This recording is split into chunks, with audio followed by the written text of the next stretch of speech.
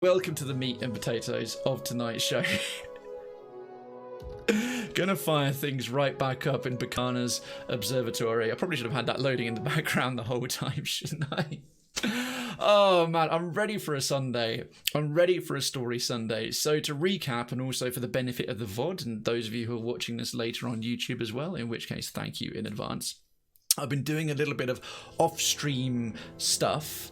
So we're here in Berkana's Observatory as part of a proper quest from one of the archmages, what's his name, Arkhamir, from Arkhamir's manor, which is in Nekataka.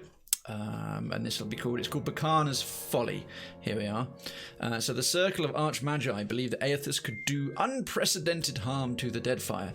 Research notes from the wizard Berkana could prove useful in mitigating the damage, and we've gathered a few quest items in that regard already. So the first part of this quest is to get here, run around this room collecting up the quest items, and clear out very tough mercenaries from the Torn Bannermen, much in the same way if you played Pillars 1, the approach to Archmage Concelhaut, the first Archmage you'll come across. His tower is under siege by the Torn Bannermen, who seem to be this tough mercenary mob that's often hired by the Archmages versus their rivals. Anyway, so that's going on. You've got to travel here and then search for the research. We're doing that at the moment. We've searched the top floor, and Arkhamir dispatched me to Observatory, but the Circle is not the only group with interest in Berkana's findings, and the Observatory is crawling with mercenaries. Arkhamir was right about someone else seeking Berkana's findings.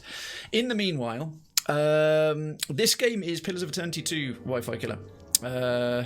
It's extremely large narrative-driven thing.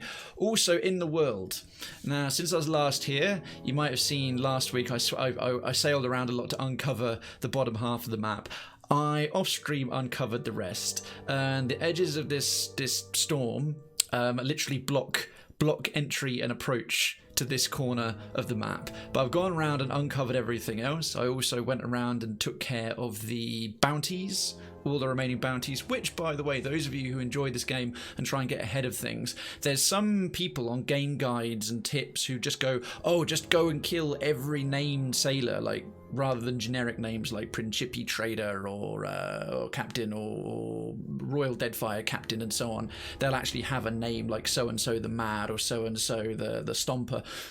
Not every named captain is a bounty. So pro tip, don't go killing every named one. Actually do the bounties in order and only take out the ones required, or unless you just want to kill everything on the water. But I did all that as well because it's busy work, and we've done most of the companion quests as well. There's just Aloth's left to do because that's still tied in with an area to go to for one of the main story bits. So that's where we are, meaning that most of the things to follow up on now are nothing but pure adventure, story, unique dungeons, and so on and so forth. So there we are. That's where we're at. That's what we've got coming. We cleared out this floor last week, so we're going to go upstairs to the orrery, and we're with the A team. We've got my fire godlike monk watcher. We've got Edér, the fighter. We've got Aloth as the wizard. We've got Pallegina as our paladin, and we've got Jyoti as our priest. Alright, now we're up here, gonna go stealth mode, pull out a little bit, check the map. Okay, we've got another big uncovered map. Cool purple witchlight. A collapsed staircase that is technically easily traversable, but is blocked off. While we're sneaking, gonna put it on fast mode for, well, faster movement. Ooh! An actual orrery. That's pretty cool. That's a very cool little sort of classic medieval science tools that translate so well. Watcher, ask them if they got a model depicting Hale. Addendum added Berkana's Folly, that's used so much in sort of high fantasy and steampunk. A massive orrery commands top of the research station. It might warrant a closer look. I think it might warrant that. Okay, so we got a bridge over to a secondary spot. Damn, I want one of these on the roof of my house later. Oh, hello. Oh, hello. Oh, hello. Look at that name tag. Look at that. It says Concelhaut. How is that guy still alive? Alright, flashback to the first game. I went to Concelhaut. It's totally optional to go and take him on. I took him on. I killed him. I even got his skull as a trinket in the first game. It's one of the only trinkets in Pillars of Eternity 1 that actually has a combat use, like a stat bonus, or I think it's got a special ability, etc., etc. He literally, his spirit or body was still in there because Concelhaut's actually a lich. I think he bound his soul to the skull. Obviously, I'm going to hypothesize here that in the destruction of Cadnua at the beginning of the game and everything else, that's one of the items you lose. The fact that he is here is amazing because it even gets referenced by Arkhamir of the encounters I had in the first game with other archmages. Because you can meet and defeat Concelhaut, and you can also meet and defeat Lendrath, who rides 2 dragons in a bog dragon if you have the White March Part 2. And he goes, if you've loaded your Pillars of Eternity 1 save into the second game, which is an option if you have an endgame save, he'll go, well, normally in your previous encounters with members of my order have worked out rather poorly for them. He makes a little reference to it. I've got to, well, I'm now going to debate. I'm going to do a quick save right there, whether I go and talk to these dudes right away, or do I crank the orrery control panel down here that's highlighted in blue, which might have them all come running. Well, that's the thing, Cute. Clearly not. It's just quite amazing because his physical body was destroyed, and you get his skull as a trinket. But the skull, even in its description, even in its lore, it references. It still maintains its consciousness, his presence. So his whole spirit, his whole being is locked up in the skull. Like, a lich can get its body destroyed, but it can still live on unless you destroy its phylactery. And we kept the skull as a trinket. You get that for defeating him as a battle reward. So yeah, that's been lost, and obviously his body has been reconstituted some way, which we'll find out very shortly. But holy shit, plot twist. Massive plot twist. Right, I'm going to crank this and see what happens.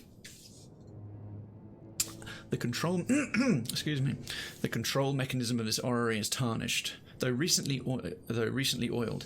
Some of the levers show signs of meddling. A plaque to the side bears the mark of a hand swiping to brush away dirt. Alright, so someone else has brushed it to have a look and read it. So we can read the plaque, examine the controls more closely, or manipulate the controls. Well, we'll read the plaque first of all. Quest update to Berkana's Folly. Can't click that while we're in a dialogue box. Berkana. If you're reading this, you've forgotten again. You blasted your mind to bits trying to scribe Berkana's clarity of thought. I'm sorry. Berkana's made a note to himself that he's blasted his mind to pieces. He's blasted his mind to pieces. Thanks for the lurk, Wi-Fi killer. Trying to make a clarity of thought. So I'm guessing Berkana's another archmage. He's working on spells. Never doubt yourself. Your years of research were well spent, even if no one called you archmage at the end of them. Oh, so he was trying to be an archmage and get onto the council, even if they laughed. I know you remember the legend of your favourite Huana constellation, the Huntress. When you need a little confidence, set the coordinates of the Huntress and the 3 stages of her tail into this orrery. You can do more with half a brain than most competent wizards, so get back to work. Love, Berkana. I like that. A little self-motivational reference to himself after he's gone and given himself amnesia from a mind-altering spell. That's really cool. It's fucking funny. It's really good. If I don't survive our adventures, promise me you'll burn all my books. I love it. Aloth's got something to say as he's a wizard. No, I can't say I will. I'm going to keep your grimoire. He's blushing. Examine the controls more closely. I think that's prudent. The levers adjust a series of numbered dials which correspond to the altitude and azimuth of celestial bodies. Azimuth is a new word to me. Huh. 4 sets of coordinates can be entered at once, which will spin the inner mechanisms, that's this bit here, of the globe in a precise combination of turns. Alright. Well, we'll read the plaque. I'm going to flick through that little bit again. When you need a little confidence, set the coordinates of the Huntress and the 3 stages of her tail into this orrery. You can do more with half a brain than most competent wizards. Get back to work. If I don't survive our adventure... Okay, now, we have some quest items for this. I'm going to jump into the stash. Citizen Superclass. Hello, happy chocolate bunny day / Easter / zombie Jesus / spring solstice, however you celebrate. I hope you've been filling it up with chocolate or other delicious food, time with family potentially, or however you want to enjoy it. Good evening and happy Sunday to you. So if we jump into the stash, into the crown, that's our key items. We have the Leviathan, the Huntress, the Kingfisher. These are all from that lower floor, that ground floor of Berkana's Observatory. So the Huntress. This volume records the text of the Juana constellation legend. One passage has been underlined. Donning her bandolier, the Huntress set out from her village. She paused on a hill to survey the path ahead. Now there's 3. There's 3 here. We've probably got to get these in order. So, donning her bandolier, the Huntress set out from her village. Let's see what the others say. The Huntress leapt from her boat in time to see it splintered in half as the Leviathan brought down his mighty tail. And when the fog thickened over the path, the Huntress let out a piercing whistle, called for the Kingfisher, who hovered between her and whispered of what lay ahead. That could be an initial one. So, we've got the Kingfisher... The Kingfisher, the actual, and donning her bandolier. Oh, she paused on the hill to survey the path ahead. When fog thickened over the path, the Huntress let out a piercing whistle and called for the Kingfisher. Right, so the Huntress, the Kingfisher, and the Leviathan. I feel like there's more pieces to this that we don't have. But I'm going to give it a fiddle. I might give it a fiddle. Mini quiz! Hello, mini quiz, or with the 2 eyes, mini quiz. Happy Sunday to you. Welcome and good evening. Eating the chocolate egg. I'm lactose intolerant, no chocolate. Oh, well, if you don't even like chocolate, I guess, hey, you know what, if you're going to be lactose intolerant, it's not so bad if you don't like the food. Although I suppose there's plenty of other dairy-based foods that you might enjoy, but I'm glad you're not having to suffer wanting chocolate but not being able to have it at the very least. Regardless, happy Easter, my friend. Okay, let's have a little fiddle. No worries, Mini Quiz at all. It's lovely to see you in the chat again. I do hope you've been having a good weekend, and thank you for any and all lurking, even if it's been in passing since you were last here. It's good to see you back. You pull on the levers and enter random numbers into the coordinates. When nothing happens, gears spin in the machine and the numbers reset to 0. Whatever the mechanism is meant to do, it will only work with the right set of coordinates. Interesting. I was thinking that the having the coordinates in my quest log would give me dialogue options to enter them. Like, do you want to enter the Leviathan, the Huntress, the blah blah blah? But apparently not yet. Apparently not yet. Which makes sense from a game's design perspective. They're probably encouraging us to go, why don't you look over on the next bridge? And then, oh my god, Concelhaut's back, but I spotted it already. Okay, there is crates, there's a arbalist, and that table most likely has probably got some additional things. Sigil of Atrophy, oh, and Sigil of Death, bugger. These things are feckers. Alright, to that end, I think we got some ward against Sigils of Death and Atrophy, which we'll probably want. Torn Bannermen. Now, the Torn Bannermen in the first game were besieging his tower. We fought through all of them, and then we fought through his apprentices, or tricked them against one another, and then we fought him. But he's come back and brought them on side, which is curious. So, yes, not key items. It will be under potions and things. Here we are. Sigil of Atrophy Wardstone. We've only got 1 of those left. And, damn it, Nightmares, we've got 3. But you can use 1 of these per person. Probably want to spend these on the melee folks, because the ranged folks can stand back a little bit and blast the towers until they're destroyed. So Edér...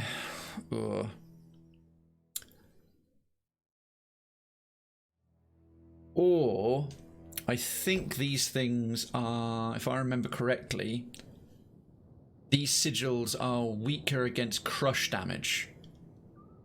And my character, Krayven, is a monk and uses his fists, and fists do crush damage as opposed to slash or pierce. So I'm just going to quickly put these in his quick slots, have him use them, it means he can run up and beat up the sigils quickly, along with the ranged people helping him out, and then hopefully we can run in and deal with stuff sooner, because the atrophy and death debuffs from the sigils are seriously powerful, and they stack, and they're nasty, and they don't go away until you rest.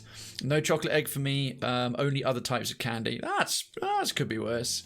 That could be worse. All right, we're going to quick save that. Hey there. Click him, go into his backpack. Sigil of Death. If I right click for details. Oh, area of effect. Friendly target plus 5 radius from the caster. Oh, interesting. Interesting. That actually does benefit all of us. Right. How big's his radius? Leave it to me. Let's walk up a little bit. Right. No one's starting to detect us yet. Rear more. Okay. Hey there. Okay. Okay. Sigil of Atrophy. No, I actually want to use it. Drop one more. So I'm being super cautious here. And okay, and then into the inventory, put his figurines and stuff, because if I remember Concelhaut, he's quite a tough lad. Just going to drop a pause there so I can look at them without it counting down any kind of timer. Right, so immune to Sigil of Death and Atrophy attacks, everybody. Alright, great. Good, good, good, good, good. That's really good. I just don't know how long it'll last. I got it. Nope. Not want the whole party moving up, thank you. Busted. There we go, right. Oh, round 2, you atrophied undead bitch. A skeletal figure clutches a scroll in both of his gnarled hands. His skin crinkles like old parchment, and with every movement pulls to the point of nearly tearing. He glances up, his eyes burning and severe in their intensity. Now, if we either hadn't fought him in Pillars 1, or had not played Pillars 1 at all, this would be a first encounter, but I'm going to guarantee that this guy's got some references to the first game, because we not only defeated him, but carried his skull around as like a stat boosting item for a while, which I'm sure has endeared him to us tremendously. No. No! I watched you die, crushed under that castle. Your monument to hubris. Oh, I've never heard his real voice before. It wasn't voiced in the first game. There we go. A result of your choices made in Pillars of Eternity. This is a wonderful component of loading your completed game save into the second game, which I heartily encourage you to do if you played the first game and beaten it. So he's pissed off. He watched you die under that castle. What little remains of his lips pulls back to reveal long, gumless teeth in a perpetual grimace. I was half expecting him to say that he'd be pissed off that we killed him. Well, defeated him, but okay. Hey, it's our little skull. We thought we lost you. You've grown so much. Your whole body now. Oh my god, I love Edér. Hey, Blue Lotus. There's the reference I was waiting for. Edér, Pallegina, and Aloth all appear in the first game. Oh, that's brilliant. Good evening, the Blue Lotus. How are you doing? Lila, could we get a little shout out for the Blue Lotus, please? That would be wonderful. Silence! I've suffered several lifetimes worth of your inane babble already. Concelhaut bares his teeth at Edér. Folks, yes, right, cute. Folks, Blue Lotus, lovely lady, I've gotten to know recently as a streamer through Mr. Redweird, who does a variety of things, from variety gameplay, including retro, as well as live readings of The Hobbit. Earlier today was doing a bit of the Outer Worlds, which I know will be up your screen, and will be streaming on this channel in the not too distant future, and she's an all-round good egg that I've got plenty of time for, so do please check her out, give her a follow.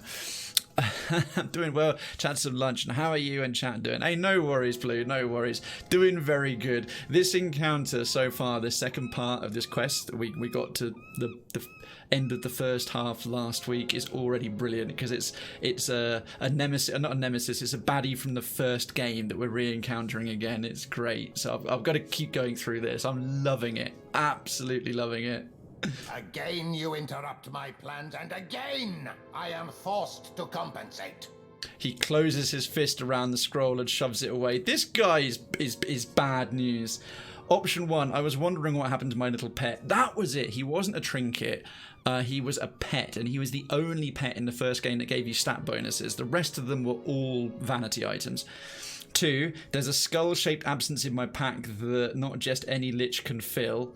Or 3, could have sworn I watched you die as well, but here we stand. Or that's amazing. Normally you get a special one that references Pillars 1. All 3 of those answers are related to Pillars 1. Oh, that's so cool. That's so cool. Yeah, Blue Lotus, Edér, Aloth, and Pallegina are all back, provided you don't get them killed in the first game. Any of those answers are great. This is pretty straight-laced. Could have sworn I watched you die as well, but it's a bit pointless because he was already undead. 2, it's got to be 1 or 2. My character's a generally good guy. I've made him a bit more nuanced in this one compared to the overwhelmingly straight-laced benevolent in the first one, because he's been through a lot since then. But he so rarely gets to be snarky, and now there's 2 brilliant snarky answers. This is like, well, this is Easter come early. I've got treats in the video game as well as made of chocolate. Ooh, I was wondering what happened to my little pet. Little bit condescending, little bit, yeah. 2, there's a skull-shaped absence in my pack that not just any lich can fill. I like that. I think that's just too good. It's got to be number 2. There's a skull-shaped absence in my pack that not just any lich can fill. My days of bouncing in your shadow and being jostled amongst spears and daggers are over.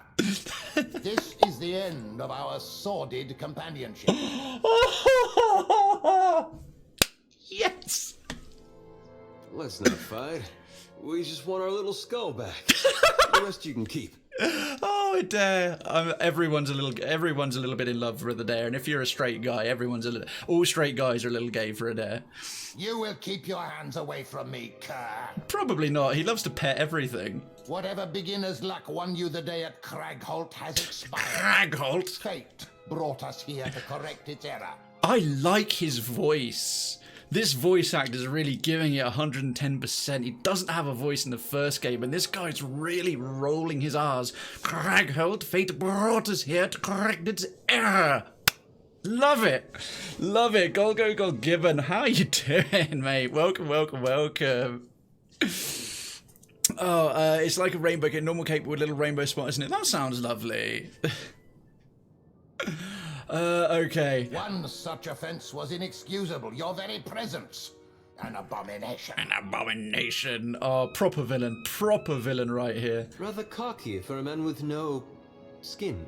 Yeah, good burn, Aloth. Maybe stick to doing actual burns with your actual magic. Then I'll borrow some of yours.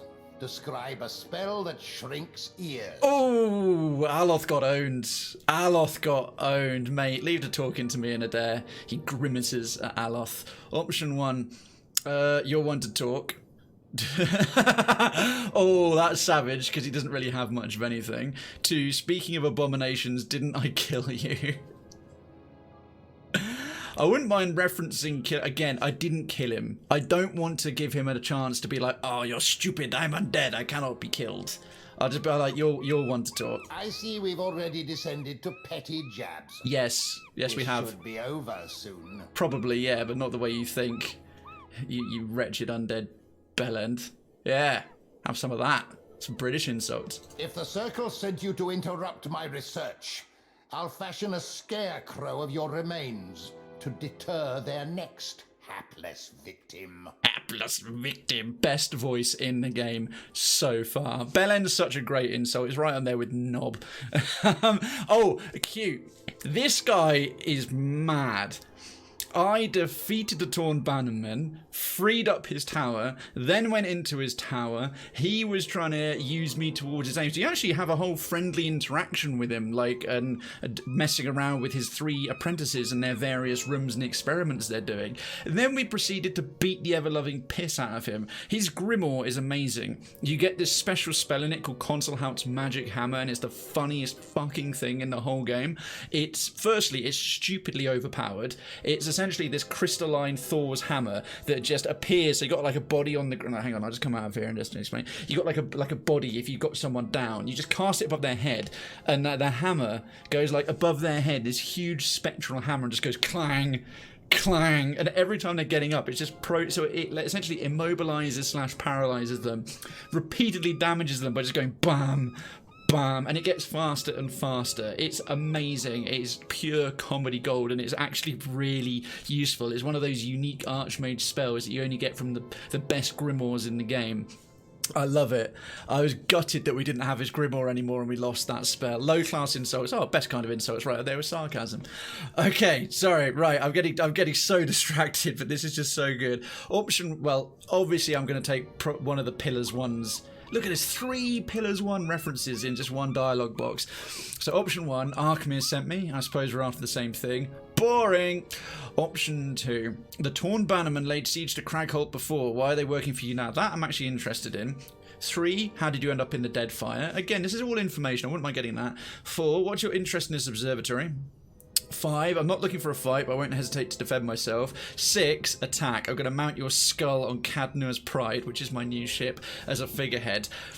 Very tempted to take that option, but before I do any of the ones relevant to the new game, I am curious. The Torn Bannermen laid siege to Kragholt before. Why are they working? Kragholt, I should say. Why are they working for you now? I'm sure that pig-headed Commander Bailerin is having a chuckle over the irony from whichever spoke of the great wheel he calls home. That's true. He was a mini-boss before we got to Concelhaut.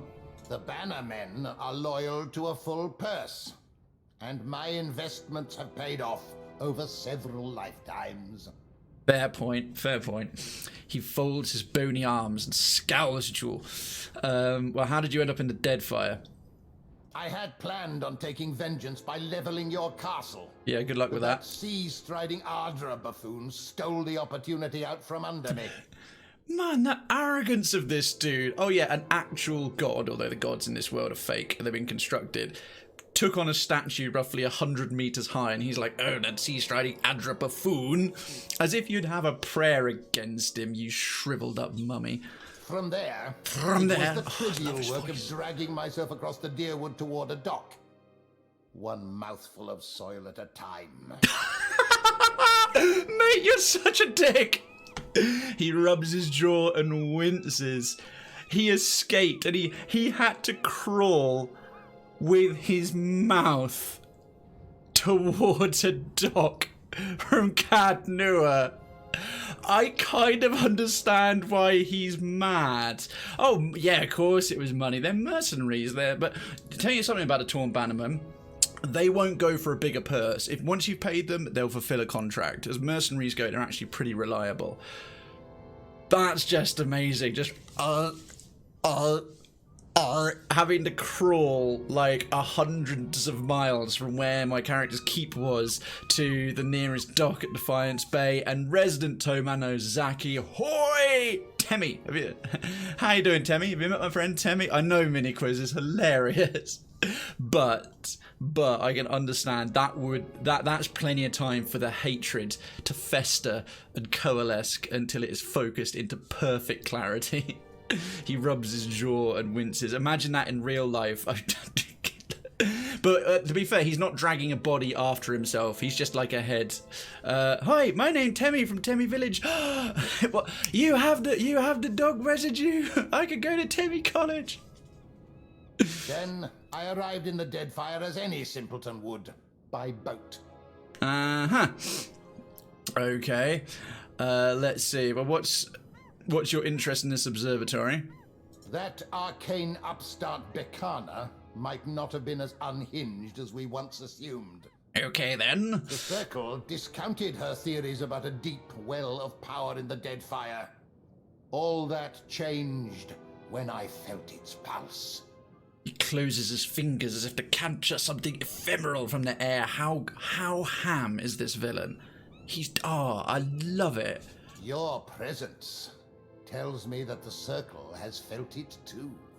True. I could say Arkemir sent me, but we have a skill check. I have enough insight to say you wouldn't be here if you had found what you were seeking.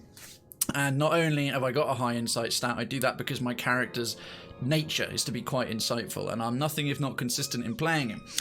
You wouldn't be here if you'd found what we were seeking with insight 6 or above. How astute. How astute.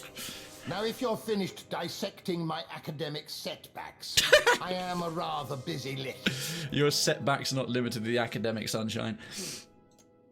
Grimacing, Concelhaut raises his bony fingers and mutters an incantation under his breath. Oh, poo. I really wanted to say I was going to mount your skull as on the figurehead of Cadnua's pride. Looks like we're in a ruck.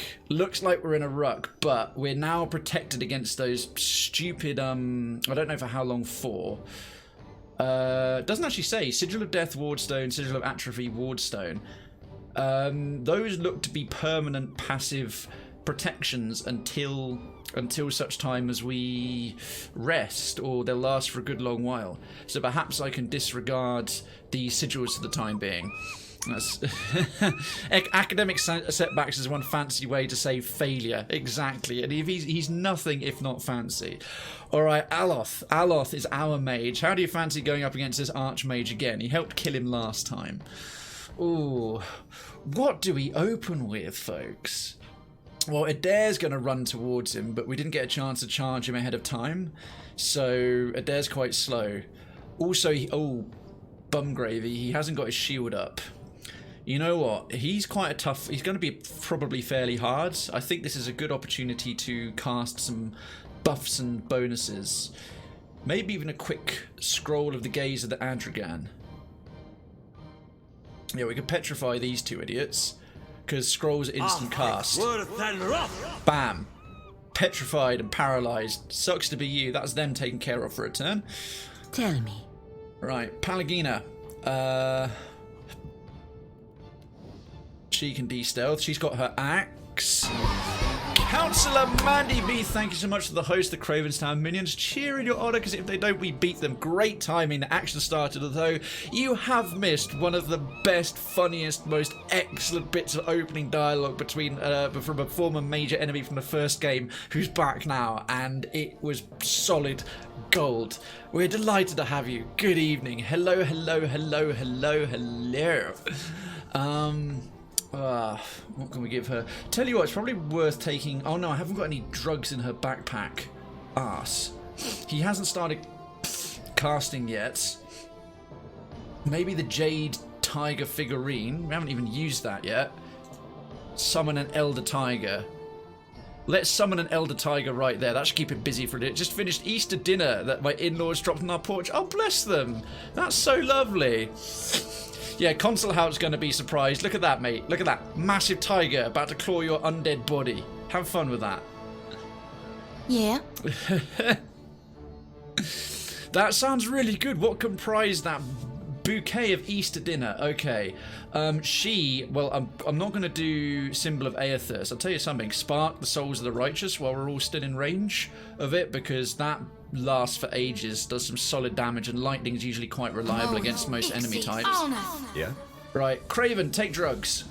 Mouth Char, -5 damage taken, plus 15 damage with weapons. He fights unarmed. Maybe we should take something better. Wooden spider figurine. Yeah, let's drop the figurines down early on, just to hold up a couple of these idiots. We've got a priest, Aeflin, who is another named person I wasn't familiar with. If we can hassle that priest to remove his concentration, it'll be easier to interrupt him with some of our own spells. Let's throw a spider. Oh, we get 3 spiders. I should have paid attention to the description. That's way better. Okay. And our desert spiders are so quick, they get to fuck with that priest. Fuck you, priest. Jumps up from the CNG. Oh, I love that. I should abbreviate that to CNG. Cute Nightingale, hug tackle, grins and bows. Ooh, that crossbow hit for solid damage, right. And how much health does our Elder Tiger have? A reasonable amount, not much. Doesn't hit Concelhaut too hard, but it's... Darkens, thank you so much. Back and ready for some RPG storytime action. Oh, your timing's fantastic. Concelhaut is here from the first game. Although, I tell you something, Darkens, you are going to want to watch the VODs of the dialogue leading up to this. There's the whole interaction with him prior to this fight starting. This is Concelhaut from Concelhaut Tower. He's alive, and he's back, and it was amazing. Thank you so much for the 75 minis. It was ham, green beans. For a second there, Mandy, I read that as green eggs and ham. Ham, green beans, mashed potatoes, corn casserole, a dinner roll, and a little chocolate. Each of us our own individual meal serving. That's so nice. That's so nice of your in-laws as well. Okay, right, Edér gets to, right, go ahead. Oh, by the way, he's like level 19 now. He's got like this sundering blow, which is super good.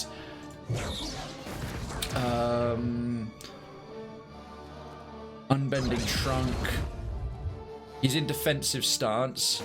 That's right. Bam. Now he's got these two locked down and he's hit them. Right, so we'll finish that up there. Okay, Aloth. Immune. Great, we're immune. Let's get him forward a little.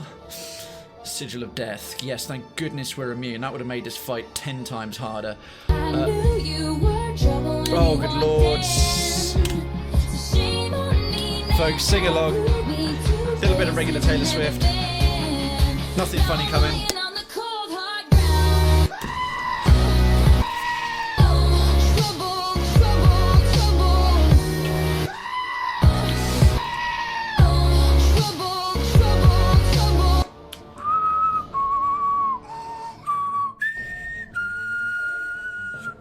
Now we can fight. Now we can fight. Now we are ready for a fight. We have got the backing of Taylor Swift and her goat friends. And what's more, we are empowered by Lord Darken's BDE. That stands for Big Darken's Energy. Thank you, as always. I long since lost count of the number of times you have made such a generous bit gesture for that, frankly, almost signature alert for yourself. Thank you. Holy crap. Oh man, they mashed that metal if you got it. If you got some Krayven Thank you, metal, Darkens. now's the time. Now's the time. Now's the time. That is the response right there. Why did that not send, you piece of anus? There we go. To Mandy both. She beat me to it. Oh, well, we got some other options. But no worries, dude. You already give more than enough. That's fine. That is fine. Darkens and Mandy. Their heaven versus hell biddy war 777666. Thank you both so much, especially in these trying times. I know it's hard to have the means, and you definitely don't have to, but it's so much fun. I know everyone enjoys it, and I really appreciate it. Thank you as always. Thank you so much. In your honor, we will kick this mummified but brilliantly voiced cameo guy. Mother! Oh! Good timing. Thank you for the 75 bits as well. Oh my god, that one was. I was not in. I was in the thank you mode. Back to the battle. Fuck's sake. Alright, cool. We're cool. Darkens, mwah. Thank you so much for 857 bits and 666 from Mandy. Number of the beast. Appreciate it. And all of you being here. Oh, don't worry, mini quiz. Yeah, that's just obviously it's under the auspice if you have the emotes. If you don't, anything else goes. Love, hypes, GGs. We have a wonderful emote culture on Twitch. Don't feel limited to using just mine. I'm gonna find a spell for Aloth. To throw in their general direction. Possibly, motherfucking. Need to get in on this train. Oh, Jesus Christ. Oh, thank you so much, Superclass. Thank you kindly. Thank you. But I should say, only because you mentioned the word train, if you were actually intending to trigger one, and this isn't to encourage at all, I never have done that and never will, this isn't to encourage it or try and make it happen, but if you were anyone who's trying to do that, it's 3 different people, 100 bits or more, or a gifted sub or more within like a 5-minute period. That's what starts it. It's super frustrating. I wish it would stack. So if someone does 75 and they do another like 75 or 25 later, it would be incorporated. I really wish Twitch would include it, but they don't. But yeah, that was. We gotta go, we gotta go, we gotta go, hey, hey, hey, hey. We gotta go, we gotta go, we gotta go, hey, hey, hey, hey. Let's get a train going. Thank you, Darkens. Folks, you don't have to. It should do that, but you already did 777. You already did 777. So it's already counted your one. It's 3 distinct people. Never mind. Sorry I brought it up. We're gonna do this thing. It's a stupid thing. It'll be like, oh, Darkens has already done this, so that goes on the Darkens pile, and so on. Yeah, that's why I was saying it to Superclass. Anyhow, but see that? There it is. It's so silly. Thank you so much. Thank you. Right, we've already got a hype train there. That's probably already cleared to level 1, because one thing they do right is that they will incorporate everything that was already thrown towards it. Thank you so much. It's been a little while since the train got triggered, because I had to turn the settings up. Thank you so much. But yes, on just to clarify the trains is another thing. What they do right is whatever you cheer will be carried forward into it. But for example, that right there, thank you so much. But yeah, it's 3 distinct people gifted. For example, right there. Wonderful. All right. This battle's going to take like 2 hours. Every one of us hit that legit! Exclamation hit or exclamation mark legit in chat if you don't have the emotes yourself. Mini quiz! Where has it got? So, where did I put it? I'm still learning because I just laid them out earlier. Exclamation mark here, exclamation mark legit, or tap or type if you have the emotes. Darkened! Oh my god, 69! That's a level 1 hype. Nice one, everyone. Thank you so much. Darkens, right. Darkens and Mandy. Taxes and laws don't apply to you for the rest of the... Fucking what? Craygasms. Yes, we don't just have legit, but we'll get a few more of them in there. For every one of us.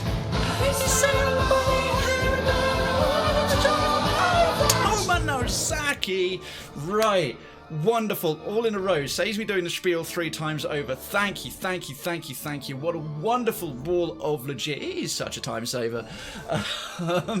So, firstly, to Mandy and Lord Darkens, Councillor Mandy and Lord Darkens, taxes and laws don't apply to you for the rest of next week. I will continue it because it'd be a bit cheap to say only for a few hours. Second. Oh, for heaven's sake. Oh, what a deserving recipient. It's for every one of us. It's done for every one of us.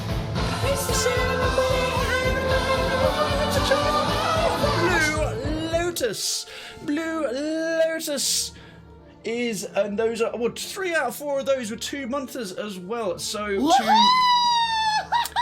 pure nightmare fuel. Thank you so much. Thank you, both of you. Thank you so much. And not forgetting Mr. Superclass with the. See, now I'm looking. Now I saw it coming. Now I am no longer startled. Now I'm fine. Now I'm immune. See this? This is my immune face. See, it's very immune. No COVID here. Right? It's. Always love the chat. Always love the chat. And there was much rejoicing. There was much rejoicing. Hey. But I shall do more. Yay! Thank you, Mandy. Thank you. Absolute diamond. Both of you. Diamonds, pink diamonds, the rare ones. Blue diamonds. One of those really rare earth metals that's way rarer than diamond that makes diamond look like mud. That's what you guys are. Golgo Gibbon. Thank you so much. We got that. Hey. Love it. Thank you so much. Speaking of which, Mandy Lila's at yoga right now. Councillor Mandy, unless Redweed or Councillor Hollow or Clone Person still around, hadn't passed out, do please give a little shout out for Gold Gibbon. That'd be fantastic. Play SP so we can start it again. Yeah, we'll do it. Can't believe you dodged my hug tackle. Mandy's nimble when she wants to be. Or gift him citizenship as well. That's also cool. That's absolutely A-OK. But we'll give him a shout out in a little bit. Oh, for fuck's sake, Darkens! I haven't even done the spiel yet. I saw that ahead of time. Holy fucking shit, dude.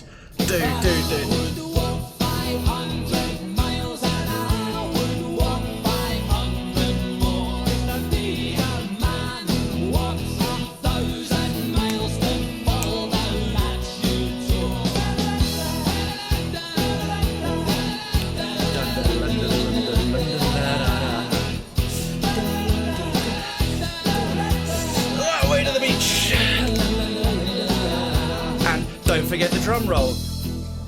Bum, bum, bum, bum, bum, bum. Yes, folks, new citizens, enjoy your emotes. Hit them up, and they don't just have to be mine. Do you have loves and hypes and GGs? And you won't have legits because I've got the only one on all of Twitch. But other secondary, inferior emotes that you might have that are still totally positive. That's the cuntiest thing I'll ever say. Do feel free to hit them up. Do feel free to hit them up. They don't just have to be mine. Let's enjoy the wonderful emote culture that is Twitch. But definitely get yourselves some legits in there. Don't forget we have Craygasm. But a hand-drawn one's in. I have to literally have it be my actual O face. There it is. Look at that. There's the suite of 5. Legit, Cray Welcome, Cray Salt, Cray Metal, Craygasm. It's like the original Craygasm, but clearly considerably better. Not that I'm biased or anything. Alright, Darkens, my god, thank you so much for another 1,000. That's really, really above and beyond. Let me start the spiel for our wonderful new citizens, which, I'm gonna miss one here. Because I haven't actually fiddlesticks. I was doing so well. I've actually got to scroll out because it's gone too far. Mini quiz, Wi-Fi killer, Tomanazaki, the Blue Lotus, and oh fucking what? And Golgo Gibbon. Well, let's hit the next one. Oh, stop being so nice.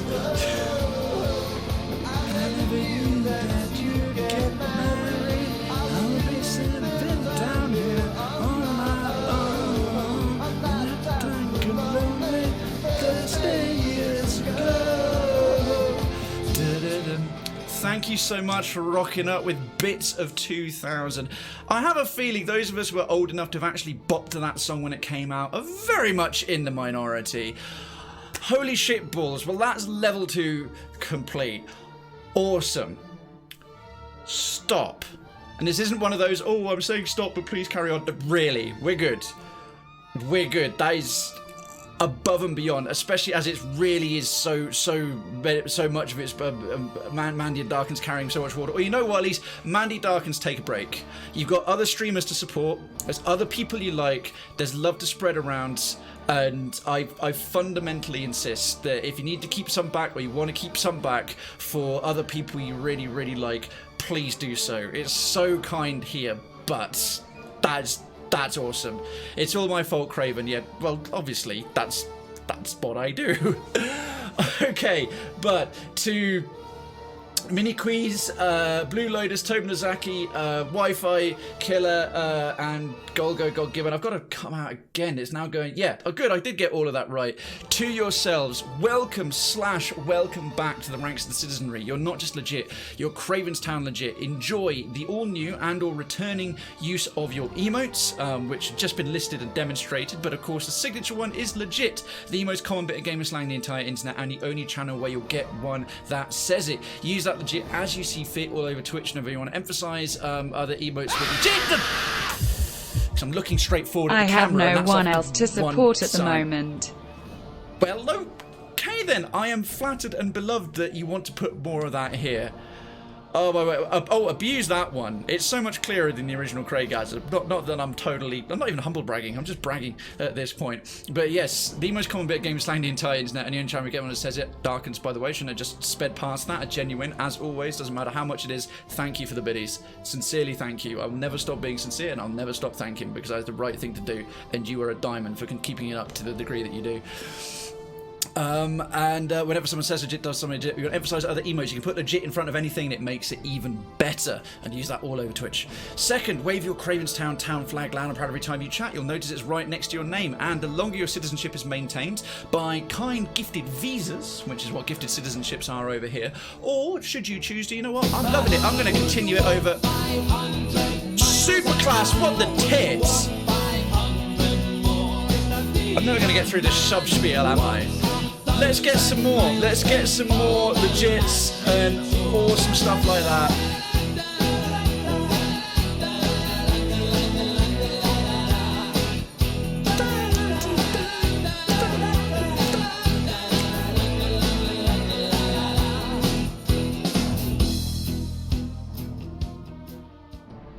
You absolute hero. Dum dum dum da da da da dum.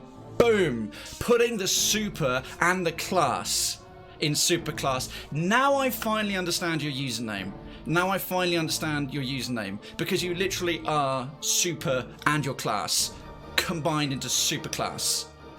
I should have realised it sooner, and you drilled it home because I'm a bit slow. And it's like, this guy only seems to, if I throw bits at his face, it'll lock together for his slow British roast beef fed mind, and it did. Now I get it. You are super class. By name and by nature. Thank you so much. It reminds me of my girlfriend. She loves that song. Oh, okay. I definitely didn't spy on you to find that out and use it as a really, really, really, really long con psychological manipulation tool. Definitely not. I don't have spies from Krayven's Town everywhere, but I didn't know that, by the way. I know, yeah, hi, I'm Krayven, welcome to the stream. Thank you, dude, that's so kind. It's so, that wall is brilliant. That, the legits, the metals, the Kraygasm all in one go, Wi-Fi killer, I love the arrangement of that, that's great. That's absolutely great. Yo, Resident Kitsune, welcome. So wave your town flag down apparently every time you chat. The longer your citizenship is maintained, the fancy more prestigious it will get. Third, very important one, you'll be able to enter the giveaway. We have a monthly prize draw, and it's the first stream of each month. Level 2 hype received as well. Fantastic. Mandy's got, everyone's got their cheer badges. Everyone who contributed during that, enjoy your new hype emotes and everything else. I think I almost lagged out of Twitch. Level 2 hype badges. Oh my word. That is wonderful. I got a train emote from that as well. Thank you so much. I'm just going to share that one. Choo choo hype brain. For the 200 IQ plays. Thank you all. Everyone who contributed in that is really, really sweet. You don't have SPYS all over Krayven's Town anymore. I think Ali killed them all. I thought, what the fuck happened to my spy network? That, I gave you a license for that enormous demon cat. On one of the many auspices is not eating public officials. But I'll give you a pass.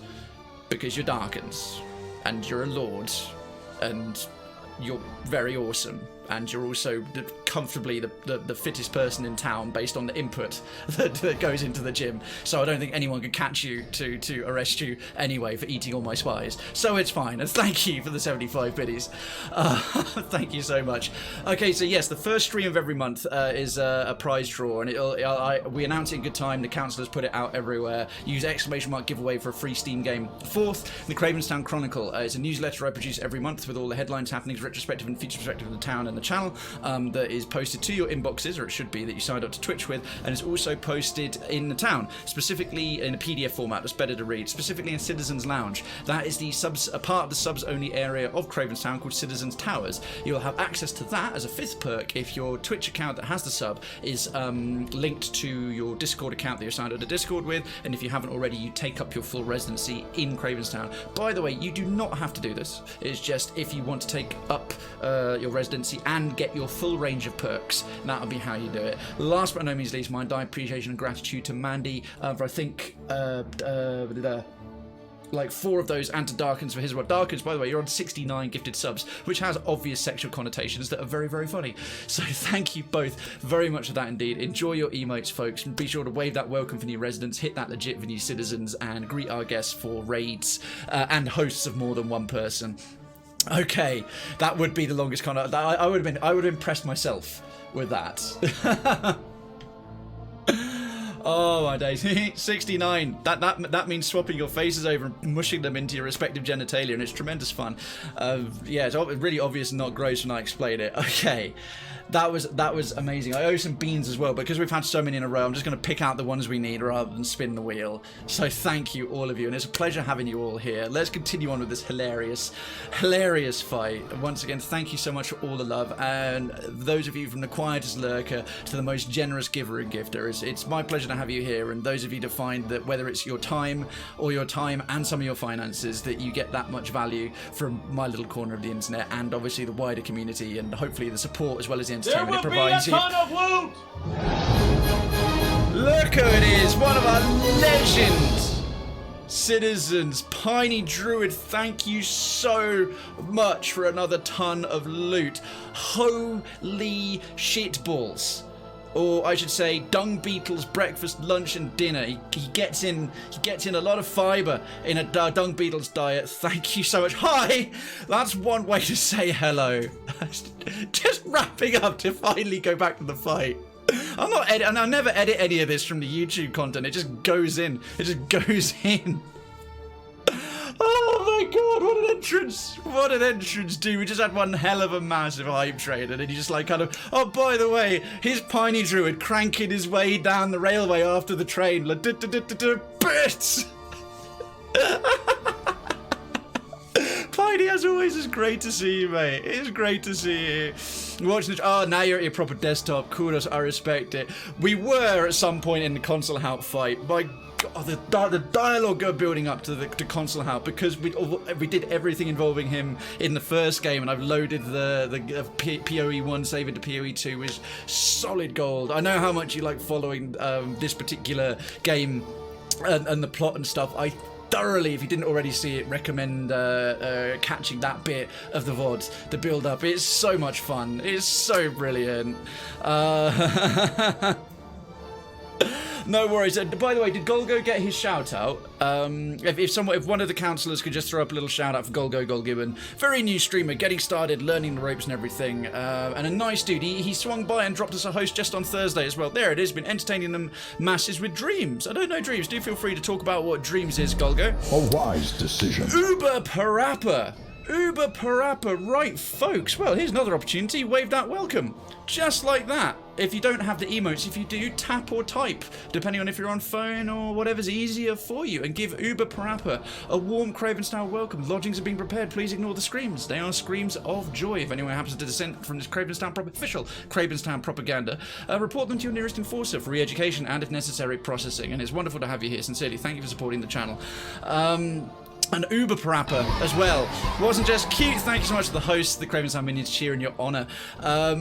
He's graduated from being a rapper to being an Uber rapper. He's now Uber Parappa. Parappa the rapper has gone from being a skinny 2D character with a beanie hat to being hench as fuck. He's gone down the gym and gotten seriously swole and spitting fast rhymes. Good evening, happy Sunday, lovely to have you. Alright, my goodness gracious me. My goodness gracious me. Thank you so much. Right, back to scenes, that one. I'm still learning the ropes on this stream deck. Okay, Aloth was going to cast a spell. Fuck me. Frost, and that one only affects enemies, because I've got the Archimedes, the Grimoire. Who's weak against what? Oh, she's weak against frost things. The rest of them are sort of weak against lightning. What about him? Smelly undead Concelhaut. He's stronger against frost and lightning, weaker against fire. All right, there's quite the range open here. Oh, that's irritating. This is supposed to only... Oh no, it's not only enemies. I'm getting that confused with the upgraded... We're going hunting Ninagath's Death Ray, which is a way better version. Not exactly my area of... Oh? Okay, hang on. We've got to cancel that one.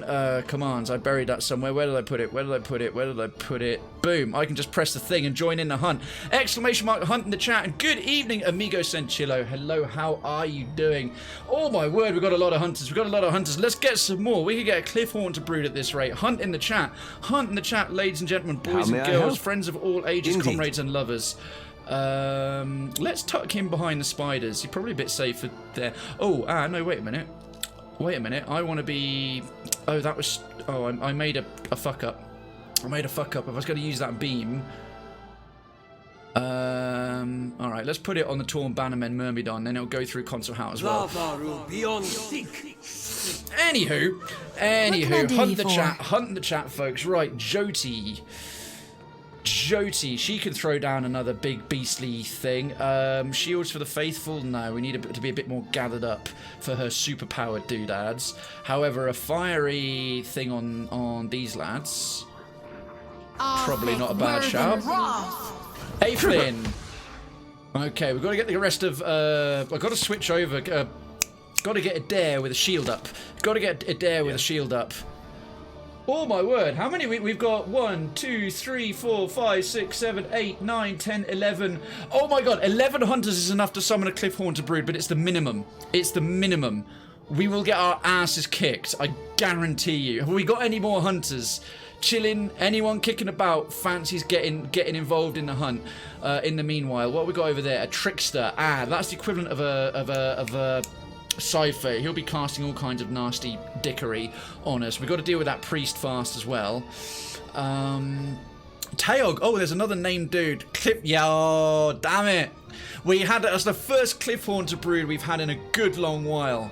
That is the first Cliff Haunter brood we've had in a good long while. But yeah, they made a mess of us. Good effort, everyone tried. Hey, no worries. The Cliff Haunter brood starts at 11 and it can support up to 20 people in that fight.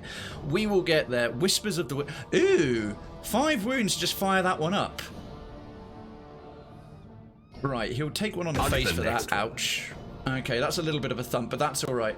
That's alright. But folks, thank you so much. It's been so long since we had that many hunters coming in. Whispers on the wind. Right there. Oh, look. That looks like it hurt. Holy fucking shit! That's a new level 19 ability. Krayven just went round and teleported round punching the shit out of everyone. One-shotted one dude and has almost killed her. Maybe this fight was not as much as I think. Hang on, I'm just going to levitate in midair and then beat up half the map. Folks, that's you. That was all you. That was literally you bringing that luck, and my character just went and decimated everything. Useful as a bump on a pickle. Useful as a bump on a pickle. Maybe he doesn't need his shield up at this point. Maybe I can just use Lord Darren's Vulge for the lightning attacks. Because yeah, the Myrmidons are weaker against them. My damn, holy crap, blinks and tail flicks. We could take this as well, life through death. Didn't even take the meal bonuses. Yeah, go on. Or Sunder. Sundering Blow's a new one. Gain bonus penetration, giggity, and lowers the target's armor ratings. Go on, Concelhaut.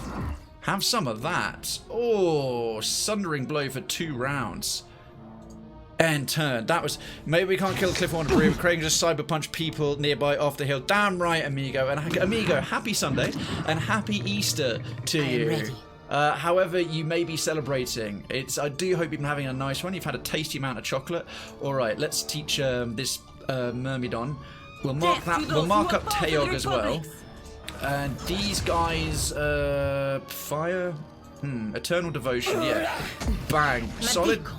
I need to try something else. Yeah, he's got quite good defense. He's got quite good defense. Callie drops us off at the clinic and leaves. Bless her.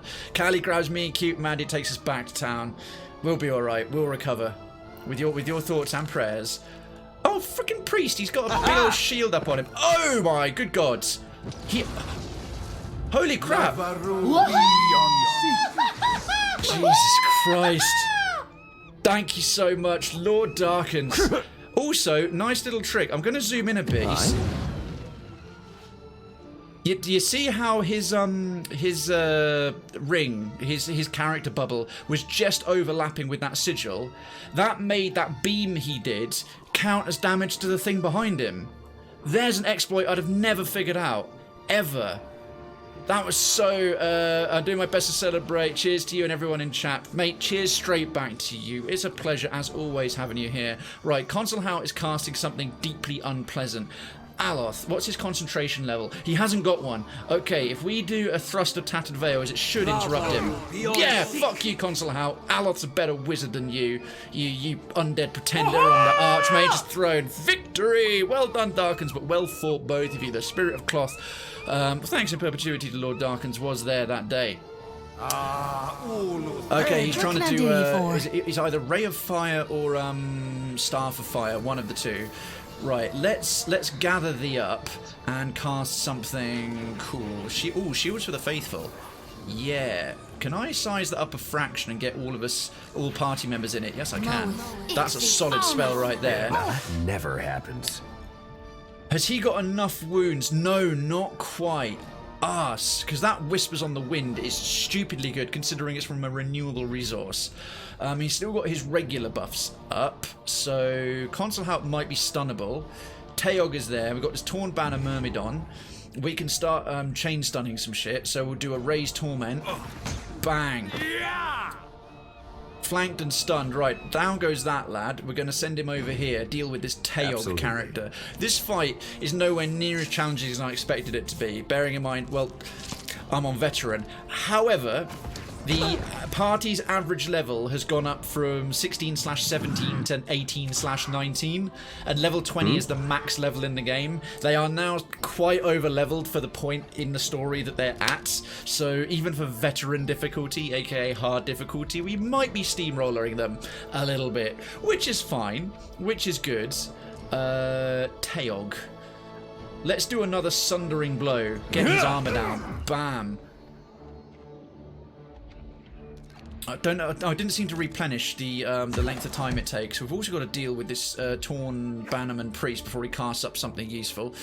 Palagina is down. A desert spider. Oh, he can still hit this dude. Okay, Palagina, back on your feet. She's fine. She's fine. Inspired beacon. We could. We'll only blind one of them. She got this leap. Actually, I'm going to get her out of dodge. It's a special ability. And just drop her right there. That was horrible. That didn't work as well as I kind of hoped, but okay. We'll have her deal with this priest. It's still, the main thing is it looked cool. It's better to fuck up and look cool than to succeed and look average. That's pretty, actually probably not. That's literally the definition of YOLO. Happy? Didn't work. Mini quiz getting in with the range of emotes there. Love it, love it, love it, love it. My God, Darkens, fucking hell, that cred count. Jyoti, what a champion, and thank you. I say fucking hell, my cred count, but that is just unbelievably awesome of you. Devotions for the faithful. Yes, let's reduce any might bonuses. Probably less worth it on the priest. How come we can't hit?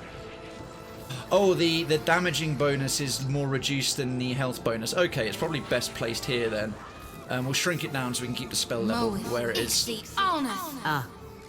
Okay, Palagina, you are gonna make mincemeat of this idiot who is a lot less health because he's a squishy. Yo, resident T-Paws!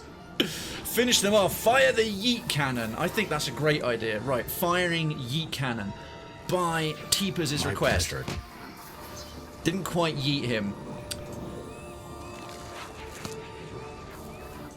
15 minutes Wi-Fi killer. Whether someone accepted the challenge or not, it's a 15-minute cooldown between dueling. Okay, lightning. Hang on, how many? That one's bloodied. He's healthy. He's hurt.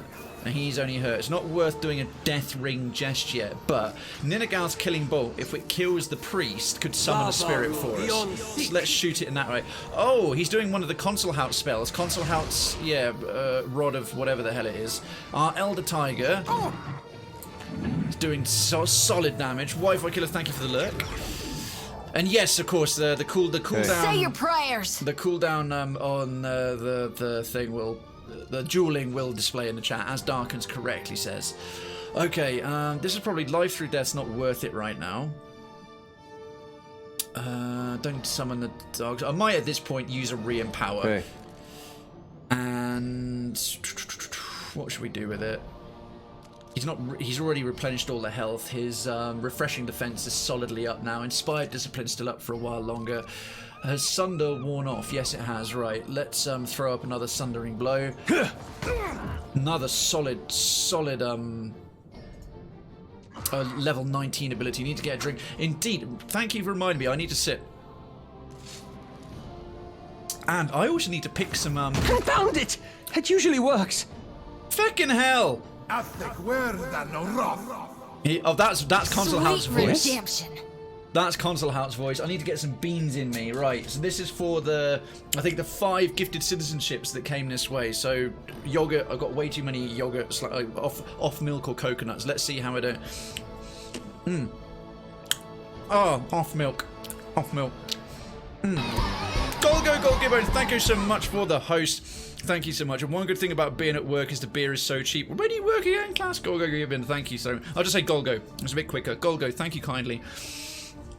Alright, Aloth probably needs to get... Oh, he can't get away from the Myrmidon. Because the Myrmidon has got an attack of opportunity on him. Could he do something like a Grimoire Slam? Let's try it. Ha! Nice!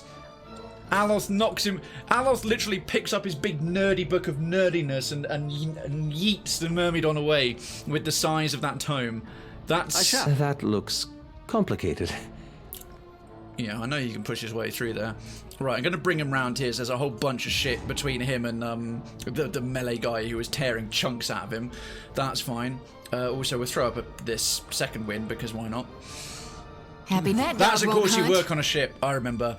And the cheap beer. Golgo's good. Excellent. Then I will stick with what's good and say Golgo. Jyoti. Jyoti, what can you do for us, my love? Shining Beacon. Enemies. As enemy only AoE. Yeah, we'll throw that bad boy down. Arthek Worthen Roth. Arcane Dampener. Fucker. Oh, that's okay. He cast it on my non-casters. He should have thrown it on Jyoti.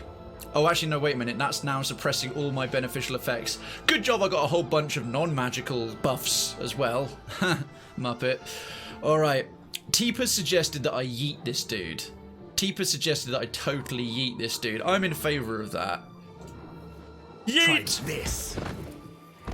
To be fair, I could have also done super yeet. I'll save up the wounds and do super yeet next time. Just finished my fourth... Oh, your fourth six-pack Wi-Fi killer. Stop drinking. That, right? Something I can do. Stop drinking Red Bull. I thought you had drunk like 6 total.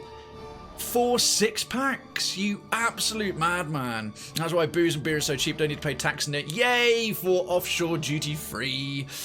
Right, we've got 5 of those. Penetrating strikes. He's stronger against lightning and frost, which is both Edér's weapon types. So we'll just stick with the Vulge. He's not taking enough damage to merit the shield. We could mule kick Concelhaut on his ass. Take that. Ha! Sit on your ass, lich boy. 4 six-packs. You get Wi-Fi killers evolved to just a ball of pure essence that's flying around the solar system. And good evening, citizen Simi. How are you, mate?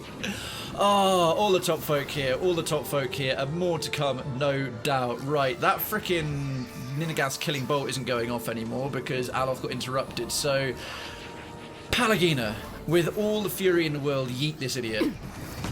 Yeet, you bitch. Down goes the priest. Dude, your pee is going to come out like rock candy. God, talk about passing a gallstone. Can you pass a bullstone? I have 26 packs because they were on sale. That doesn't mean you have to drink them all in a row, dude. Dude, stop. Stop yeeting Red Bull. I've got yeeting on the brain now. It's just like, Red Bull. You are well. I'm glad to hear it. I'm really glad to hear it. The spiders lasted a good long time. That was excellent. We should probably deal with that death ring. Or the atrophy. We're immune to it. Thank goodness we were immune to it. That's made this fight so much easier. He's down. He's bloodied. Oh, with bloodied we can use Blessed Harvest. Oh, that should have done more damage than I expected. Alright, we'll move her over there. We've still got a couple of ads to take down. How may I help? Right, Aloth. Big spells. Ooh, Major Grimoire Imprint. Cast it on Concelhaut. Take one of his great spells. Fuck yeah, we'll have that. It means whatever one he gets, if I've understood this correctly, he'll be able to cast it for free a few times. We'll yoink. We won't yeet, but we'll yoink one of his spells. Right. Oh, 6 wounds, folks. You know what I've got to do. You know what I've got to do. We're going to send him around here. And Whispers on the Wind. Here we go. How do you like that? Bang. Something here that exploded. Jesus Christ. That maneuver is so overpowered. Whispers on the Wind is insane. Decadency, well, of course Decadency was right. Decadency, Citizen Decadency, our very own dear Citizen Decadency, was right. And I say of course he was right because he's literally the world's best player of Pillars 2. He was the first person in the world to get the ultimate achievement and get the badge, and his name's on the plaque of Ultimate Achievers, the first 12 in Obsidian's office. He said that Monk's damage output is the highest in the game, and I was like, really? Now I finally see why, sort of level 19. What are you trying? Flying in 80 seconds around the world. Yeah, this Wi-Fi killer's got to go back in time with how much Red Bull he's had. Better if you had one energy drink once a week. Very true. That's tons of damage. That was insane, wasn't it, mate? It was absolutely insane, and I love it. Right, end turn there. What do you mean? How do you fancy kicking an undead old man when he's down? I reckon you do. I reckon you're well up for that. You're hitting him for 16 damage. You already sundered him. Oh, Sunder's worn off. Okay, fair enough. All right, Palagina. Is this idiot marked for squishing? Go squish. Okay, Major Grimoire Imprint. Now I'm curious what he's going to get. Reduced healing. Try something else. This Myrmidon is on a one-way trip to destination. Fucked. How may I help? I take energy supplements so I don't sleep enough. Hey, fair enough, Simi. Fair enough. Yeah, no judgment. It's more the sort of sheer amount of Red Bull. Wi-Fi killers put away 4 6-packs. Right, Aloth. What are these things immune to? Sigil of Atrophy. Immune to slash and pierce damage. So I don't know why the UI is bouncing like that. Yes? That's really weird. It's just on him. Sorry about that slight vibrating on the UI. I've just got to check what kind of damage his weapon does. Shit, it's pierce. It's pierce damage, which can't hurt that thing. It's got to be crush damage only. Let's try Killing Bolt on Concelhaut. Oh, as soon as we cast it, it stopped vibrating. It was not giving me good vibrations. Wi-Fi's energy is flowing through the chat. Too right. And this is just me being normal. That's Concelhaut's terrifying visage. Oh, he's actually successfully terrified Edér. Fair play. Fair play. He's also got Arcane Veil up. Yeah, Parasitic Staff, Terrifying Visage, and Arcane Veil. I know I'm doing an all-week no-sleep Wi-Fi killer. Don't do that, man. Don't. That's just really bad for you. You said it was an all-nighter, then a double all-nighter, then 3 nights. If you go that long without sleep, it's actually quite possible to give yourself permanent brain damage and even kill yourself. We don't want that. Let's try a Blessed Harvest on him. Missed. I literally went to get water for hydration when you said that, Mandy. See, Mandy's got everyone's best interests at heart. Why are you trying to? She's asking why you're trying to stay awake for a week, dude. It's not necessary. Pretty harmful. Right here. Not exactly what I was going for. All right. How much resonance have we got on this guy? Let's do our resonance. Bang. Down goes him. And Concelhaut's almost down. Right. I'm gonna send Krayven, sorry, to beat this thing up because he can do crush damage to it, and he's also immune to it. Right. Edér is finally recovered from being terrified. Oh, nice one! Aloth killed him with an Aloth's killing bolt. Yep. Right, 2 seconds. There it goes. Gonna turn off fast mode. First job, one and done. Enigma the Death Knight. I'm assuming that's what DK stands for. Enigma DK. What did you find here, Krayven? Concelhaut. It was amazing. $1,000? What? I'm curious. We did it. We did it. We did it. And for that, I'm gonna. That was legitness. I'm gonna give myself some legitness right there. I'm gonna give myself DKs for Denmark. Oh, also I can't believe I thought of Death Knight before Denmark. Okay, we'll drop a quick save right there. Stupid Concelhaut. Right, what did we get for that? Iron-classed Grimoire. Now, a Grimoire that's made with gold around it rather than blue is unique. What's in here? It's Concelhaut's Grimoire from the first game. It's got Concelhaut's Crushing Doom, the spell with the hammer I was describing. I've got to read this. A truly unique spell, Concelhaut's Crushing Dune summons an enormous magical hammer that repeatedly slams down into its target, doing crush damage and knocking them prone. The hammer strikes repeatedly, becoming larger, more accurate, and more damaging each time. Best spell in the whole game. To be fair, it's the sort of the only unique one. For generally unique spells, the new one from Arkhamir is better. Concelhaut's Corrosive Skin. That's also quite cool, but right, that's going into his Aloth's quick items for sure in a second. What else do we get? Scroll of Rusted Armor. He's the only one who can cast that. Scroll of Cleansing Flame. He's the only one who can cast that. Superb Leather Armor. Boots of Stability. A Girdle of Eoten Constitution. Nice. Superb Robe. Oh, look what's back. Look what's back. It's a thing me and some friends do once every month. It was me this time. What, you guys have like a prize pool of who can stay awake for a week? Dude, if you win the pool, once you've won the pool, get out of it, because it's going to kill you early. The hunt is ready. Hunting is ready. And let's not forget the other one. Oh, what a day! What a lovely day! Oh, I love being able to just do this on the board now. I'm in, folks. Get yourselves hunting. Get yourselves hunting. Look what's back. Back again. Concelhaut's Skull. Tell a friend. Party-wide pet effect. Visage of Concelhaut summons a ghostly visage of him. This is the exact same bonus in the first game. Now, in the first game, this is the only pet that gave you an ability you could use. All the rest of them were pure vanity. But now, in Pillars 2, every pet gives you a bonus. And this is actually one of the less good ones. Some of the best pet bonuses are really strong. But for the sake of going, haha, fuck you, Concelhaut, we got this back. So the skull floats through some mysterious power of its own, chattering its teeth and rolling its burning eyes. You detect Concelhaut's energy and essence still bound inside it.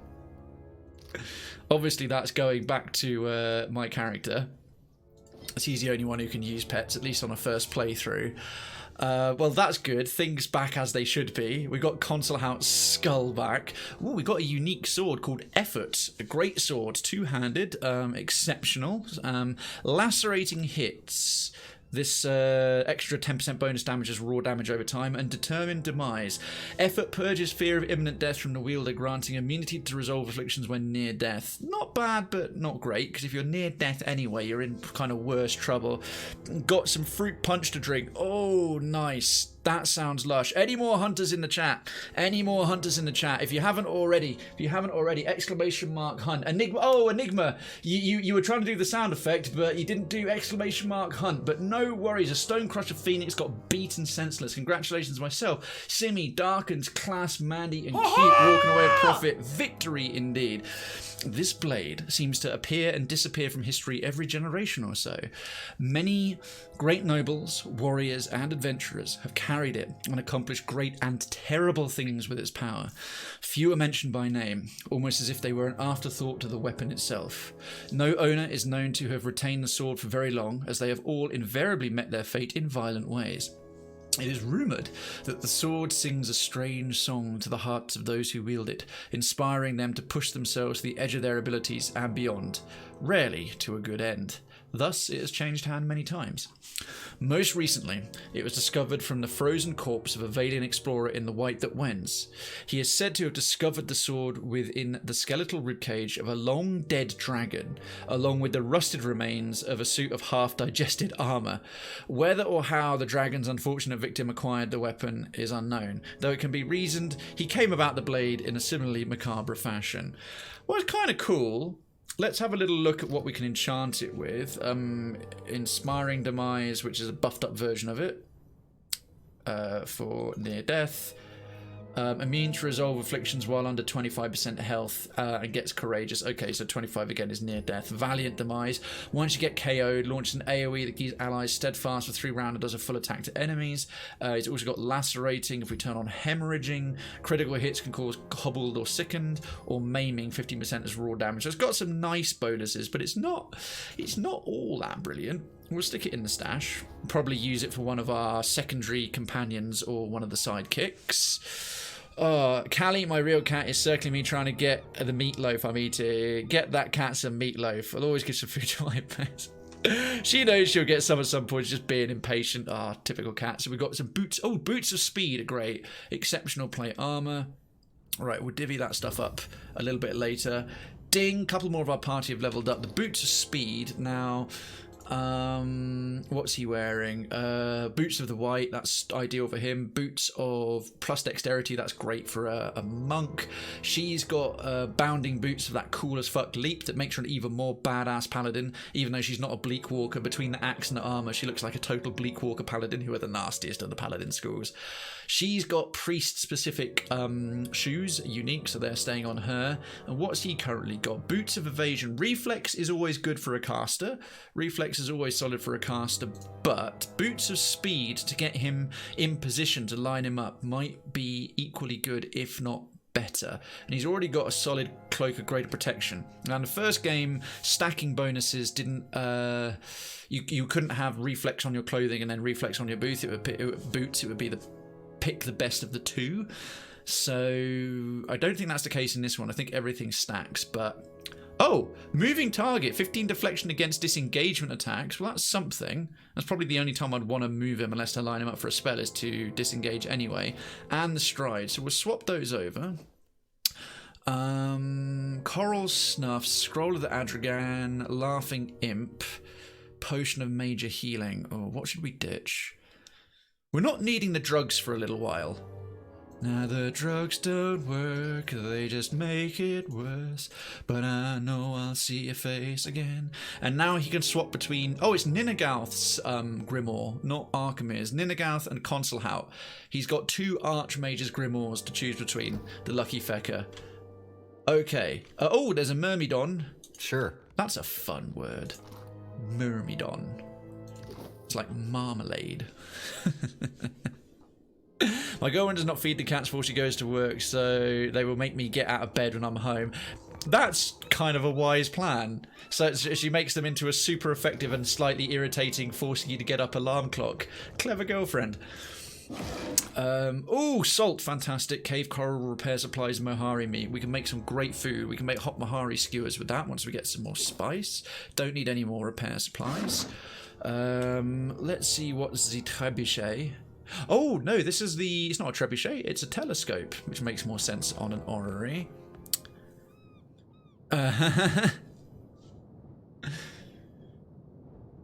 Jewel. There we go, right. Who's going to win? Oh, no, Wi-Fi killer, it's Darken's 10,000. You've missed off a zero. Try again. Try again. You've done Darken's 1,000. It's Darken 10,000. If you're struggling to type someone's name, this is to anyone, not just to any particular person. If you want to do !duel, you can do the @ symbol and then select their name, from the list. But yeah, it's Darken's 10,000, not Darken's 1,000. There you go. Palm slats and the Panther. Sex Panther. 70% of the time, it works every time. Quest item. Reaching for her quiver and finding it empty, the huntress cast her bow to the ground and resolved to fight the panther barehanded. Gonna go poorly. Well fought, both of you. Congratulations, Wi-Fi killer. And some palm slats. We got a little update there to the thing. Okay. Unlock Berkana's orrery. The plaque on the... here we are. He hid something important with an orrery at the top of his research station. The device has a mechanism for entering the coordinates of stars in the night sky. Victory! The plaque on the orrery controls mentions something about a huntress and the 3 stages of her tale. Perhaps all 4 parts of the story can be found somewhere in the observatory. So here we go. And we've got all 4 parts now, so here's the blurb. I can locate the huntress in the night sky by searching for her bandolier of stars using the telescope by the orrery. The constellation of the Kingfisher is situated between a pair of especially bright stars. I'll need to use the telescope by orrery to locate it. The constellation of the Panther, Sex Panther, is situated near a string of stars which curve like a bow. The Leviathan constellation can be found above a cluster of stars resembling a canoe. I'm assuming these constellations are going to look a lot more like the thing they're supposed to be than the constellations in the actual night sky does. Golgo, do exclamation mark schedule, Golgo. Do exclamation mark schedule. And that will answer your question. Also, there's in the channel panels below, there's information with content saying every time I'm usually live, a countdown clock. Also on my socials, there you go. And on my socials, which I can bring up right now with my boogly boo, on Twitter and Instagram, I always post the schedule graphic, and it's also in Krayven's Town, the Discord, in stream info terminals. So I post a full schedule graphic on my Twitter, on my Instagram, and in stream info terminals in the Discord. And then whenever I'm live, you can do a schedule command, and whenever I'm not live and you're on the stream, you can look in the channel panels for the countdown and some general info. Nice one. Yes, what I do is I always, on Mondays, at the start of the show, hang on, I'll just come out and do this properly. At the start of the show, the start of the day, or early on Monday, I pin it. And a pinned tweet, you probably already know, stays at the top of your timeline, regardless of how late your latest tweet is. So whenever you go to my Twitter profile, you can always see the first thing is the information on when I'm live. Let's see. Okay, so we probably should look for these first. Oh, well, also we'll level them up. Jyoti is now level 19. I'm just going to pump into her Arcana some more so she can use high level holy healing scrolls. And religion up to 11. So she's a religion and history buff. I've tried to min-max their skills to complement one another. And, we've got her 9th level spells. Holy crap. Enjoying the stream a lot. You have mega good energy. Thank you. I do have a little bit of a rep for it. Welcomes, gratitude, and energy are my usual things, and with a secondary focus on eloquence and a chocolatey voice, apparently. I'm saying that, still massively arrogant to do so, but from what people have told me, but I always appreciate hearing it. Thank you so much. Let's see now. Crowns for the Faithful, always strong, but we've got these level 9 spells. Now, this is where we never get to cast more than one of these once per fight, twice with them in power. So this is going to be good. Enigma, thank you kindly. I'm contemplating looking into some voice actor roles and some voiceover roles, if someone will take me on. He sure does. I look out my penthouse window and see a bunch of Temmies and Bob running around Krayven's Town. Krayven's Town. I'm not surprised, Darkins. You know why? Every time you've come in and said hello by saying hoy, you summon Temmies from like 1,000 billion miles away. Every time, all those times you said hoy, the very first one is rocking up, and there's now going to be for like a year just a avalanche of Temmies and Bobs coming into town. I know you planned it. It's going to be hilarious, but that's what happened. True facts. Well, that's very kind of you folks to say so. Hopefully, when I can get off my arse and do something about it, we'll get it done. Hoi, Temmie! Here, Temmie! Temmie Village is just solid comedy gold. Right, Call of Rimmergand. The priest calls upon Rimmergand. Well, actually, I'll right-click these and do the blurb. So, Magran's Might, Cleansing, Punishment of Fire. Penetration 9. Oof, would that I had 9 in penetration.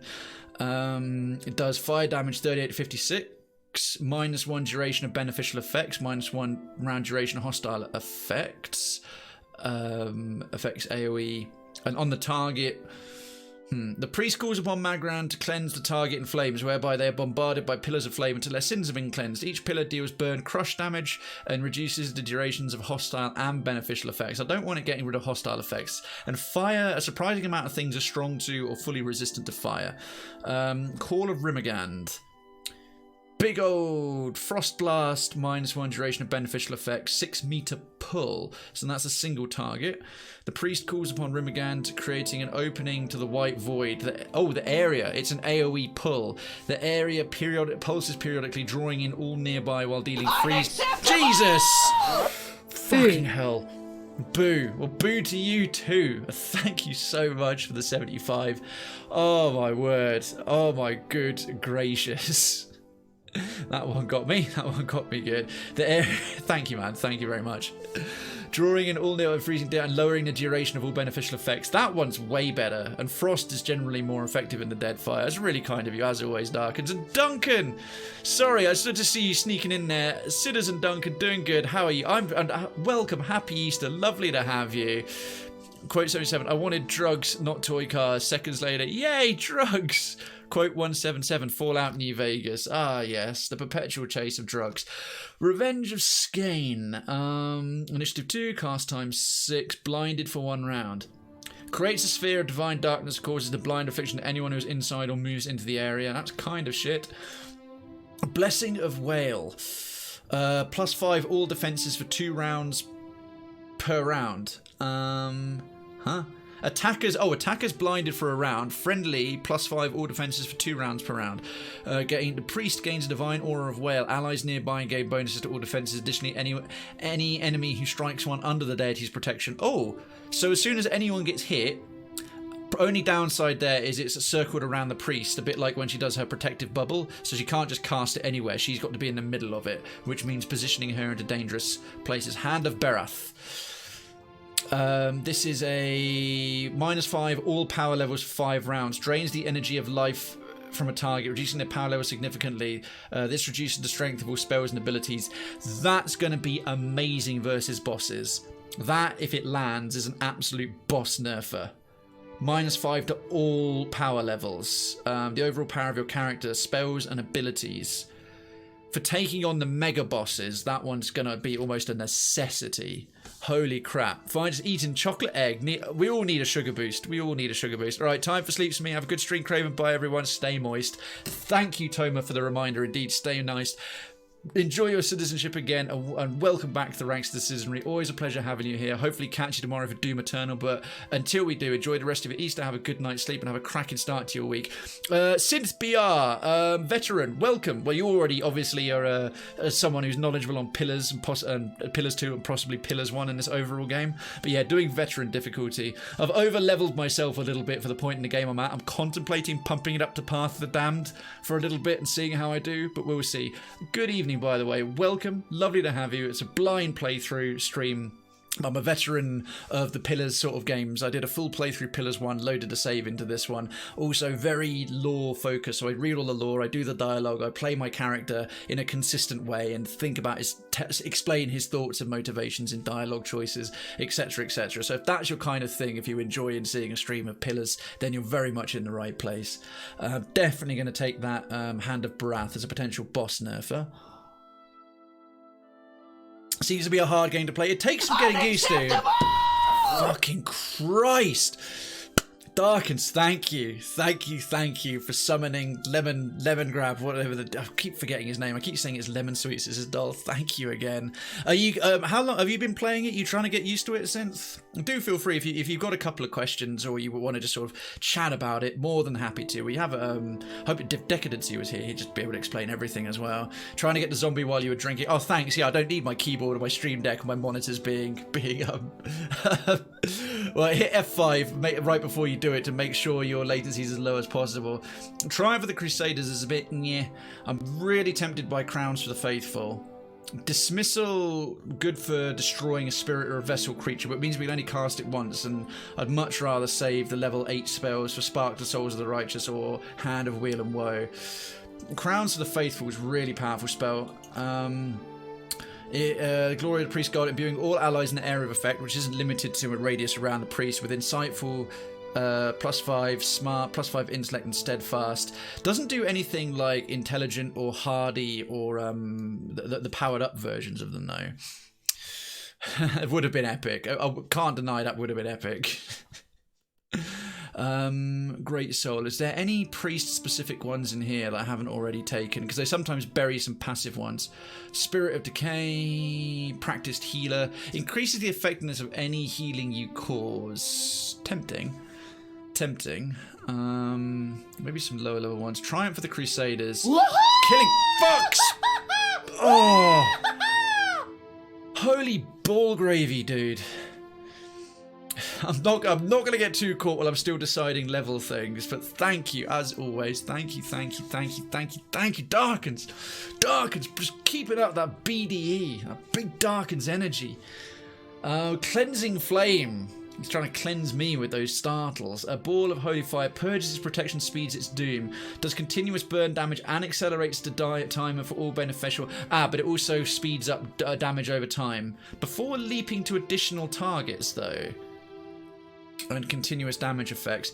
That's probably worth throwing on something that doesn't have dots on it. Does continuous burn damage, removes its beneficial things.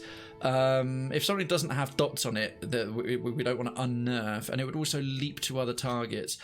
Maybe minor avatar bonuses to all and unacceptable. Christ. I'm trying to get the zombie. Not my fault you concentrate so much in this game. I know it's not. You're doing it well. Superclass. Thank you. Holy shit. Oh, it's the randomizer by 3. We haven't had the zombie in a little bit. The minor avatar. How powerful is the avatar? Right. Well, that's fine. A minor avatar as a minor avatar of their deity. Plus, fuck's sake! I can't really tab out and type to respond. Because I don't have dual in my Stream Deck at the moment, Wi-Fi killer, because I have to specify it towards a particular person, so I don't tend to do them. Do them. Yeah, no worries. By the way, thank you for asking. That's very, very mature of you.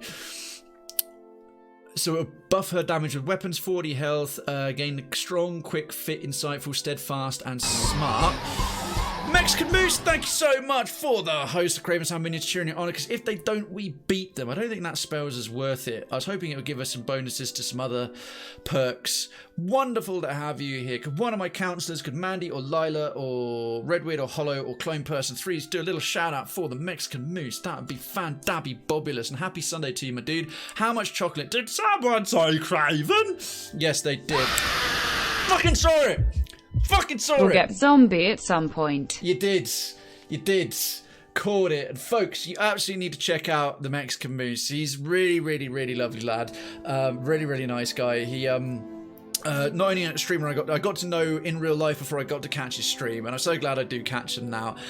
He does a variety of games. He lives up to his name with the Mexican Moose. He has all these great themed like alerts. You've got to host him sometime for the sake of the alert. I won't spoil it. I'll just tell you it's fucking funny, and all kinds of things like that. He does Escape from Tarkov, does Minecraft. He plays every kind of game. Moreover, he's a very, very capable and talented DJ. He occasionally does a little bit of that on his stream, but he also DJs the events, some of the events at Twitch London, as one of the primary DJs now, along with Hayden and Lupac on the main day, and usually comes in, or so far always comes in, and DJs the VIP event as well, and a cracking job. He's an all-round nice dude. His community is really nice, and I thoroughly recommend him for a follow. Go ahead and do it, unless you're one of those people who likes hoarding toilet paper. And Citizen Decadency, there he is. Synth BR, by the way. If you have like questions about the game and getting used to it, you can do so right here. And also, I know Decadency, by the way, I'm not putting you on the spot, Decadency. I just know that you like the game a lot and you're pretty cool for answering questions. Anything that Decadency says, whether he chooses anything, that's not to say that he will answer or everything, whatever he's doing. But if you see a message about the game from Decadency, you can trust that it's correct, because he's the world's best player at it. Is the text-to-speech question or comment still valid? How do you mean, Enigma? Sorry. We're going hunting. A hunt in the chat. Let's get involved. We summoned a oh god, where's it buried? Where did I bury it? We summoned a Cliff Haunter breed earlier. Maybe we can beat one tonight. Get yourself hunting. Resident Minecraft, good evening to you. I've got to pick a spell, and I can't decide. Brain aneurysm. Warding seal. How are you all doing? Happy Easter. Well, I normally buy toilet paper in bulk, not just in pandemic. Hey, fair enough, Superclass. I thought it was a tabletop simulator. It's very much inspired by tabletop D&D, but it's not a straight up simulator. Is the text to speech question or comment still valid? That's what I was asking about. I mean, do you want to use text to speech? Go right ahead. You can do that through the Streamlabs extension with the rewards and stuff. Oh, come on, pick something. Suggestions. Oh, TTS. Sorry, Tabletop Simulator. Yeah, sorry, TTS. It's much more common to abbreviate text-to-speech as TTS. So when you said TTS, I'm like, text-to-speech. Now I get what you mean. Tabletop Simulator. Yeah, sorry. That's a less common initialism. That's a less common abbreviation to use TTS for. Yeah, right. Now I get you. It is somewhat like that, yeah, for sure. Any more hunters? Are you sure about that, Krayven? Yes, I am. I have absolutely no regrets. Kappa. Litany for the Spirit. Acute, buffs when we're killing stuff. Might be good against... Fuck's sake! Might be good against bosses with... Oh no, that's just regaining health. Oh, fuck it. Take Crowns to the Faithful. Crowns to the Faithful is just good. There's nothing wrong with getting insightful, smart, and steadfast all on one thing. God, we got a Cliff Haunter Brood again! They're so hard. They're so tough. It's scare them every time. We usually do. The problem is we need like 11 hunters to summon them, but we need about 16 or 17 to beat them. All right, I finally decided. Oh, she got Lashing Vine as a bonus. Summon a large lashing vine from the earth that will attack and pull enemies. Alright, cool. We will get them. We just need to feel... Okay, Aloth has leveled up as well. He's now going to get some level 9. Arcana to 12. Blates. Diplomacy to 17. We can never fail a diplomacy check ever again if it's party-wide. Level 9 spells. Holy fucking shit. Right, Meteor Shower. That's just going to wreck everyone in the AoE with loads of them. That's basically like Holy Fire that Jyoti's got, but even better. Cloak of Death. Yeah, that's basically like a nastier version of Withdraw that does damage. Lengrass Reflection. Reflecting hostile spells, stupidly powerful. Arcane Cleanse. Concelhaut's Corrosive Skin. Corrode damage over time and weakening them, preventing healing. I think we've got that in Concelhaut's Grimoire that we just got, but that's really good. I think I'm going to take that as a boss killer as well, especially the preventing healing. And Sitzel's Enchanted Armory. Okay, so that just like summons powerful weapons and armor for you. Still haven't taken Farcasting. Get Prestige is really good for a wizard. You reckon? Okay, well, I'll take your input for it. You'll know better. Is that a spell or a passive bonus, dude? Prestige. Minoletta's Missile Salvo. All those Minoletta's missile things are usually quite shit. It's the last passive. Increases your power level. Oh, shit. Yeah. Go on then. Nice. Thanks, dude. Because you better believe I'm taking on the mega bosses at veteran difficulty at the very least, if not Path of the Damned. Because now 4 out of 5 of them we're at level 19. We haven't even done the Ashen Moor. We haven't even done He Waits in Fire yet. And I've got the party to like level 19 already, so we're so over leveled it's not even funny. Concelhaut's Hammer, we've got it back. It was my favourite spell in the first game because it's stupidly OP. That's why I've now got Concelhaut's Grimoire and the other one. Where are we? Here we are. Yeah, Ninagal's Teachings is the 2 Grimoires he's going to use because they're so awesome. All right, quick save that. Sorry, God, that's taken a long time. Let's do some questing. I promised you folks some questing and some lovely story time. Look through the telescope. Let's just see what this does. The brass telescope has recently been cleansed. Both lenses are polished to a fine sheen. An ocean of stars stretches out before you. The night sky is no stranger, but you seldom see it with such intimacy. Indeed, I'm a boat captain now, so I'm good at navigating with it. A dizzy spell overtakes you. The stars blur out of their normal positions. When your focus returns, each of the celestial bodies cracks open one by one, their light bleeding together. The stars converge to form a series of winking eyes. Hopefully they're not winking brown eyes. Greetings, pal! Pal! The words spell themselves out in the stars. Beneath the winking eyes, The crescent moon slowly widens and rotates into a grin. This is Whale, god of secrets, revelations, illusions, cryptography, obfuscation, perception, dreams, and visions. Whale is, and in and of itself, a mystery. With no consistent form or gender, its followers revel in the acts of creating and unraveling mysteries, but he often appears as a big, weird, gelatinous blob monster with thousands of eyes all over his body. Whale? While you're looking round, try not to think too hard about what's up here. Some secrets are worth keeping. The largest of the eyes winks. Oh, it's Playful Whale. It's Playful Whale. We don't need to know that many stars for navigation. True. You only need a few constellations. And I think it varies slightly depending on which hemisphere you're in. You'd know better than me, Superclass. You blink and the night sky reasserts its normal configuration. You look like you could use some fresh air. Aloth blinks at you in concern. Yeah, a little bit. What happens if I do that again? Several bright constellations crowd the night sky for space. Okay, cool. But that was a fun. I'm so glad we clicked that. Nice little. By the way, don't spend too long looking up here. This is where the gods keep their secrets. This is where they scrawl graffiti on their equivalent of toilet stalls. Let's look for the constellation of the Huntress. You spot the Huntress with ease, her bandolier of weapons standing out as a band of stars, so addendum added. We'll check these once we've looked at them all.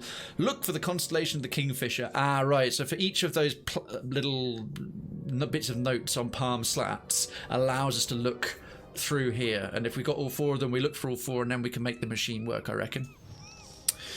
You note the position of the Kingfisher just above a particularly bright pairing of stars. I also used Archimede's Grimoire. There's Archimede's Brilliant Departure, Invisibility plus Blink, and you could use buffs and hazard spells in this invisibility and you'll stay in it. Oh, that's interesting.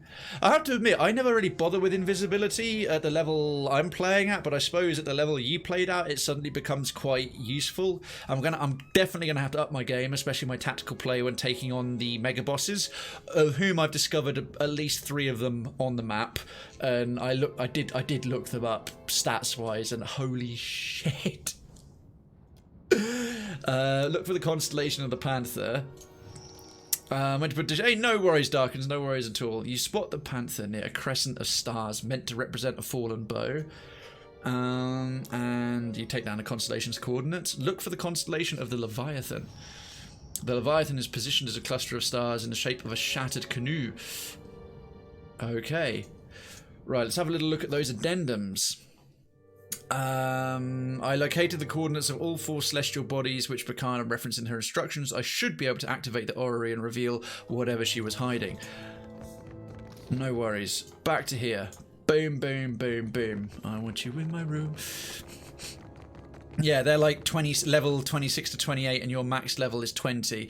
That's why I'm taking stuff that will try and raise our power levels and nerf theirs, especially Jyoti's, that new one, that curse or the thingy of Barath reduces all their power levels by 5 levels and stuff. So I'm like, okay, let's try and even the odds a bit here. Watch and learn. Okay. Enter the coordinates for the Huntress Legend constellations. Oh, we don't have to put them all in order, do we? Well, let's read the plaque again, just in case we do.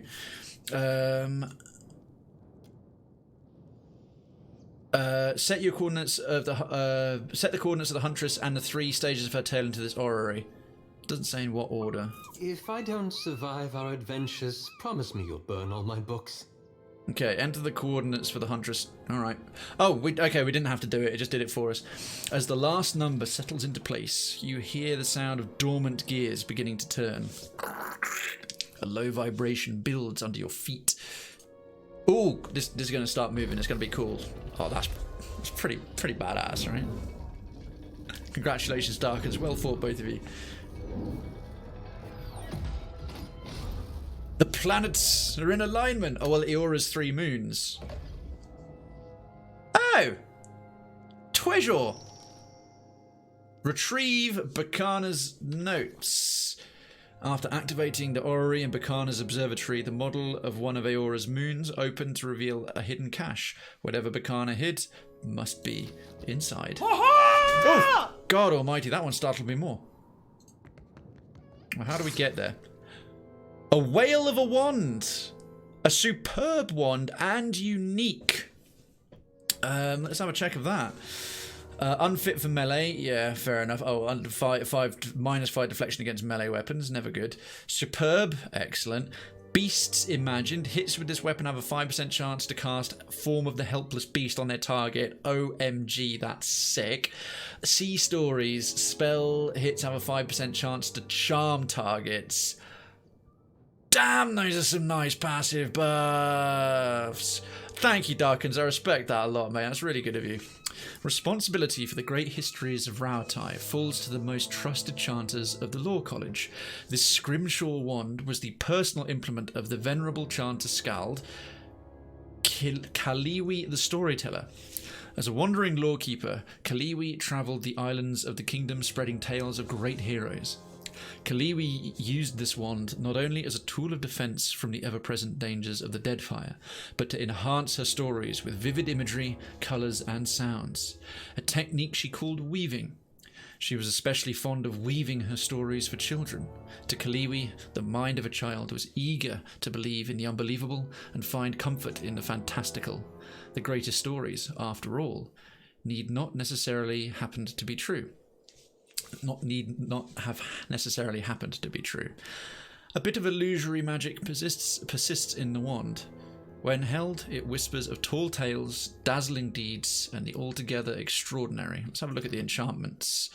Just a Dream or Woven Waves. 5% chance to cast Crush Damage, Water Wave at target on hit, or grants Just a Dream. Once per rest, prevent a severely injured character's health from reaching 0 for a brief moment. Not great. Woven Waves is better. And Beasts Imagined. Fantastic Friends. Summons once per rest. Summons a pair of drakes. That's pretty freaking good. And Tall Tales. Hits with this weapon have a 5% chance to cast Archimere's Dazzling Lights, which overwhelms anyone in the area of effect with a brilliant and bewildering pyrotechnic display, decreasing their will and leaving them dazed. Dazed for 1 round, -10 will. That's fucking Christ. Thank you. Good. That's good. Yeah. Thank you so much, Darkins. Bless you. Bless you. Bless you. Bless you. That wand is amazing. That's really kind of you, man. Thank you as always. Berkana's research and some bronze horn. And yeah, the northern hemisphere. You only need to know where the Polaris is, and even if you do use stars to navigate, the sun is better if you don't have modern equipment. That's interesting. I suppose because the sun gives you east-west, whereas Polaris can be lost on a cloudy night, etc., and so on. Oh, we've actually got some blurb here. The journal details the wizard Berkana's studies of the night sky. She built an observatory and crafted specialized instruments to research her theory that some arcane energies originate from incredibly remote sources, perhaps even the stars themselves. Her final entry reads, "The stars are either dead zones or my instruments lack refinement. Shouting over their energy signature is a concentration of soul essence moving through the Deadfire, enough justifiably to be called a river. Oddly, it seems to pick up speed where it veers off to the northeast as if drawn into a whirlpool. What is this region hiding that can exert such a tug on reincarnation itself? Berkana, you're in way over your head." Right, I think that one will go to him temporarily, and that will go into here. Another quest update, return to Archimere. Can do. Now that we have the notes, we'll do that a little bit later. All right. Well, that went surprisingly smoothly. It took far, far longer than intended in the best possible way, because you folk are fan-bloody-tastic. Thank you again to Darkins for all those wee bits and pieces. Alma Alicon 128, you're a VIP here. I have a feeling that is not a name I necessarily recognise. That is someone who's undergone a name change, or you were incredibly generous during the month that we were raising money for special effects and donated £100 or more and got VIP for life. Regardless, thank you so much for the lurk, and it is nice to see you / see you again. Well, it will be guaranteed to see you again because you're here with your VIP badge. Well, welcome. Thank you. Why am I sneaking here? Thank you for any and all lurking, passing or extended, that you've done since the last time we had the pleasure of your company in the chat. I do hope you've been having a splendid Easter, enjoying chocolate time with family or anything you enjoy doing, and you've been having a great weekend. Do feel free to catch us up. And Kappa, indeed. Oh, level 19 aboard. I can't wait to have a crack at those bosses. Name change, mate. Name change. May I ask what your previous moniker was? Okay, inventoire. This is tricky because I tend to have Aloth using Blight Hearts, which is a soulbound, as I didn't have any chanters or rangers. He was the only one character class who could bind it in my primary party. He's also got Current's Rush, which is a very good wand. So we'll give that one to Jyoti. She's got a scepter, the Eye of Whale. Well, we'll get rid of this rubbish thing here. Which is I've never bothered using that lidless gaze, or hardly ever. This is a scepter's one-handed, so I need to give her a thingy here. Let's put a hatchet. Let's put a sickle in the offhand for now. Angel Queen! Oh, welcome! Hello, Alma Alicon 128.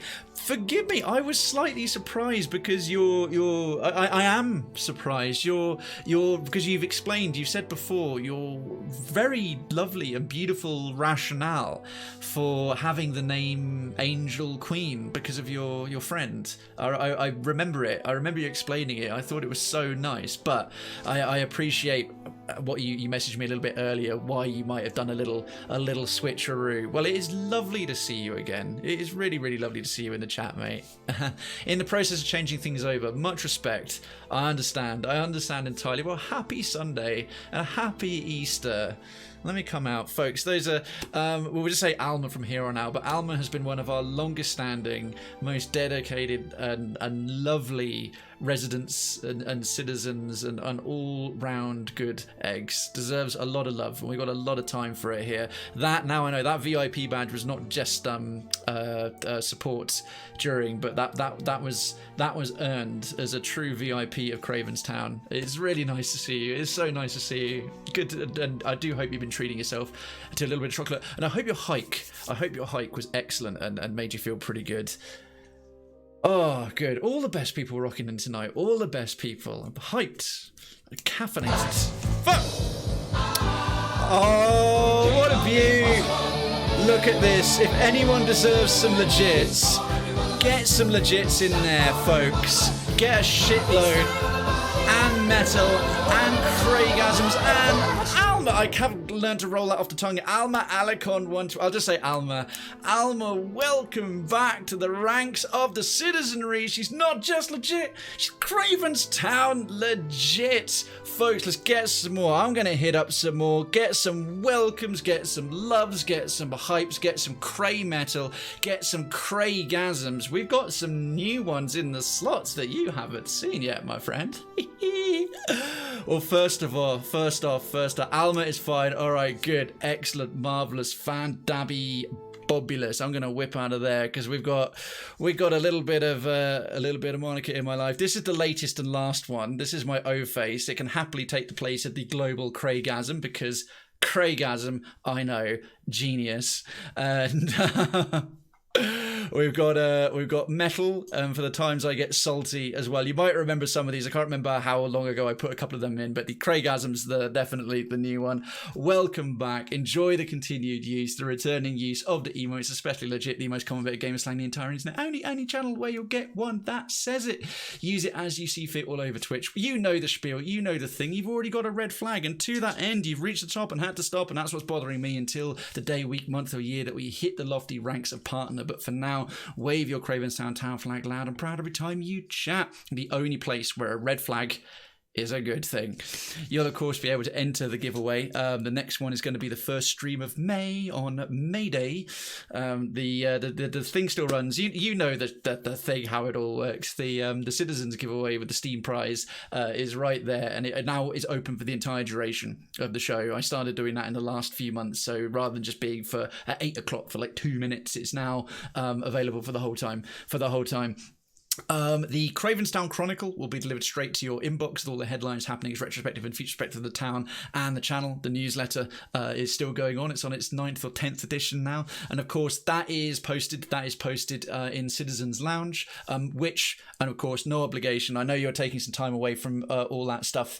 And so obviously the Discord, Cravenstown, is still there. The doors are always open. Your stuff is how you left it. But please, I know you're taking some time away, so please don't feel obliged. If you ever choose to come to head on in, you can do that if you want, but we're just so happy to have you here. I'm certainly so happy to have you here, but the usual thing works with the names in gold and Citizens Lounge, Treasury, all that's the same. It's all still the same. And last but no means least, my undying appreciation and gratitude. And I've got to spin the wheel for you, and I slow another 4 beans to everybody else. Did a 7-mile hike, your legs are done. I don't bloody doubt it. Coconut or spoiled milk?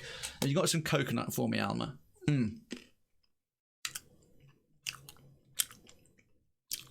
She does as well. That doesn't happen much.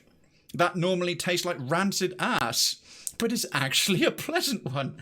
A white bean boozled bean that's not disgusting. Holy crap. That's amazing. It's the Craigasm. I knew you'd get it. I was like, fantastic. We got a veteran of Cravenstown back when it was little Crayville, little village with a few huts. I hope you enjoy using that one. It's the Bunny Day blessing, Kitsune. That it is. That it surely is. Look at that red flag. You've had that red flag for a little while, actually. I still haven't got a chance to see them in person. Okay. Oh, shit. I'm so sorry. Darkens, I didn't give you any credit. It came up on the screen. As Alma is renewing. Her citizenship. Sorry. I thought that was Alma doing it herself. Well, regardless, it is wonderful to have you back, but I'm sorry, Darkens, I should have given you the full credit. Taxes and laws don't apply to you again for the rest of the week, and 70 gifted visas. Sorry I didn't catch that sooner. Welcome on in. And of course, Hunt in the chat. We've been summoning Cliffhaunter Broods all evening. The Stonecrusher Phoenix is already going down. Can we get enough hunters to beat one of them? Pretty please. They have been mocking us. Terribly. I need to bring the game back up. There we go. 70 is a nice round number. That's a nice... Right, stop there for a while, dude. You continue just to be the BDE with that big Darkens energy. Thank you so much. Give yourself a break. Give yourself a pat on the back. Get yourself... Oh, no, you're not having chocolate because you're trying to be dead good. What a lovely day! Indeed, there it is. Hunt the chat, my beauties. And we're going to give that super lush, awesome one to her. Jyoti's lantern. I'm tempted to put the Eye of Whale. It's not a shield, but the thing is, this is really good. +1 of each monk resource per kill. Decadency, can you weigh in? I haven't fully finished enchanting this. I could enchant it up to superb, but I've given it its unique bonuses. Light of the Dawn Star. Yeah. Should I bother keeping this on, or should I switch in something like the Eye of Whale? It reset your hours? Oh, shit. Yeah, name change. That's... Oh, fiddlesticks. Yeah, that's an annoying byproduct of... a name change. The bot doesn't know if you're the same person. Oh, please. No! Oh, third time it's been summoned. We just need a few more hunters. Yes, Decadency, sorry. Jyoti's Lantern, it's actually stayed pretty good. I mean, okay, it's shield engagement +1, but it's the Holy Radiance, the +2 to all restoration power levels and all inspiration power levels. It's almost worth keeping on its own, the Holy Radiance. And it's got Light of the Dawn Star. Aura gives nearby allies a chance to resist incoming spells, and her religion is like at 11.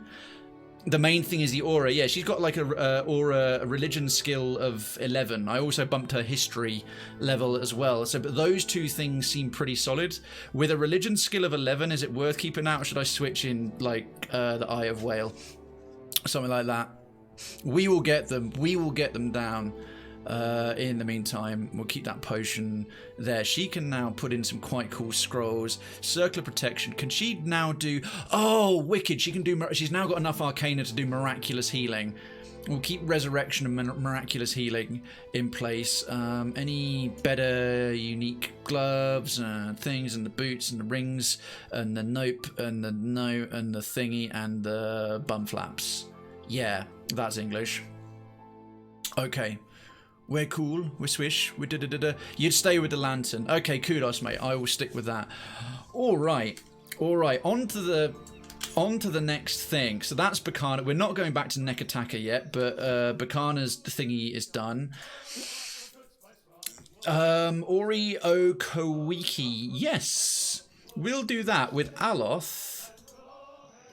With Aloth and... Oh, he's getting on the boat for that. We'll do some party management.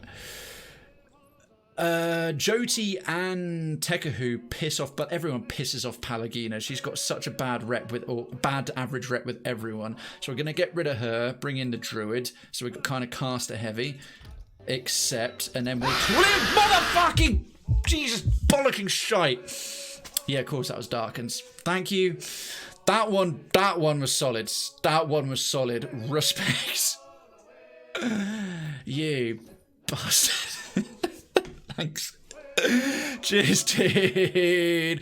Are we lurking, getting some things done? Apology. No problem at all. Alma, thank you so much, as always, for the lurk. The backbone of Twitch are the lovely lurkers on anyone's stream. And here in Cravenstown, they are the mortar between the bricks. Less distinct, but they keep the whole thing standing. Appreciate it, mate. That one got me real good. Kitsune, how you doing? How's your Easter been? Let's give him some boots. Boots of stealth.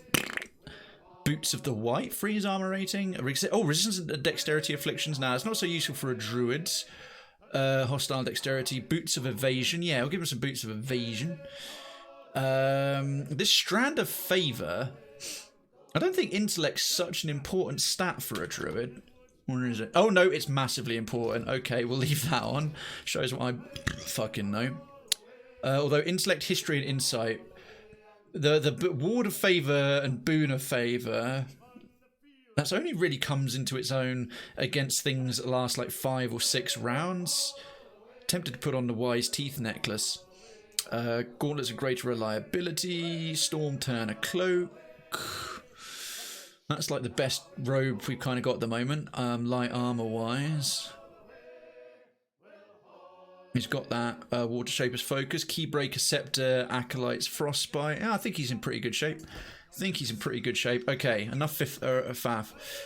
Fun. Wish I had candy and chocolate. You don't have candy and chocolate? Which gods did you upset to get that one? Ori o Koiki. We'll nip up here, although we'll go via the Razai Passage.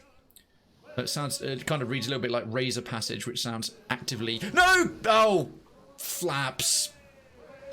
Oh, I can't be arsed with this. We're stuck in a storm. I could really do without that. Lucas Swallows. Gods alive, Captain. Did you offend Andra herself? If that's not her manifestation of her fury, I don't know what is. I can't believe I got caught in a storm. That's what I get for trying to sail too far and fast in advance. The boatswain casts an eye across the deck. We shouldn't try and wait out a storm like that. A big wave is too likely to roll the whole damn ship and drown us all. Our best hope is to outrun it. Crap. Yeah, please, Superclass. But feel free to repost it. Yeah, it happens in the chat sometimes. I'm sorry about that.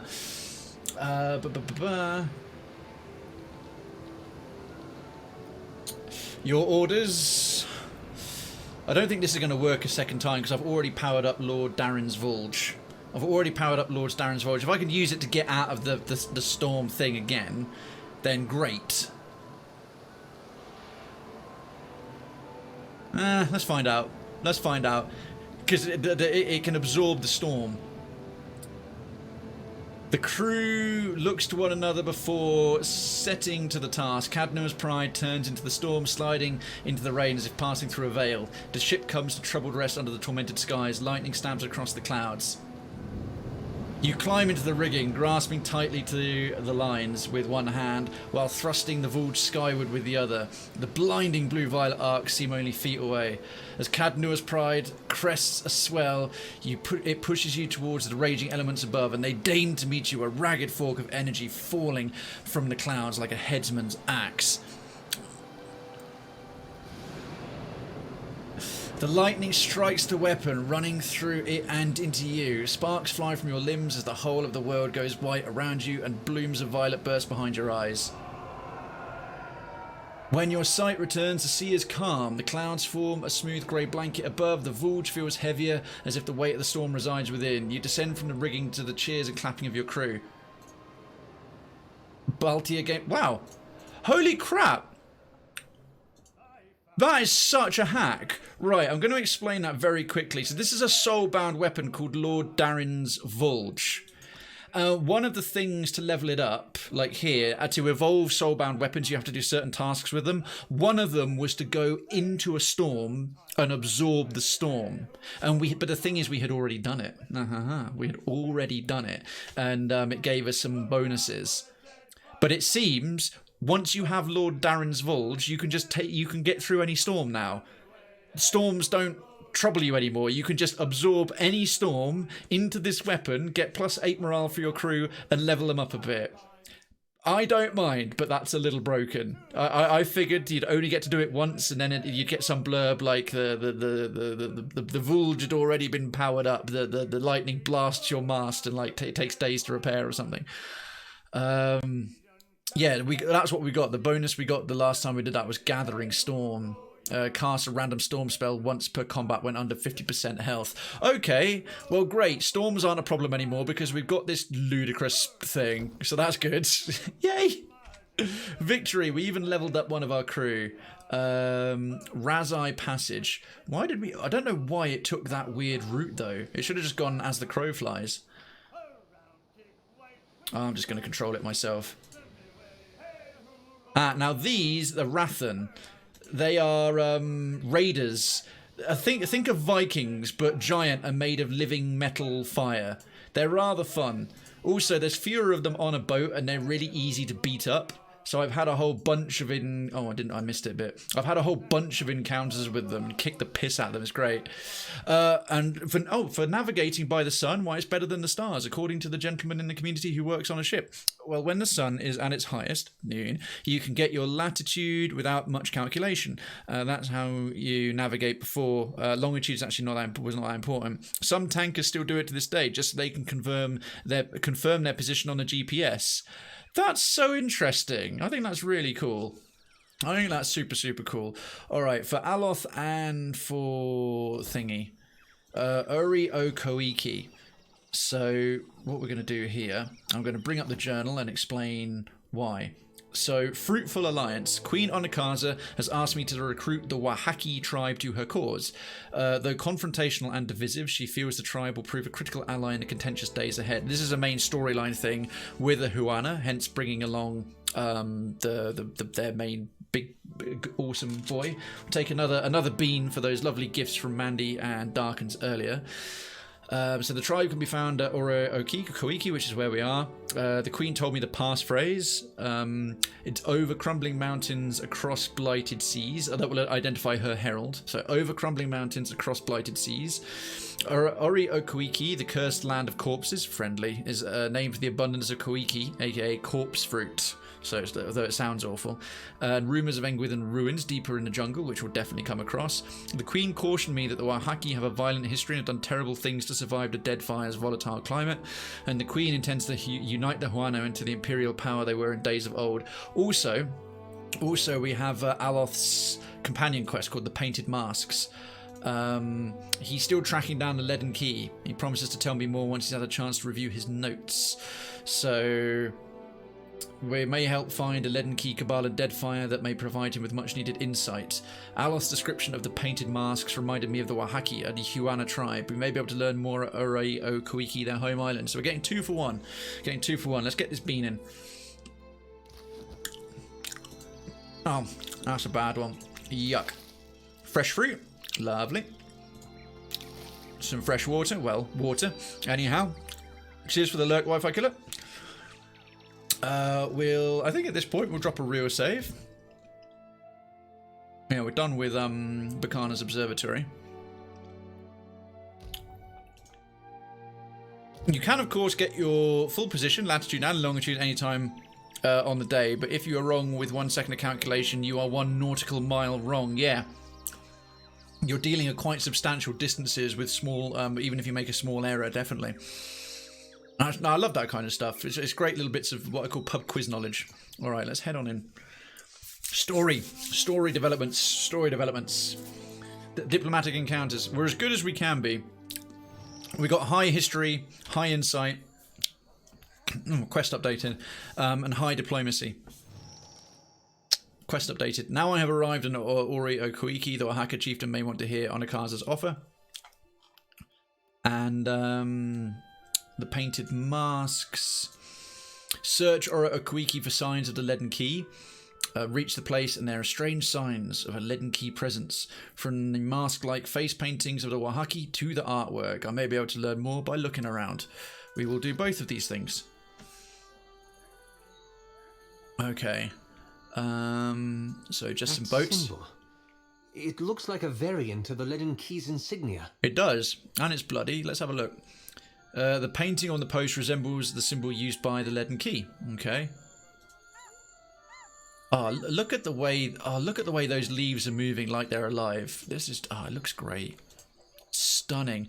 We had a teacher that loved Star and Sun navigation. Got into it more than we needed. Oh, is this on like your training for the ship?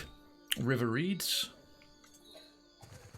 On whatever the kind of class or college you had to go to or school for. Oh.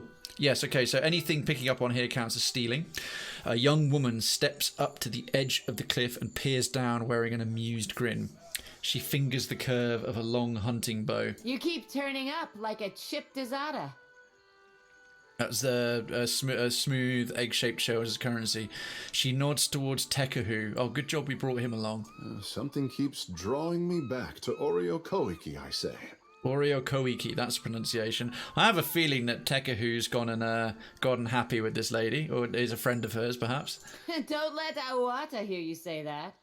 She returns her focus to you with a frown. You went into the jungle for animal hides, I say, and found yourself in an empty clearing. She's trying to give us an excuse to go back the way we came. What? I did not continue listening. Just going to play it cool. My character's way is to try and get information. Akira, silence is wise. There you go, that's why. You turned around and retraced your steps back to your ship, where it was safe. She picks up her hunting bow and knocks an arrow pointing it in your direction. Option 1, look, I just want to talk. Can we talk? 2, I return to my ship where it is safe. 3, ignoring her demand, I readied my weapons and charged. Well, I can't leave. I'm not going to attack. Look, I just want to talk. Can we talk? Not if you cannot listen. With a sigh, she points the arrow to the ground. If you came to blunt my teeth with chatter, try to keep it short. Right, option 1. What is this place? I should already know that. It's a bit pointless to ask. Option 2. Can I enter? She's going to give me a short and firm fuck off. 3. I'd like to speak with your chieftain. 4, I bring an offer of alliance from Queen Onikaza II. Attack, or I'll be going. Oh, you think that clip protects you? Let me prove you wrong. Or I'll be going now. Only need to know how to do the sun, but we learned how to use the sun, moon. I think 3 star, sun, moon, my sun and moon, my stars and sky. That was very Game of Thrones, and I think 3 stars 10 years ago, so I don't remember. That's still pretty cool, man. I'd like to speak with your chieftain. I bring an offer of alliance. She doesn't need to know what it is. This is information for the chief, so I'm not going to bandy words with her if I have to. I'd like to speak with your chieftain. You have an audience with me. Okay. Ruasare doesn't waste time on outsider vagrants. Yeah, not looking at like my stupidly powerful armor and well-equipped party or anything. 1,000 copper, I offer tribute to the tribe. 2, I bring an offer of allegiance to Queen Onikaza. We have a diplomacy and an insight thing. I seek a deeper understanding of your tribe. 4, I come with a warning. The slavers on Crookspur Island seek vengeance against you. That's possibly worth mentioning. 5, never mind. No business, just terms of surrender. I'm tempted to say this because I'm fully planning to annihilate Crookspur. I want to do the quest involving Crookspur Island's slave trade with Serafen as best as possible. But I also want to do that. So I'm gonna try this. Hopefully it's an option that will just go away and then we'll get to do the others. The slaves on Crookspur Island seek vengeance against you. The humour in Kepaha's expression goes flat and her hand strays to her belt. Your words reek of outsider lies.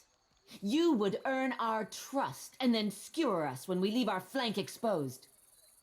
Right, I got a survival skill check. You have the high ground. I'm in no position to risk my skin.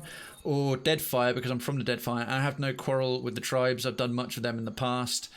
They sent me to kill, not to talk. I'm taking all the risks here. I'll be going now. You're right, I'll start with you first. The skill check's there, but I like the fact that I can use that I'm from the Deadfire.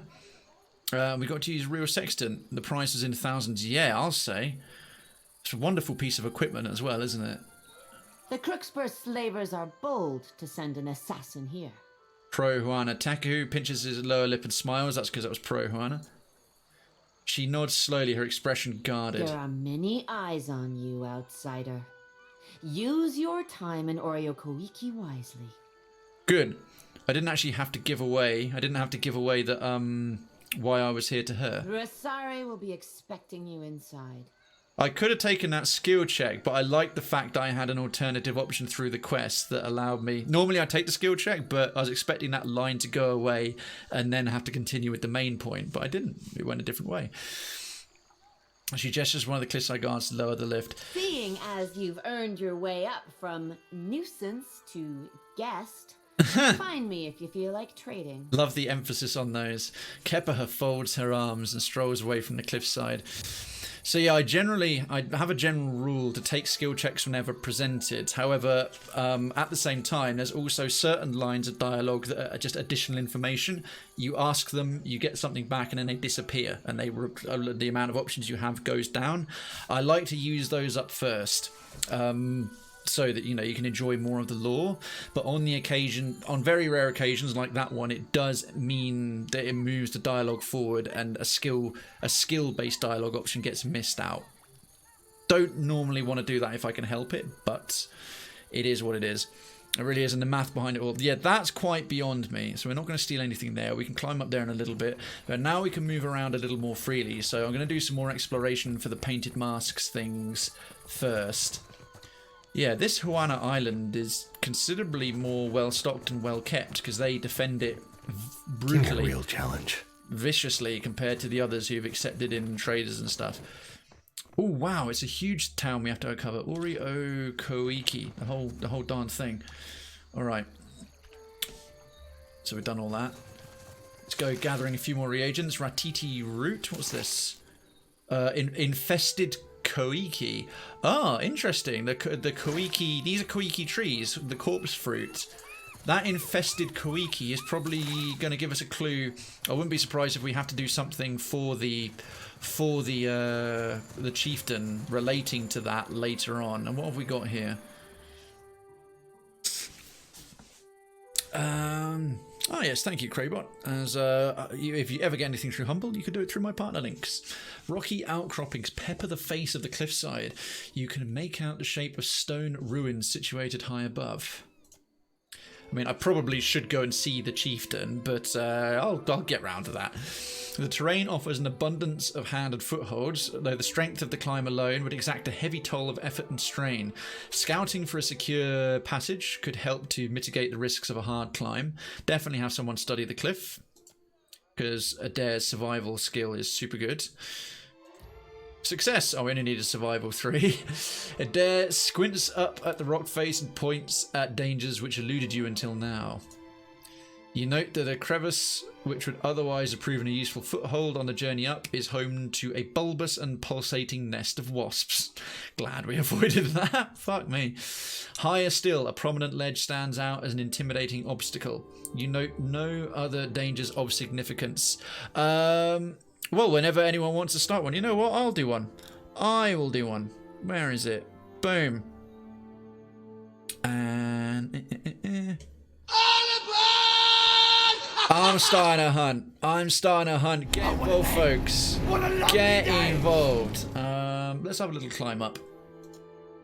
You begin your climb, alternating your attention between your footing and any less obvious dangers. Hunt in the chat, you beauties, you wonderful townspeople, you awesomely splendid, excellent humans. You narrowly avoid the crevice supporting the wasp nest and continue your ascent. Well, huzzah. You come upon a ledge that commands the cliffside. The outcropping looks like it could support an adult's weight, though it would take a nimble outdoorsman to plot a safe course. Athletics and survival. Send someone up to scout for a safe route. Right, I've got excellent athletics, but he's got athletics and survival. Edér again. Complete success. That was a double skill check and we passed both. We better win if the mayor is starting the hunt. Yes, my pride is on the line. It'd never lead us to our deaths. Not our, maybe your. After scaling the cliff with a mountain goat's alacrity, Edér waves down at you and signals the optimal path up. Boom! You make for the summit of the cliff, panting from the exertion and grateful to find yourself once more on stable ground. Terra firma. Boom! Level up. Ooh, Tekehu. Yes. It's now level 15. Right. Everyone else in the party is level 19, and there's poor baby Tekehu just hitting level 15 now, for sure. Well, we're going to pump up his Arcana for the use of scrolls. Might get his athletics up a little more too. And bluff and metaphysics. Metaphysics don't need. Krayven's got that. Yes, bluff's worth having because intimidation as well. All right, we're very low on intimidation. It's only Krayven and Edér. Because Palagina's our main intimidating person. She's so mean and like angry anyway. I pumped her intimidation way high because it seemed to suit. But bluff is up his street, so we're going to keep that one going. Oh, excellent. Stonecrusher Phoenix whooped. Darkens, Mandy, cute and decadency. Well done, well played. Congratulations, celebrations. Secrets of Rhine. Gain increased penetration with frost and water attacks. We only get one ability, Weather the Storm. The druid casts a powerful Aegis against the forces of nature over their allies, granting armor rating against burn, corrode, freeze, and shock damage. Nature's Bounty. Oh yeah, that's like if we leave slots open. Bonus potions all the time. Rusted Armor. Erodes the target's armor, significantly impacting their armor rating. That's quite worth having. You can get a lot of tough enemies where blunt force is just like not going through. Which one did we get for free? Watery Double. Oh no, we got, oh god, of all things, Blast of Frost. Blast of Frost is shit. Hailstorm. Overwhelming Wave is one I wouldn't mind taking if we could get our hands on it, but Rusted Armor, definitely a strong contender right there. I should probably take a few more of these as well. I'm open to suggestions in future. I don't tend to use his spirit-shifted Hammerhead Shark form very much, but there we are. It's only a level 15, there's not too much to do on that one. Right, so we can probably climb down at will now.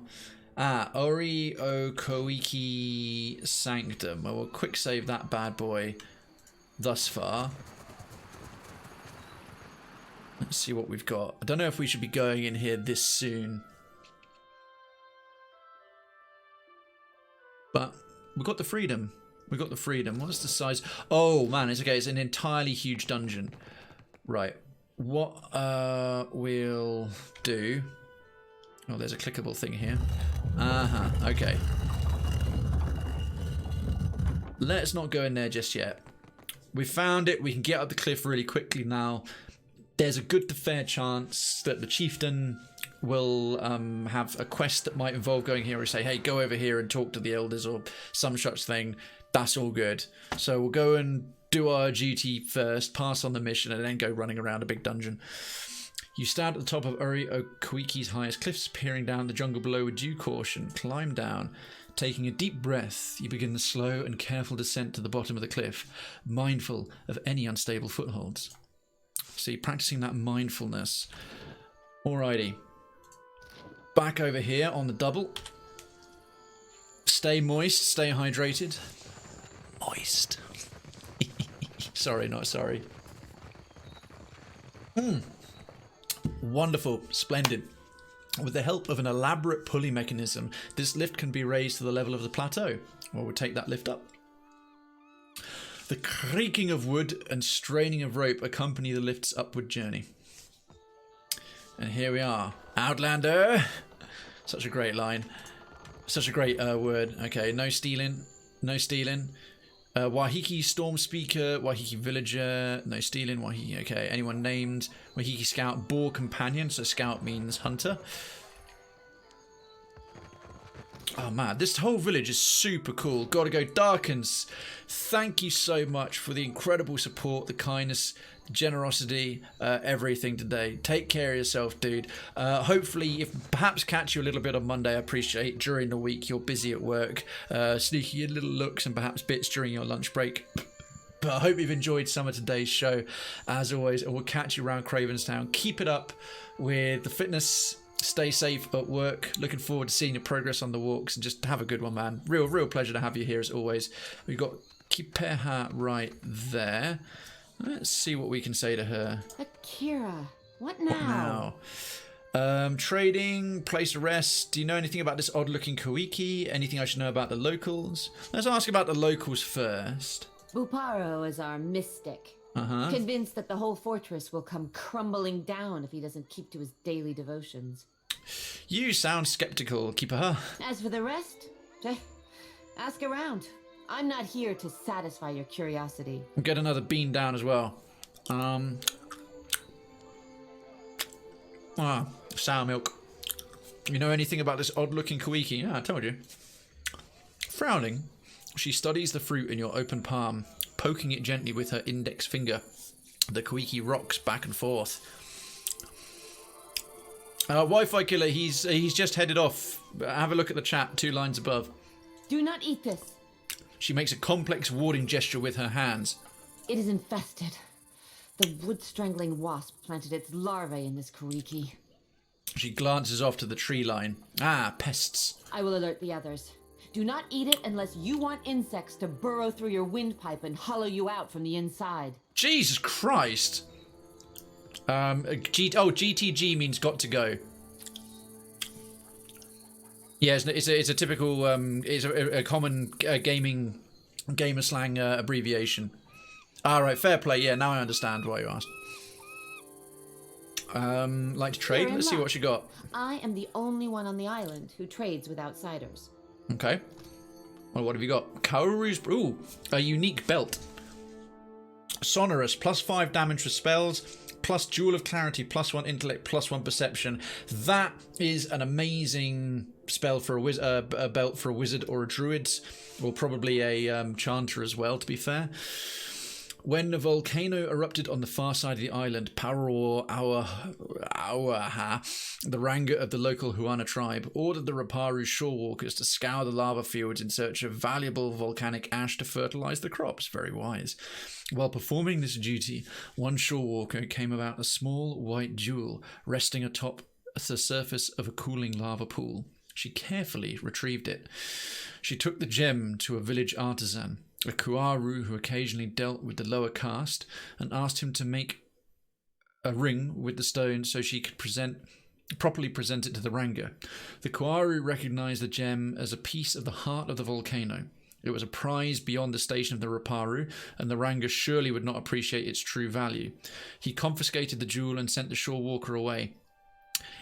He crafted a ring but had no intention of parting with it. Well, that's a bit shitty. And I was wrong. It wasn't a belt. It was a ring. There's no one called Upa. I guess that was possibly a typo. But yeah, there's a little bit of a cooldown. Yeah, and perception is very important for a wizard because it's spell accuracy. Indeed. Indeed it is. Yeah, because you try to challenge someone else, it's still got to be flushed out. And if you want to make sure you avoid typos, like name typos, as I said earlier, do dual space and then @ symbol. Do the @ symbol like you'd use an email, because that'll allow you to select someone's name from a little list that will pop up. Because it is hard at times typing on a phone or a thing, especially if you're sleep deprived as you are. Right, well, we're definitely taking this. That's going to Aloth. That's probably one of the best rings he's going to get his hands on.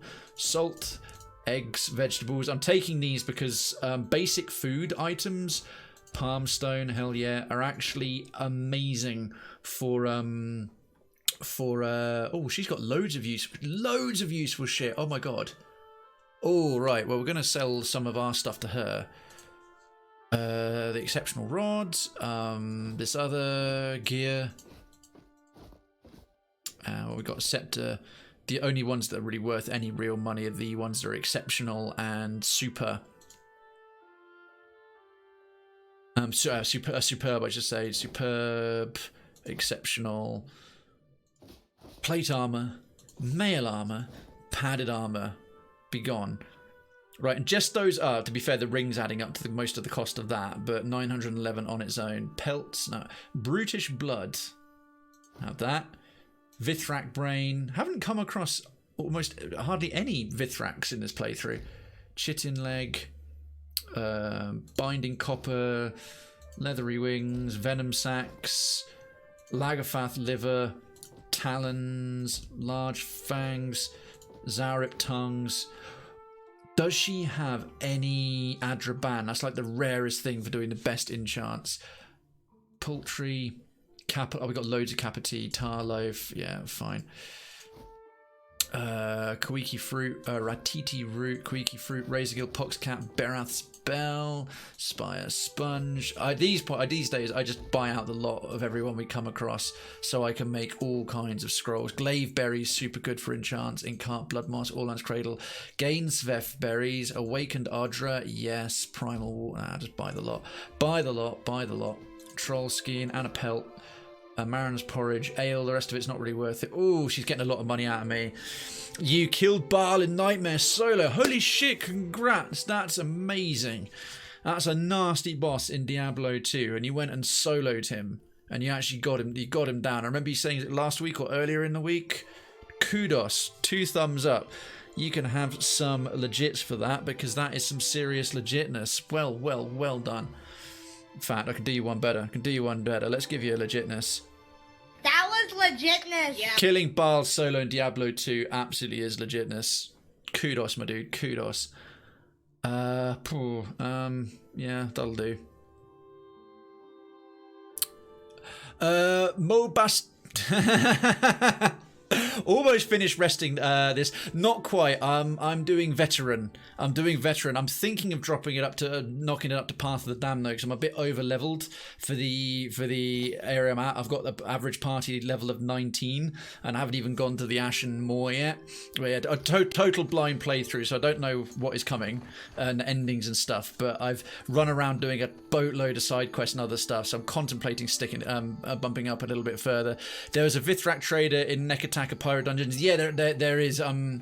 But you could kill him. But what I mean is there's decadency. There's very few hostile Vithrak that we've encountered so far, compared to how many there were in Pillars 1. And good evening, Resident Steve's Retro. I be very well. I be fantastically well. Thank you so much for asking. And how's yourself? He's got some good items. The Delver's Row in Nekataka, the pirate sort of underground, the black market, has got some really good stuff. I need to get some more money on my side. But could one of my counsellors, Mandy or Lila, or any of you who are kicking about, just do us a little shout out for Mr. Steve's Retro? That would be splendid. I can say in advance, Mr. Steve's Retro, if you like retro, he does a lot of retro games, as the name suggests. That is his thing. Friendly dude. Actually, no, she might be having dinner or someone else is around. Right, 2 seconds. Oh, no, tell a lie. There was just a chat delay. There we are, entertaining the masses of retro. What have you been retroizing? But yeah, if you like some retro games, do check out Steve's Retro. But yeah, what have you been currently playing on retro, and how's your Sunday been going? I remember reading something in Lotus's Discord, I think, where you were having it with the kids, bit of chocolate. You did your little boy got to have a nice sort of Easter egg hunt, and he's been having fun. You're playing Dreamcast today, awesome, man. Right, we've got Aparo and Auta and a bunch of other nameless or interchangeable. Oh, No, won't let us walk any further. It's kicking in. Well done, Wi-Fi killer. Well fought, both of you. Congratulations, Wi-Fi killer. A round-bellied man, body shaming, stands at ease before a cluster of hardened fighters, their fists balled and brows furrowed. Victory indeed. Murmurs of tense discussion slow to a halt as a woman at the head of the crowd steps forward, clutching a spear. Oh, triple lightning. Indeed. Congratulations, superclass. I'm working on Excel file for works out to finish linking for. Oh no, Mandy, that's absolutely fine. That's absolutely fine. It was such a small delay. I honestly wasn't sure if it was the chat delay or not. Dies from heart. Murmurs of tense discussion slow to a halt as a woman at the head of the crowd steps forward, clutching a spear. Maybe the spear's a gift for us? I sincerely doubt it, but love Edér's perpetual optimism. Silence. She grimaces at Edér. Wow, she's got a sense of humour. The outsider must leave. Koiki will not be parceled off and bought with foreign lies. She sweeps her spear tip to gesture in your direction. Only the handsome fish can stay. She waves her spear point towards Tekehu. Yeah, Ondra godlike amongst the Huana. She's keen. He swallows and raises his palm in mute greeting. Also, Huana, Tekehu's not into the ladies so much. Ruasari would never let that happen. Where is your confidence in our Ranga? Not to be confused with Ranganui, which is Emperor. Option 1, I take it there is a problem. 2, I just got here. You haven't even given me a chance to cause trouble. 3, back away slowly. Or 4, I already don't like where this is going, so let's skip to the good part. Option 1 or 2.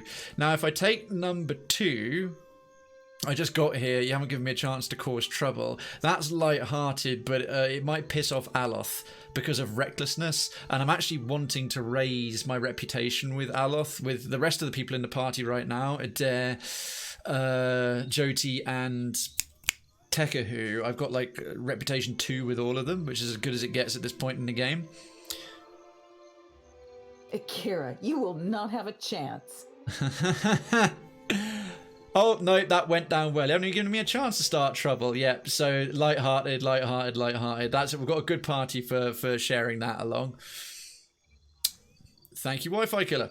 We are no better than the outsiders if our Mataru act like inhospitable savages. Okay. Where is the courtesy and welcome of the Wahaki?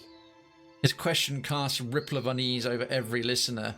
But although considering they're quite aggressive and isolationist, I'm like, well, your welcome isn't all that famous. If you have such love for outsiders, let this one speak for himself. Option 1, give me the chance to prove myself worthy of your hospitality. Option 2, I travel with Ngati's chosen. He will keep me honest. 3, I'm not here for a fight. It would be a mistake to start one. 4, I'm a watcher. The gods brought me here. 5, if you fight me, you will all die, or we can attack again. There's only one inhospitable savage on this plateau, and he stands before you. Have to admit, considering I kind of like this one, give me a chance to prove myself, because that usually moves above and beyond, and we can get maybe a funky quest, a nice reward out of it. Give me a chance to prove myself worthy of your hospitality. You are not the first to speak in honeyed words while caressing a hidden blade. Because it's pro-Huana, that's why. Tekehu rocks back on his heels, nodding to himself. If the outsider turns on us, I say I will drag you through Tangaloa's maw with me. She curls her upper lip at Aparo. For all our sakes, may I be proven wrong. Nodding to the assembled fighters, she signals them to disperse. On behalf of those who remember our manners, welcome to Koiki.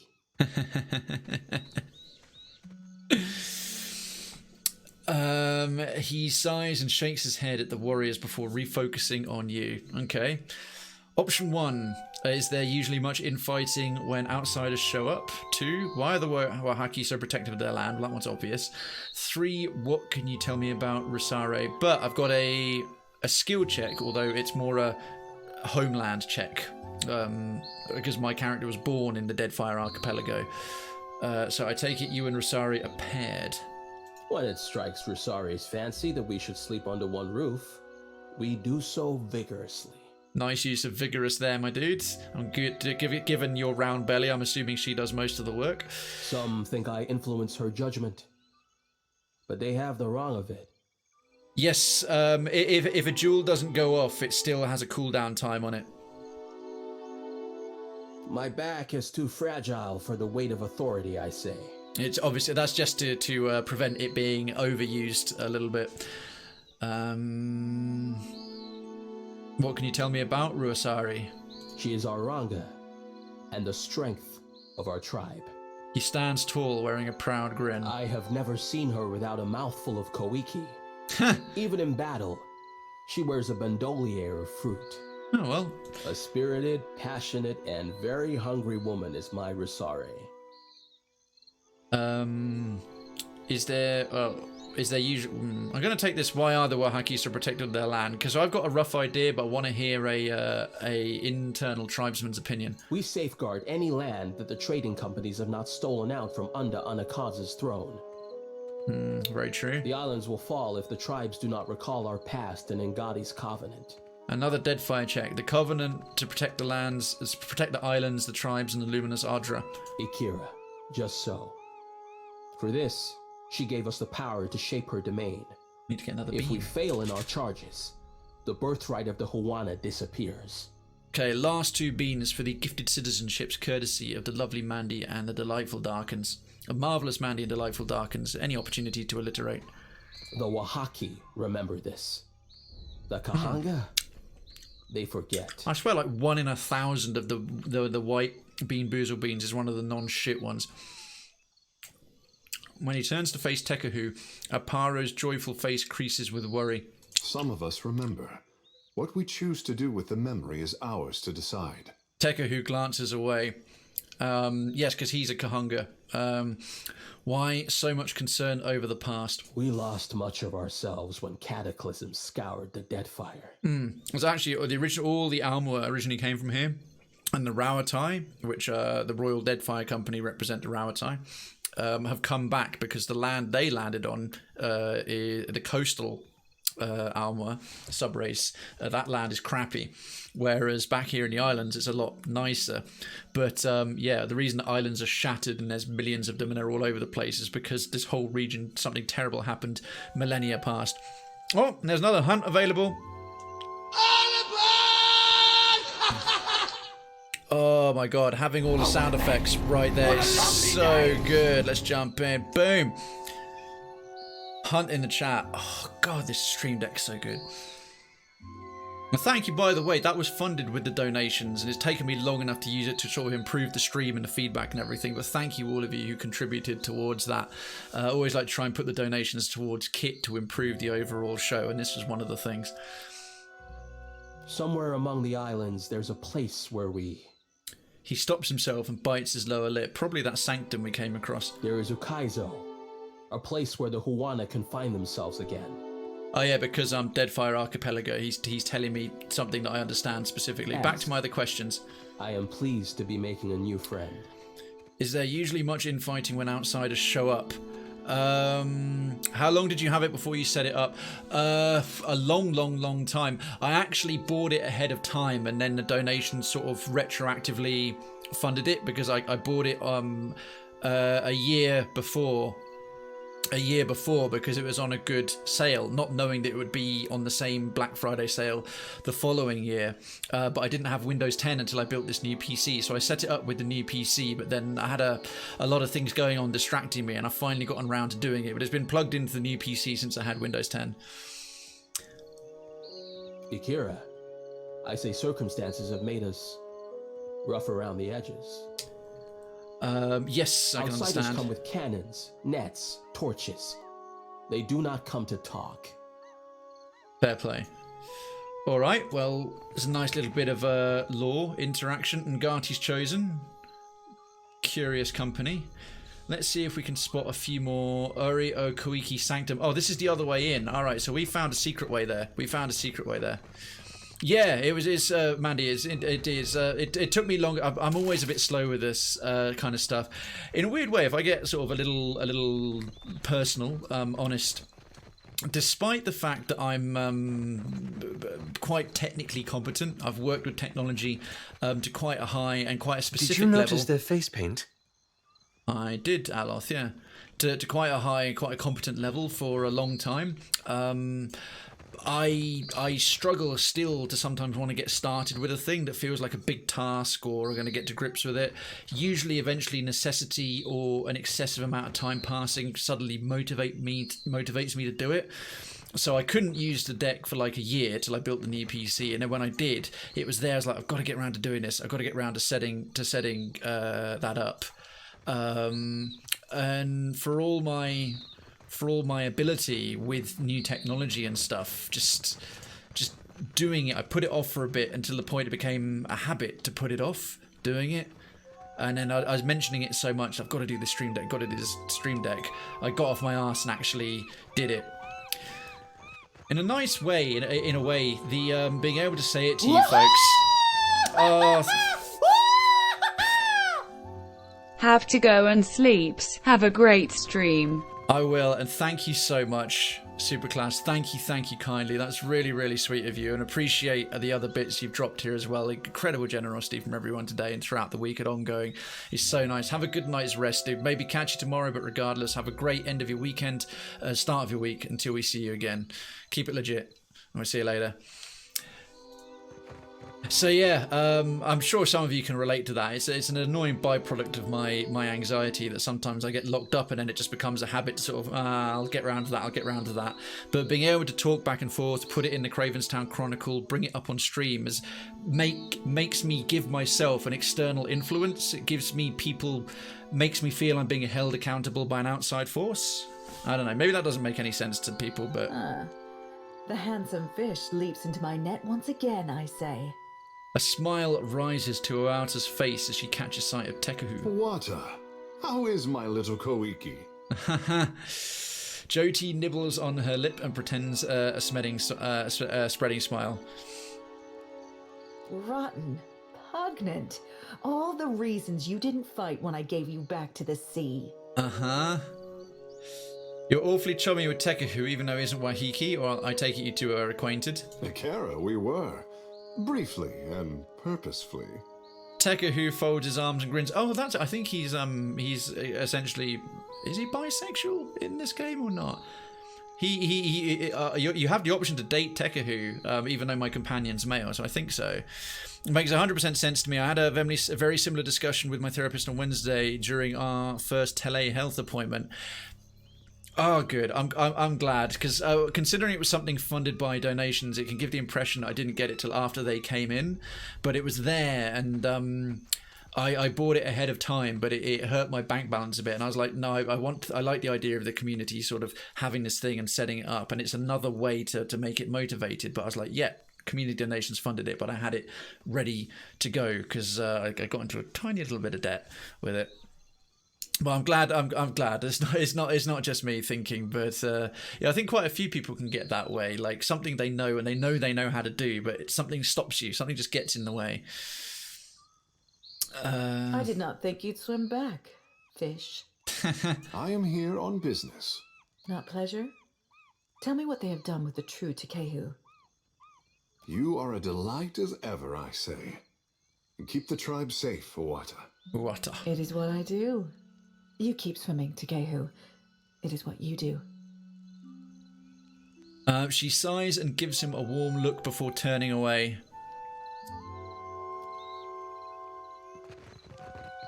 Wi-Fi killer, we're talking about literally what I'm mentioning, but fair enough, no problem. Okay, where is this actual tribal leader? Search for signs of the leaden key. And, what is it? Fruitful Alliance? The Wahaki chieftain. Perhaps he's in the sanctum. Oh, that's probably why that guy was guarding. Or was at least by the door. So here's the formal entrance. Yeah, the Urio Dudi sanctum. I keep wanting to click this. Tekehu reminds me of Dandelion from The Witcher. Which one's Dandelion again? Is he the bard? Yes, he's the one who comes up with the song "Toss a coin to your Witcher, O Valley of Plenty," right? Oh, okay, no worries, dude. Right then, let's speak to this chieftain. See what we can see. Yeah. So it's all one place. Let's pull out a little bit. A most unusual lantern. Okay, so there's more tribal chiefs and whatnot in here. There's a reason I definitely don't have Maya and Palagina in the party, because this is something... mural. That's the same headdress Theos wore. Indeed it is. Now this is some leaden key related stuff to, what's his name? His companion quest. I just realised you haven't played The Witcher 3. It's coming, Decadency. Yeah, it was one of the most popular choices for the Mellow Out Monday, but it also fits the Story Sunday. It's one to get round to, but probably later on. I might try and sync it up with some hype for the when the Witcher Season 2 is released on Netflix, because that's probably going to be good for people showing up, discovering the game again for the first time, etc., etc. And also because it's a huge game. Between this on Sundays, Pillars 1 and now this on Sundays, I've been doing Pillars of Eternity series for 2 years straight for Sundays, including some off-stream stuff. So I'm going to think to squeeze in some things I can complete a bit more quickly before moving to another massive story, because you guys know me, I'll want to do a sort of complete playthrough of it, and apparently it is huge. But yeah, that's why I haven't gotten around to it so far. This mural is quite faded, but you still recognise the distinct silhouette of Theos Ix Arcanon. Yeah, I'm trying to play through Witcher 1 and 2 in my own time, because they're not as good as Witcher 3, but I'd like to have them done so I've got a bit more insight to a little bit of extra, background knowledge for the third game. The preparing table for burnt offerings reeks of spices and gore. Lovely. So I know you don't need it. I know you don't need it for the to play The Witcher 3, but it'd be nice to have it done. Have you come to enslave us? No, I haven't. Remember, folk, Wi-Fi, you got to let people respond of their own volition. There you go. Or, prompt it. That's cool. This copper brazier reeks of ashes and burnt hair. A layer of soot and detritus line the blackened concavity. Oh, well thought, both of you. Congratulations, Decadency. Examine the brazier. Among the ashes you find charred fruit pits, scraps of parchment, shards of pottery, animal bones, and matted bundles of singed hair. It looks like there's some scalping going on. Sounds hot. Doesn't it? Nothing else about the brazier stands out to you as interesting or relevant. Alright. How far are we with... So we're just going to find the chieftain there. What about the painted masks? No updates to that one so far. So there's Theos. Or Theos' silhouette. Definitely leaden key influences here. Oh, also, can we get a little shout out for Nuke for Prez as well? Sorry, I forgot you there earlier, mate. He dropped by, informed me that he was a streamer. I found out he's a streamer the other day. The best possible way. Nuke for Prez never brought it up once. He came in, watched, never came in and goes, oh, by the way, I'm a streamer, like some people have done, and then first let me know by dropping a raid, which is some first class quality. I was nowhere near my first couple of months of streaming, I was terrible for sort of casually dropping in as I was only just getting to know a community, that I was a streamer, like my second or third appearance in a couple of cases. Doing some Command and Conquer, but yeah, do feel free to check him out. Nuke, you do feel free to talk a little bit more about your stream and what you do. You'll have to remind me the kind of content you do, the range of it, the variety, because I'm afraid I don't fully recall off the top of my head just yet. But yeah, do go and check him out. Command and Conquer, that kind of stuff is up your street. Let me see. Wahaki Villager, Outlander. Wacky Storm Speaker, again, it's all stealing. Meditation Chamber. This is a very cool area. Wahaki Apprentice. Okay, so they're all generic. Okay, that's all theft. Looking for more. I'm going around the whole area to try and find more signs of the leaden key. And Mandy, thank you so much for doing a shout out, you absolute diamond. Let's hide more of the fog. Oh no, that's not fog. That's just actual pooling shadows. I guess we need to go up the centre. These big stairs right here. And we've got that little background sanctum as well. Must be here. Curious. It's rare to cover across an area that's not Ngati's chosen. Not hostile, but then if it's not immediately uncovered. Barapo, Tangara, a rusted construct. Interesting. Ah, there's a little acknowledgement of the Leaden Key. They've got some animancy. They're a tribe with Rusted Construct and Ruasare, their chieftain. What about Dark Souls, Mellow Monday, Witcher Story Sunday later? Yes, on both of those. Dark Souls is definite future Mellow Out Monday game. It didn't get as many votes as I expected as well. I did that Mellow Out Monday poll, and it had Dark Souls 1 had considerably less interest than a number of other games, so I've got to an extent go with what the Cravenstown community wants to see. But also I'm a little bit cautious. I was actually asking... here we go.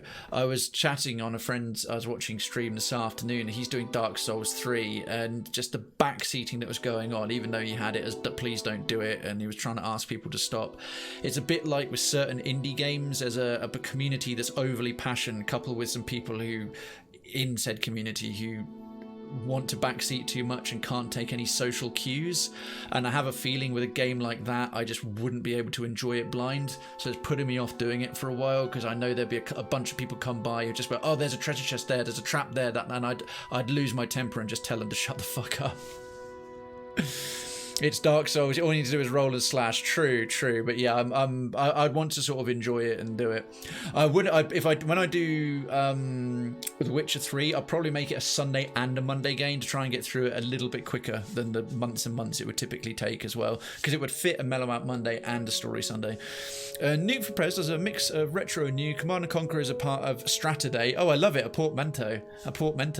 I play PS1 demo disc, sometimes more recently been MGS, CNT and XCOM. So a lot of tactical base building strategic tactical games, so a lot of Tactical Thursday sort of throughout the week, and with a special day dedicated called Strataday. I love that. And instead of doing a Strategy Saturday, you just got Strataday. That's great. That's a really, really cool name. Cool, man. A broad-shouldered woman on the throne lifts her gaze to meet yours. White face paint adds a grim aspect to her stoic demeanour. Smouldering braziers fill the air with oppressive heat, but she sits at ease. Her face paint? You don't suppose... I do suppose. Rosario turns her gaze to Aloth, who quickly falls silent. She returns her focus to you. Yeah, the way they painted their faces looks a little bit like those Inquisition masks. I am the Ranga of this tribe, and will not hesitate to send your soul through Tangaloa's maw if you threaten my people. She steeples her fingers and watches your every move. Option 1, a pleasure to make your acquaintance, Ranga. Option 2, well, that's a fine greeting. A dead fire check. Is the tribe's spirit so eroded that even the Ranga forgets hospitality? 4, I wager Tangaloa's maw is nicer than these ruins at least. Now, normally I try to be polite, but my rule for taking skill / profession / birthplace checks is going to override that. I'm from the Deadfire, and I'm going to reference, is the tribe's spirit so eroded that even a Runga forgets hospitality? Her eyes widen. Oh, apparently that was Auntie Juana, as if she's been slapped. Speechless, Ruasare steeples her fingers in her lap. Now, this is an interesting thing about skill checks in Pillars 2. In Pillars 1, they were always 100% positive. If you had any kind of skill or profession check, it would give you a better bonus. In Pillars 2, it doesn't always. It gives you more options, but that one actually... it was a bit counter to my character. That was a debatable choice to make, and that's upset Tekehu a little bit. Akira it has. Outsiders fill the archipelago, and enemies surround us. But she agrees. You don't get penalised. You never get excessively penalised for taking... I'll just call them skill checks, but they're not the net positive they used to be in the first game. I definitely Decadency. I'll definitely get into Dark Souls. I know I'll enjoy it. There's awesome exploration, pretty cool lore, but that's the thing. The exploration and the lore gets spoilt so badly by underage or immature backseating dickheads who just can't take please don't backseat, please don't spoil. And they usually, I've seen them in so many Dark Souls streams where I've tried to enjoy without giving myself too many spoilers. I've even seen them repeatedly argue, like, oh, that wasn't backseat, I'm not spoiling, I'm trying to help, you need my help, that kind of stuff. It seems to be worse in Dark Souls than any other popular series on all of Twitch. So I will try and get into it, but I want to get to the point where we have probably where we have like enough counselors to be available round the clock, because we got wonderful folks. We've got like Mandy, we've got Clone Person recently, we've got Redweird, we've got Lila and Hollow, but they've got their times with their families and their lives, and I do have longer tracts where I can't have, and it would be a bit much to expect with the amount of people we currently have, enough people to monitor and really clamp down on it. So it's something I'm going to save until we've maybe got a broader council, so there's enough overlap that there's always someone available to make the backseaters be quiet for a game like that. Good evening, Sapphire, lovely to see you, lovely to see you. And too much of a potent warrior. Can we philosophize instead? Oh, that's lovely. And Sapphire, how are you? I hope you're feeling a little bit better. And yes, next Saturday, as I said, is no problem. Peace, not war. The chosen of Ngati is a welcome sight, I say. He turns her attention towards Tekehu with a pause of recognition. Akara, my thanks to you, dear Ranga, though I bring you no omens this day. Tekehu inclines his head and touches the spot on his brow with 2 fingers. I love that little salute. Okay, and one more bean, and I'm all caught up with those gifted citizenships from earlier. Thank you again to Mandy for 4. Was it Darkens did one of them, and he did a later one as well, and Mandy for 4 again. Super, super kind. Getting there, mate, getting there. I'm glad to hear it. I'm glad to hear it. And if you need to reevaluate from Saturday and it's a little bit sooner in the week, during the days, well, I can make time for you. I can make time for you. You're a friend. You have the gift of our hospitality during this audience. Do not abuse it. It's a good one. That's actually birthday cake rather than dirty dishwater. Tangara, the studious-looking man at the Ranga's side, scrutinizes you. When will our hospitality be returned? Barapo? A trembling mystic consults a palm full of runes. The Ranga silences him with a look. Sitting forward in her seat, she opens her fist to reveal a plump Koiki fruit. She takes a deep and thoughtful bite. Tekehu, I say we have troubles enough without my people fighting over you. Akara, just so. I will keep my hands to myself this time. Ah! God, Darkens will be proud of that one. Sapphire, thank you so much. Well timed. It was right at the end of when the voice acting stopped. So cheers. You got that to the second. I even followed up with the scream. Fucking hell. Thank you for the 75 biddies, you beauty. I'm really glad that it's doing a little bit better. I hope both you and Ruby are well and you did have a nice weekend. I hope you've been enjoying a little bit of chocolate. A little bit of cocoa-based treats today for Easter. Well done. Well done. She nods, turning her focus back to you. Ember softened his I'm heart glad. against outsiders. Akira, I will hear this one. Oh, I'm sorry to hear it. I'm sorry to hear it. That made your day. Well, I'm glad, Sapphire. We'll endeavour to entertain and cheer you up a little bit. Welcome back, Alma. It's up to you, Wi-Fi Killer. Although a small point, you've got Streamlabs and you've got Stream Elements. I'm happy to give some advice, but talking about like bringing up that you're hoping to start your own stream is a little bit off. It's at the base level of self promo, but it's slightly, but don't feel too bad about this. Don't feel put off. You've done something wrong, but this is just for future reference. It is ever so slightly bad etiquette to go, I'm thinking of starting streaming, or what should I do to start my own stream while live in someone else's stream? More than happy to help, but that's best done in a DM or in a whisper. For future reference. In terms of what you should get, a little bit of research on YouTube. I'd happily reckon Alpha Gaming, all one word, Alpha Gaming, Harris Heller, or Gaming Space Careers with Pete as two of the particularly good sort of tutorials and inputs. So Alpha Gaming for input of like getting going with streaming and doing things with it, and Pete from Gaming Careers for general setup and stuff. But yeah, in terms of talking about getting started, don't do it generally publicly. Unless someone sort of asks, like, oh, who's getting into streaming? Who's doing that? Who's giving you sort of a heads up? That scared the shite out of my meditation. Oh my god. Alma, of all the things to leave on while you're meditating, you've got my random blather going on. Oh, we got a hunt in the chat. We got a hunt in the chat. Let's do it. Let's do it. And let's not forget the sound effects. Oh, what a day! What a lovely day! Okay, get in for some hunts. We can do another Stonecrusher Phoenix at the very least. Right, let's see what she's got to say. I did not need outsiders to tell me that slavers are after my scalp. Are you here to carry out their demands? Oh, that was, of course, I referenced that from the Crookspur thing. She doesn't even know the main reason I'm here. She doesn't even know the main reason I'm here. Hunt in the chat, my beauties. Hunt in the chat. She sets the Koiki down her armrest and opens her palm, inviting you to speak. Option 1, Queen on Akaza. The second proposes an alliance with the Wahaki.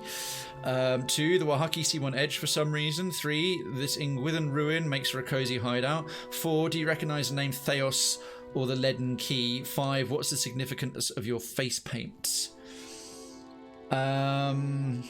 We'll almost certainly get those other ones related to Aloth's quest after the fact. Hunt in the chat, hunt in the chat, hunt in the chat. Let's do it. You got me downloading PoE 1 now. Nuke for Prez, good. Another convert. Ha ha. You'll have a great time with it, mate. You'll really have a great time with it.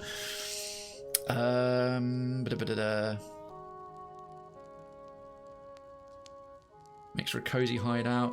I know why they're on the Wahaki C1 edge for some reason. Those are both pointless. I partly want to see more of the dialogue, but it's a bit too out of character.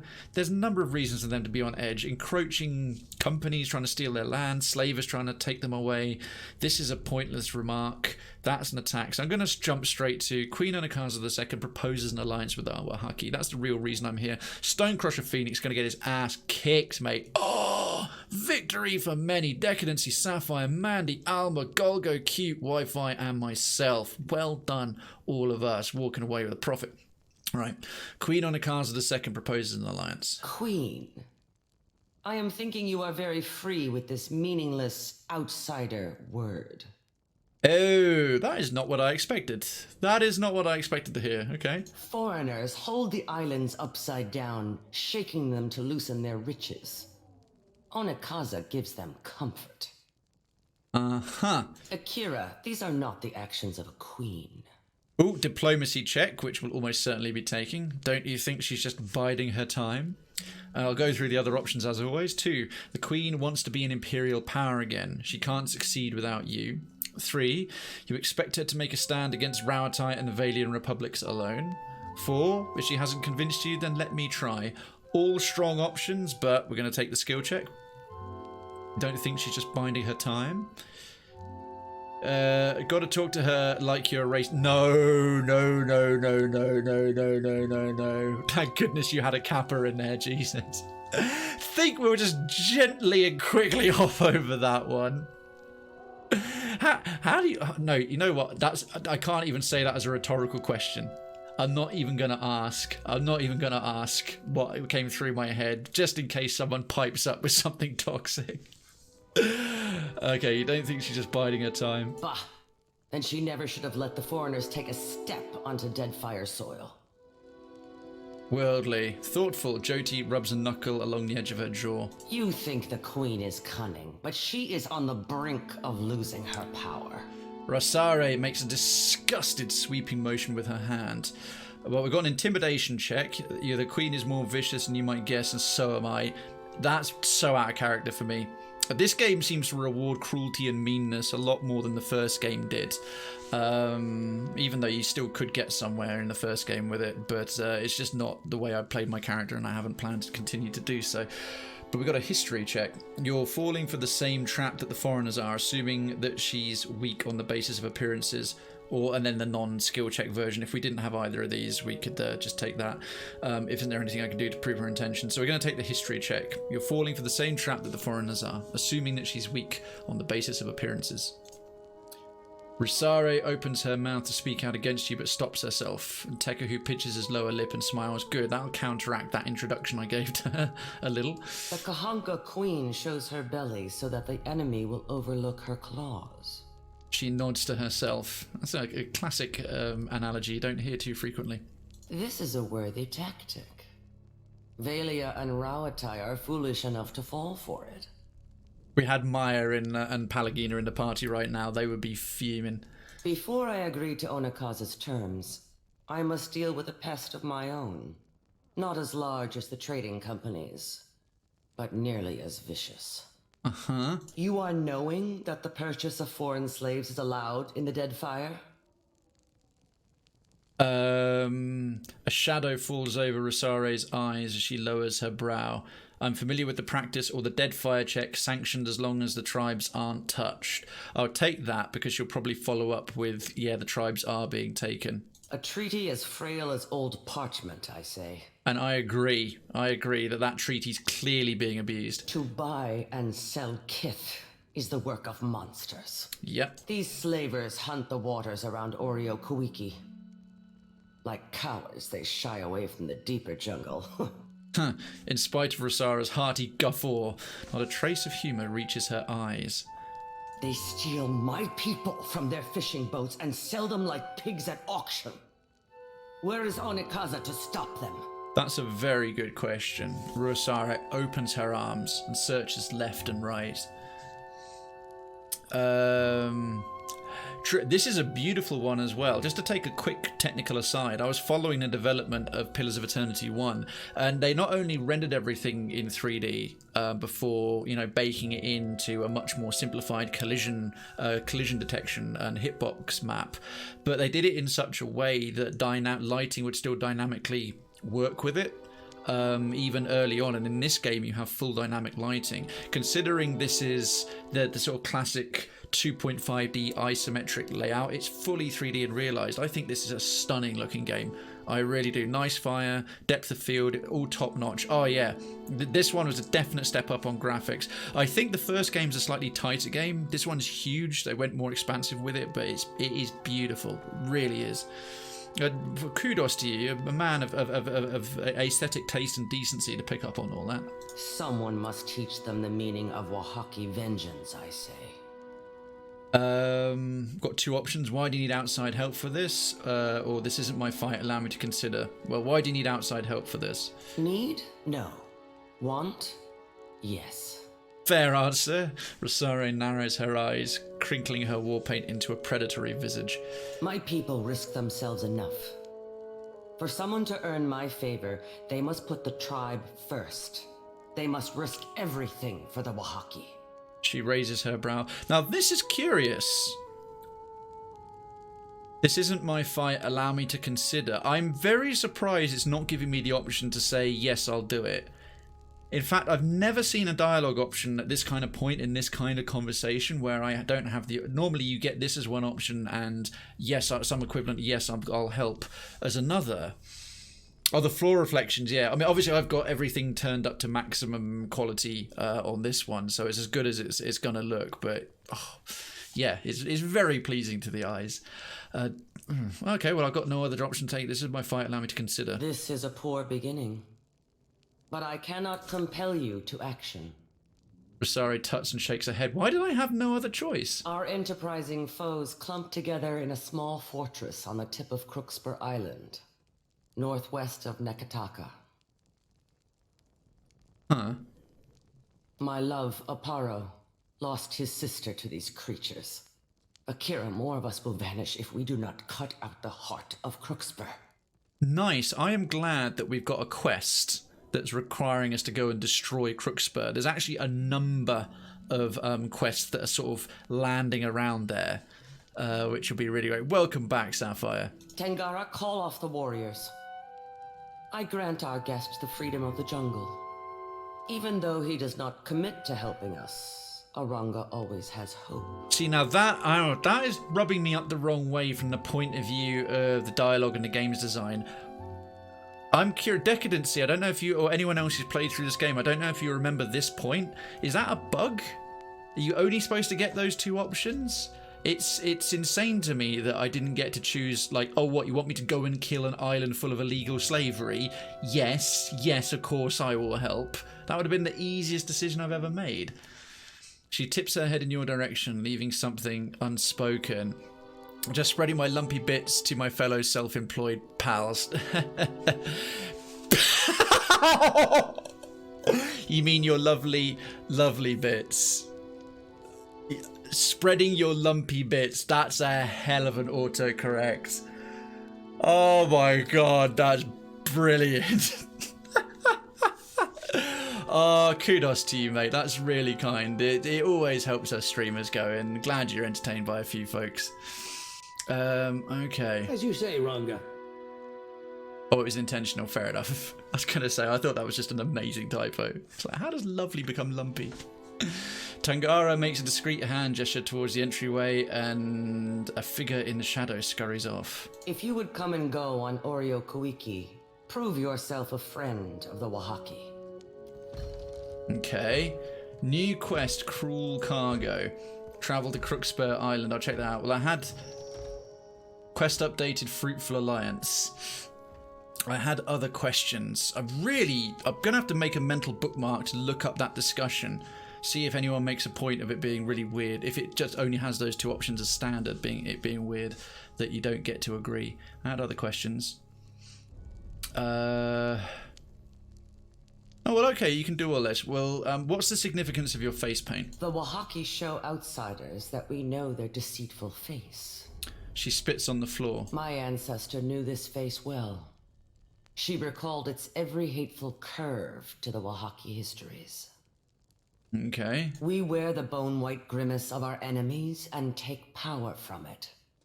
Alright, so the face paint had no relevance to the Lead and Key investigation.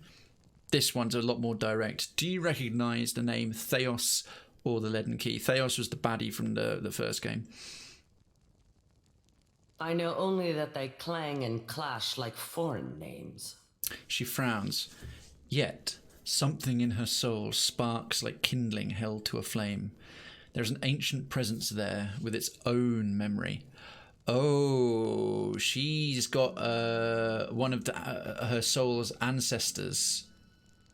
Was clearly something to do with the Ingwithan, that Inquisition, the Lead and Key. Well, we're definitely going to read her soul.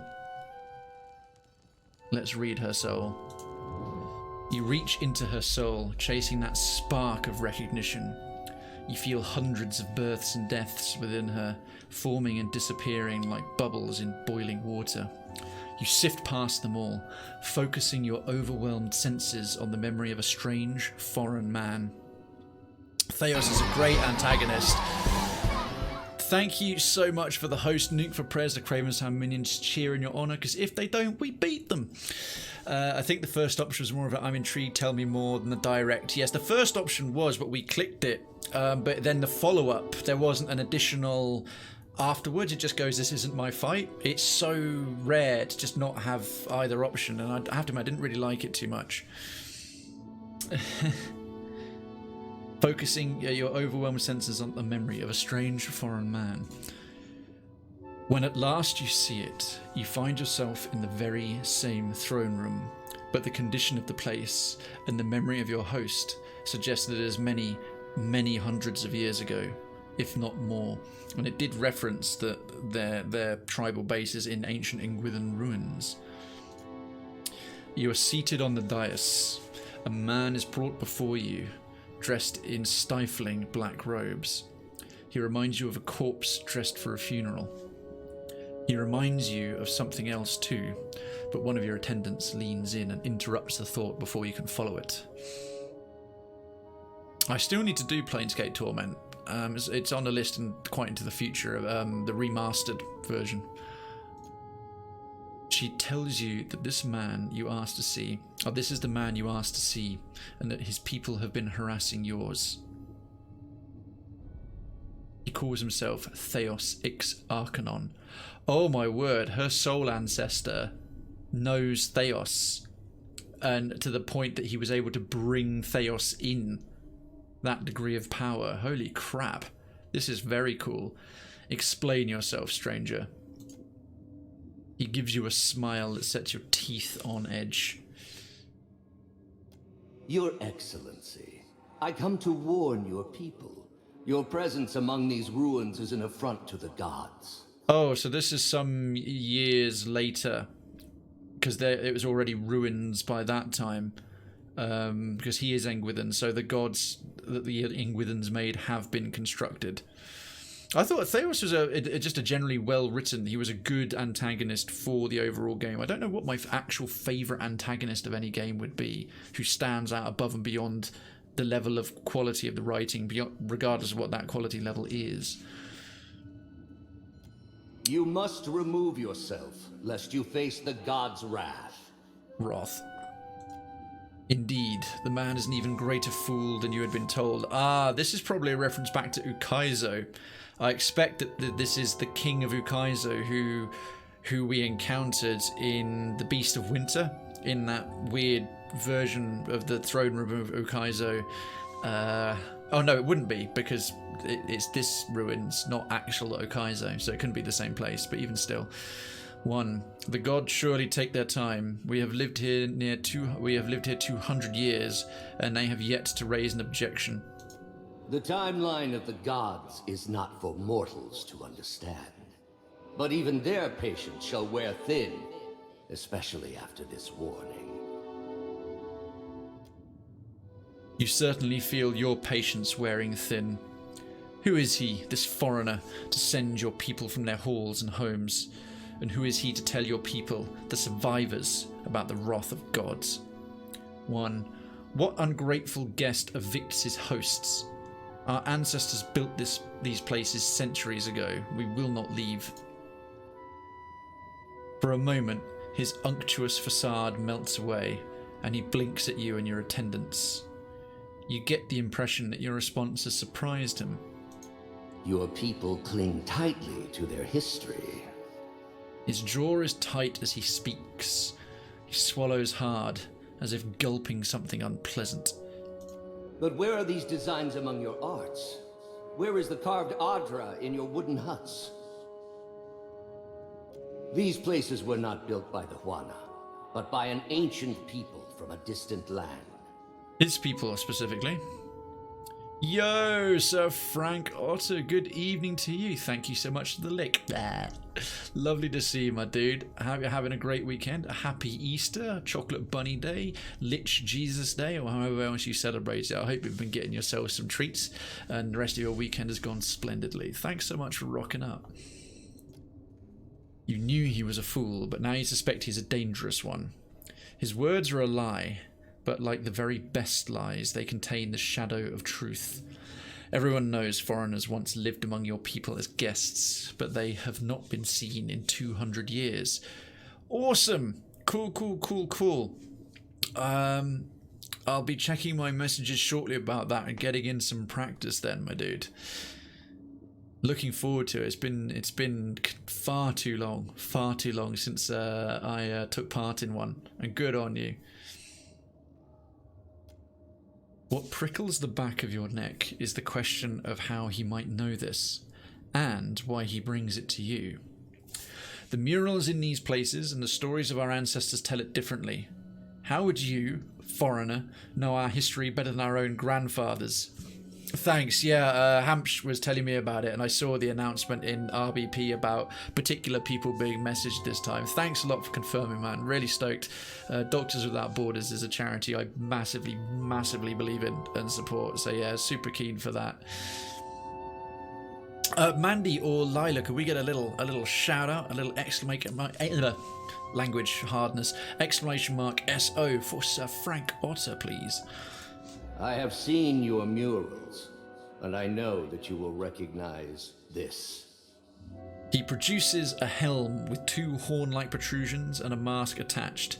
He's correct. You do recognize it. On a small aside, Sir Frank Otter Retro streamer, all-round nice dude, but also does variety as well. As you can see right there, the excellent Nier Automata, which is on my extremely extended Mellow Out Monday list. If you're into a little bit of that kind of stuff, you're into retro, you're into all-round sort of good content and a good dude, do go and check him out, please. And also one of the organisers of Retro Block Party. I'll have more to announce about that very shortly, once I go through the message I've gotten from them, but I've represented them in the past. Its initial incarnation as DGDS, and that's been under RBP for a while, but later on in the month, the second to last weekend of the month, I'll be doing a little stint raising money on a 48-hour marathon stream of retro for Doctors Without Borders. As one of the organisers of that, and the good work that they do is definitely worth your time. Yo, Inkyria, I will, no problem at all, man. Good evening to you. I do hope you're well.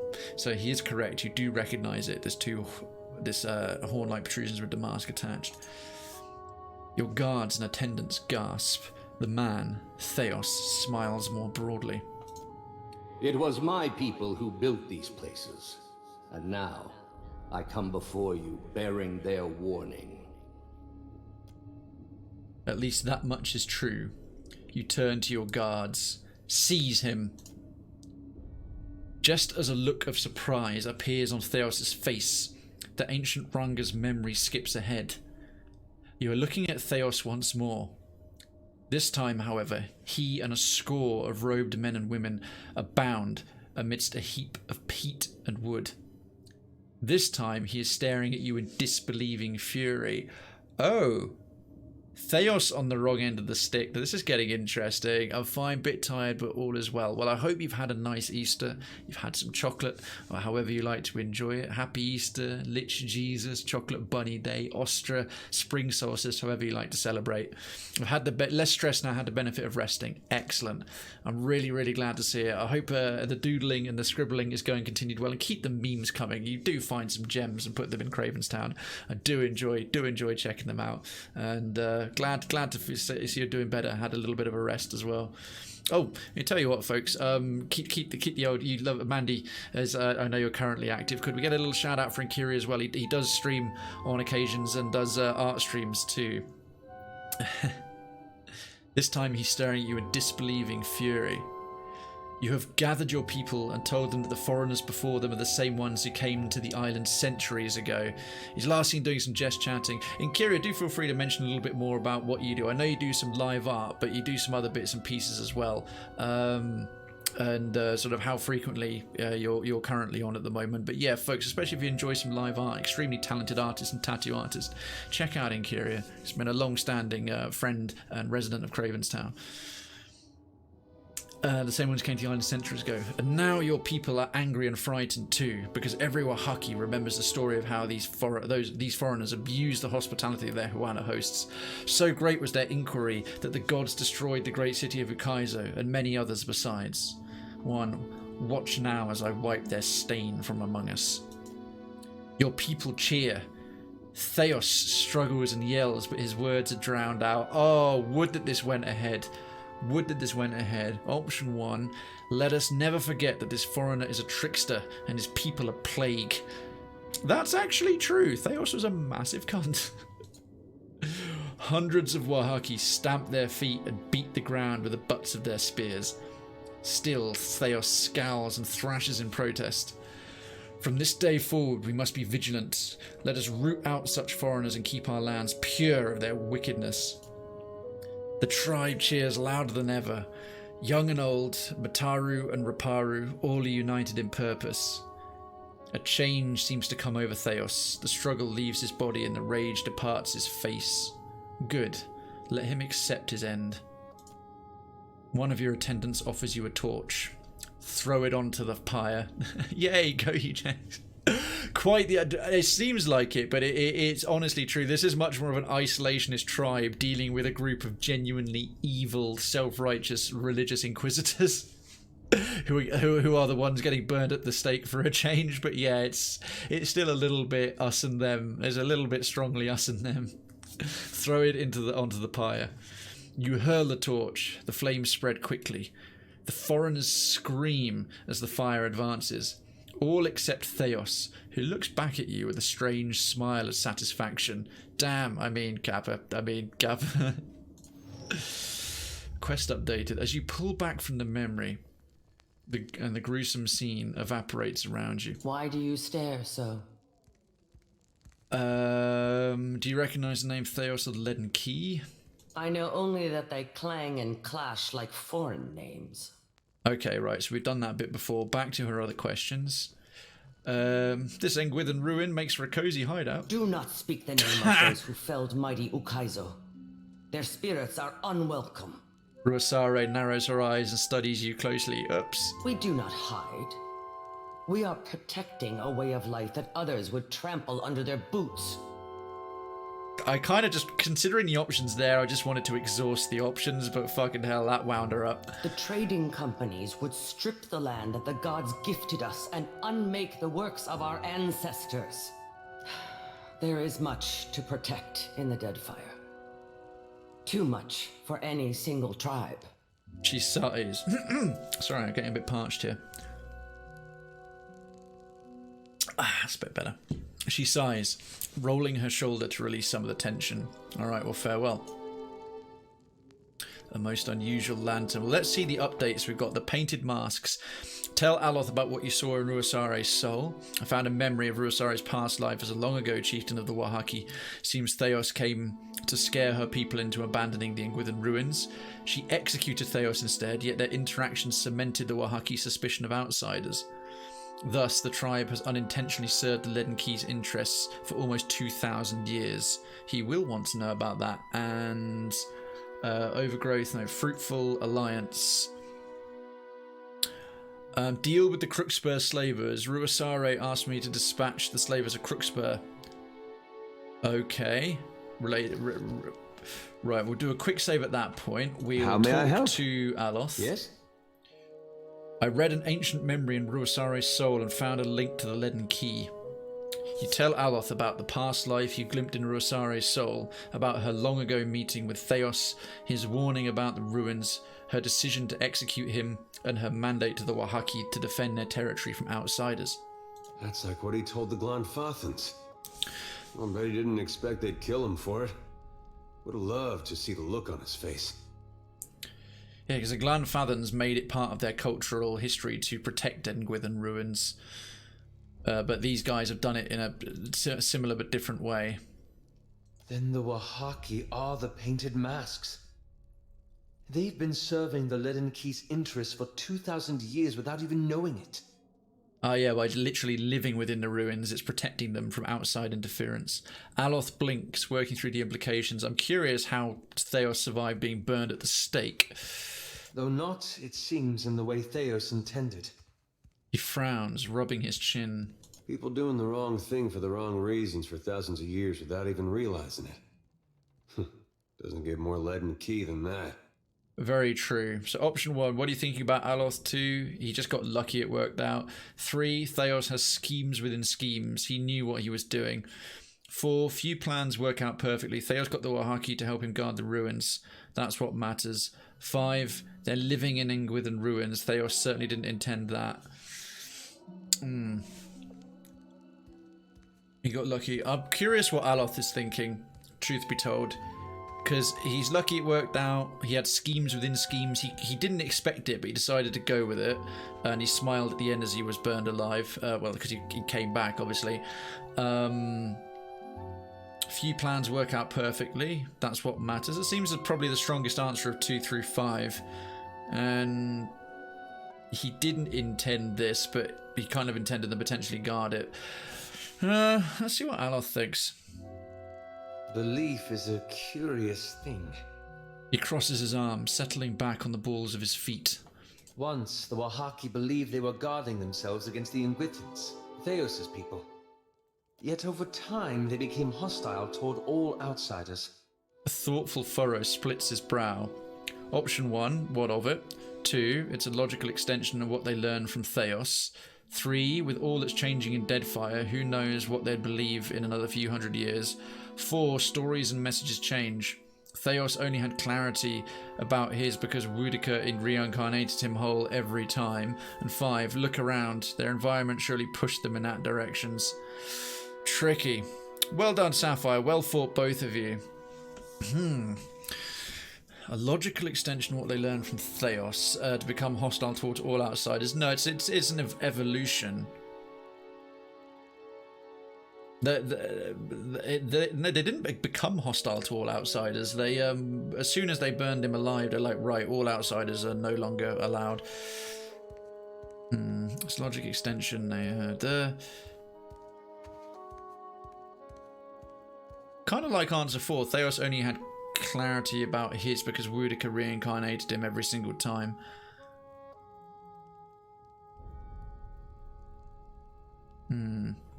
Logical extension.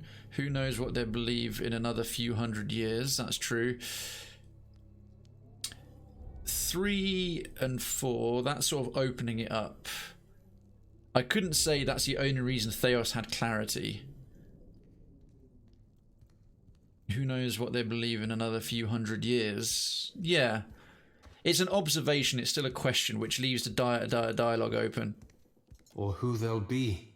Indeed. It's not just that the Wahaki misread Theos' original message. It fundamentally changed them. He purses his lips. They went from being a large and well-connected tribe to a much smaller one defined by isolationism. Ah, yeah. Worry burrows into the shadows and creases on his face. So we're going to take the skill check, obviously, but option 2, but what does this have to do with you? Option 3, you can't attribute 2,000 years worth of change to one incident. 4, even small events can have great consequences. And the insight check, and this has got you thinking again about the consequences of your intervention. You see all the ninnying I suffer from this lad? Right sure 'tis ratting all around in his noggin. Isilmir. You know me too well. His wry grin doesn't quite banish his air of melancholy. I've been chasing the leaden key, trying to undo the harm they've caused. But what if I'm only making matters worse? Private agony muffles his voice. His breath catches in his throat as the full weight of his words hit him. Might I be to blame? Have I made a grievous mistake in getting involved? Through his scars and lines and newfound purpose, you catch a glimpse of the Aloth you knew 5 years ago, scared, alone, and desperate for direction. Oh, I think this dialogue option is going to matter a lot. This is going to be something related to the conclusion of his character quest and where he goes from here. So option 1, you're responsible for the consequences of your actions, intended or otherwise. So might I be to blame? Have I made a mistake in getting involved? Is his worry.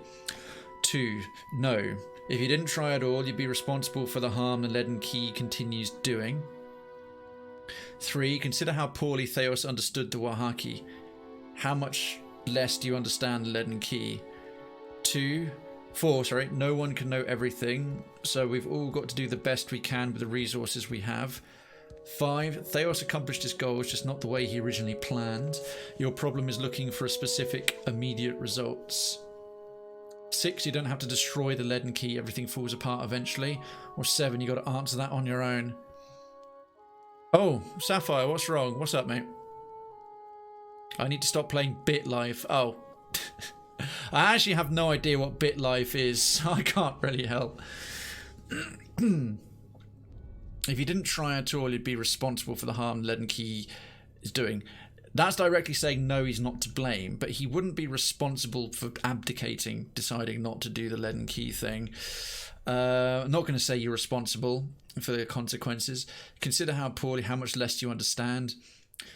Again, that's kind of putting him down a bit. 4, no one can know everything, so we've got to do the best we can with the resources we have. That's kind of good. That suits my character and his relationship with Aloth. Theos accomplished his goals, just not the way he originally planned. Your problem is looking for specific, immediate results. That's got some potential to it. You don't have to destroy the leaden key won't fall on its own, or you've got to answer that on your own. 4 or 5 would be in keeping with my character and the kind of thing it'd say to Aloth. It's a mobile sim game. It's just funny. For example, a game will tell you how you're conceived and where. Wow, nice. No one can know everything, so we've got to do the best we can with the resources we have. I have to admit, specific. There's nothing wrong with looking at specific specific results. Immediate, maybe. Theos accomplishes, and it's also comparing him to being like Theos. No one can know everything, so we've all got to do the best we can with the resources we have. That's in the practical nature of my character. I'm going to go for that, option 4. When you put it that way, mine does sound like a rather flimsy excuse, doesn't it? Maybe? Perhaps it was naive to think I could dismantle a 2,000-year-old organization in a single lifetime. But it's worth it to try. A little smile brightens his features. Anti-leaden key. Edér appears genuinely moved. Yeah. It's worth a try. This will probably have an effect as well on the decision. First part of an addiction is admitting the problem. Just close the phone up, distract yourself. You can do it. Don't feed this addiction. I'm not buying stuff. Just find it hilarious. You were joking. Yes, indeed. Oh, wonderful. Guys.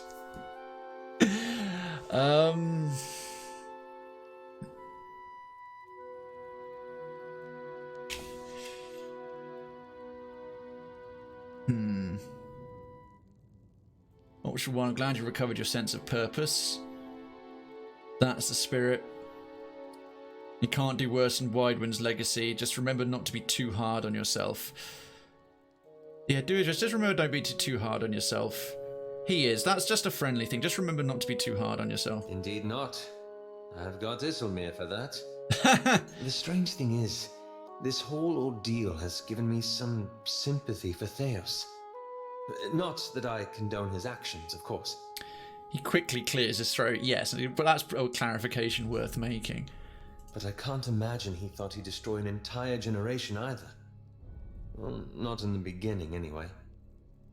Expect he had rather high opinion of himself. He seemed a bit megalomaniacal. He clasps his hands and presses his lips together, trying to formulate a thought. When he opens his mouth again, he speaks as if he's choosing his words carefully. What I mean to say is, he thought he was doing the right thing. Perhaps. Even at the end. Even at the end. Perhaps, option 1, perhaps so. 2, Theos was wicked. His actions were proof enough of that. 3, then his example is a cautionary tale for you. We should learn from it. 4, we all justify our actions somehow. What I mean to say is he thought he was doing the right thing, even at the end. He really did. I mean, he was pretty obsessed by then. But that is genuinely so. I don't... that's not to agree with it. I'm glad I've quick saved. I might have to go through this again because it's not clear. Perhaps so. I'm just agreeing with what Aloth is saying, that he thought he was doing the right thing even at the end. And like, yeah, perhaps he did think that, but I don't want the game to think that I'm trying to say, yeah, perhaps what he was doing was right. Oh, goodness.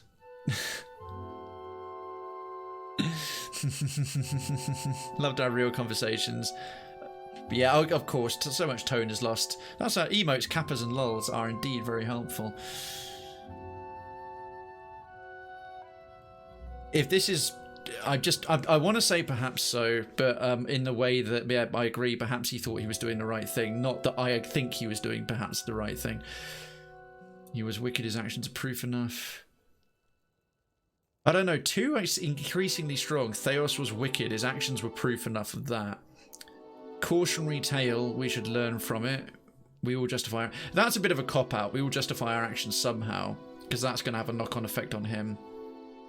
Having some sympathy as he thought he was doing the right thing, even though it was going badly wrong. Retail from you, we should learn from it. I mean, Theos, he destroyed a whole generation. He tried to push and manipulate. I'm going to go with my gut. He thought it was the right thing. I'm hoping that this means I'm just agreeing with Aloth, not agreeing with Theos' actions. Perhaps so. At any rate, it'll be a relief to move forward. Okay. It was always too comfortable to leave the hard decisions to others. To simply follow along. He cocks his head in reflection and inclines it towards you. Yeah, I have to admit, he used to follow my lead quite a bit.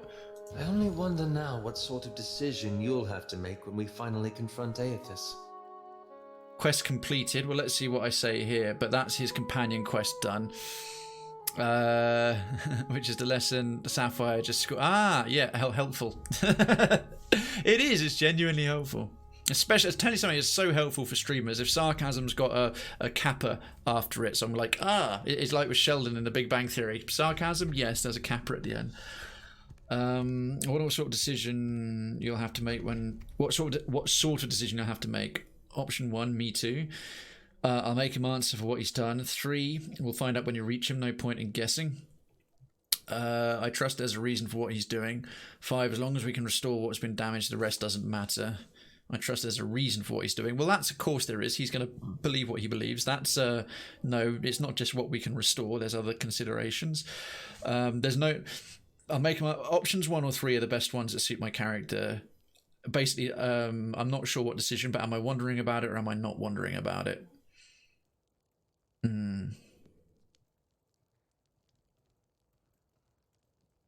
We'll find out when we reach him. No point in guessing.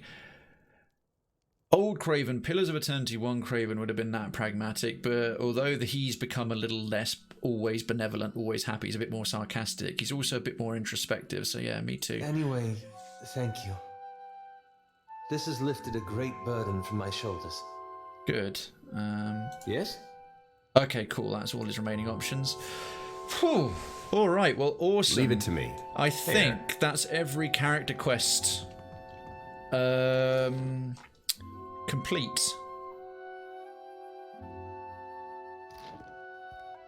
So we got quite a bit with Crookspur and so on. I'll fast forward this. Now I'm going to come out and I'm just going to show a few things in the let's see, can we get to here? However we get down, I'll show a few things in the quest dialogue because some of the other bits story-wise that are coming up to move things forward before we have to go and deal with the Ashen Moor and move the main plot involve Dunnage, the pirate port, and Crookspur. The wooden lift grants access to the towering cliff separating the settlement above from the jungle below. The lift is currently raised to the level of the plateau. Take the lift down to the ground. The lift strains, yeah, okay. So we're going to head back out onto the open sea. Oh, before we do that, Tekehu has leveled up again because he's way behind us. Level 16. Let's give him a bit more Arcana and a bit more Bluff. Oh yes, we get 2 skill points here. Right, I'll try not to take. We've got a new power level 8. He's got a Wall of Frost.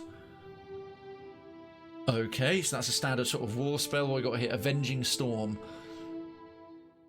Any target, the druid becomes a conduit for the power of the storm. Any target they strike with a weapon or who strikes them with a weapon is attacked by a bolt of lightning. That's more of a melee druid. Entropy tears the target's defenses, shifting attack results against the target's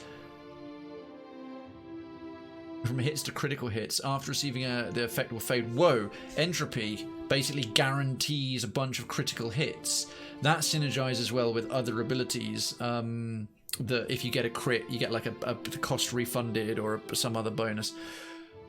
Regenerate, revive a fallen ally and give them the robust inspiration for an extended time. Fire Stag. Oh, he has a water shaper, so he can't get that. Jesus. Great soul. There's a whole bunch of cool druid abilities here, but that guarantee crit debuff and a revive ability with that, I'm taking those two. They are solid. They are really solid. Well, God, weapon specializations, these don't really matter. Range stuff, let's give him an arquebus. Got a staff, he's got all the magical implements, stave, club, arquebus. You sometimes seem to come across like magical arquebuses. Alright, sweet. So he's a bit more useful. think I just figured out what to call my bit baby. What's a bit baby? Oh, again, The Sims. It's a mobile-based Sims game, and one of your characters just had a baby. Oreo Koi doodad. Now, whilst we're here, just to bring up the journal.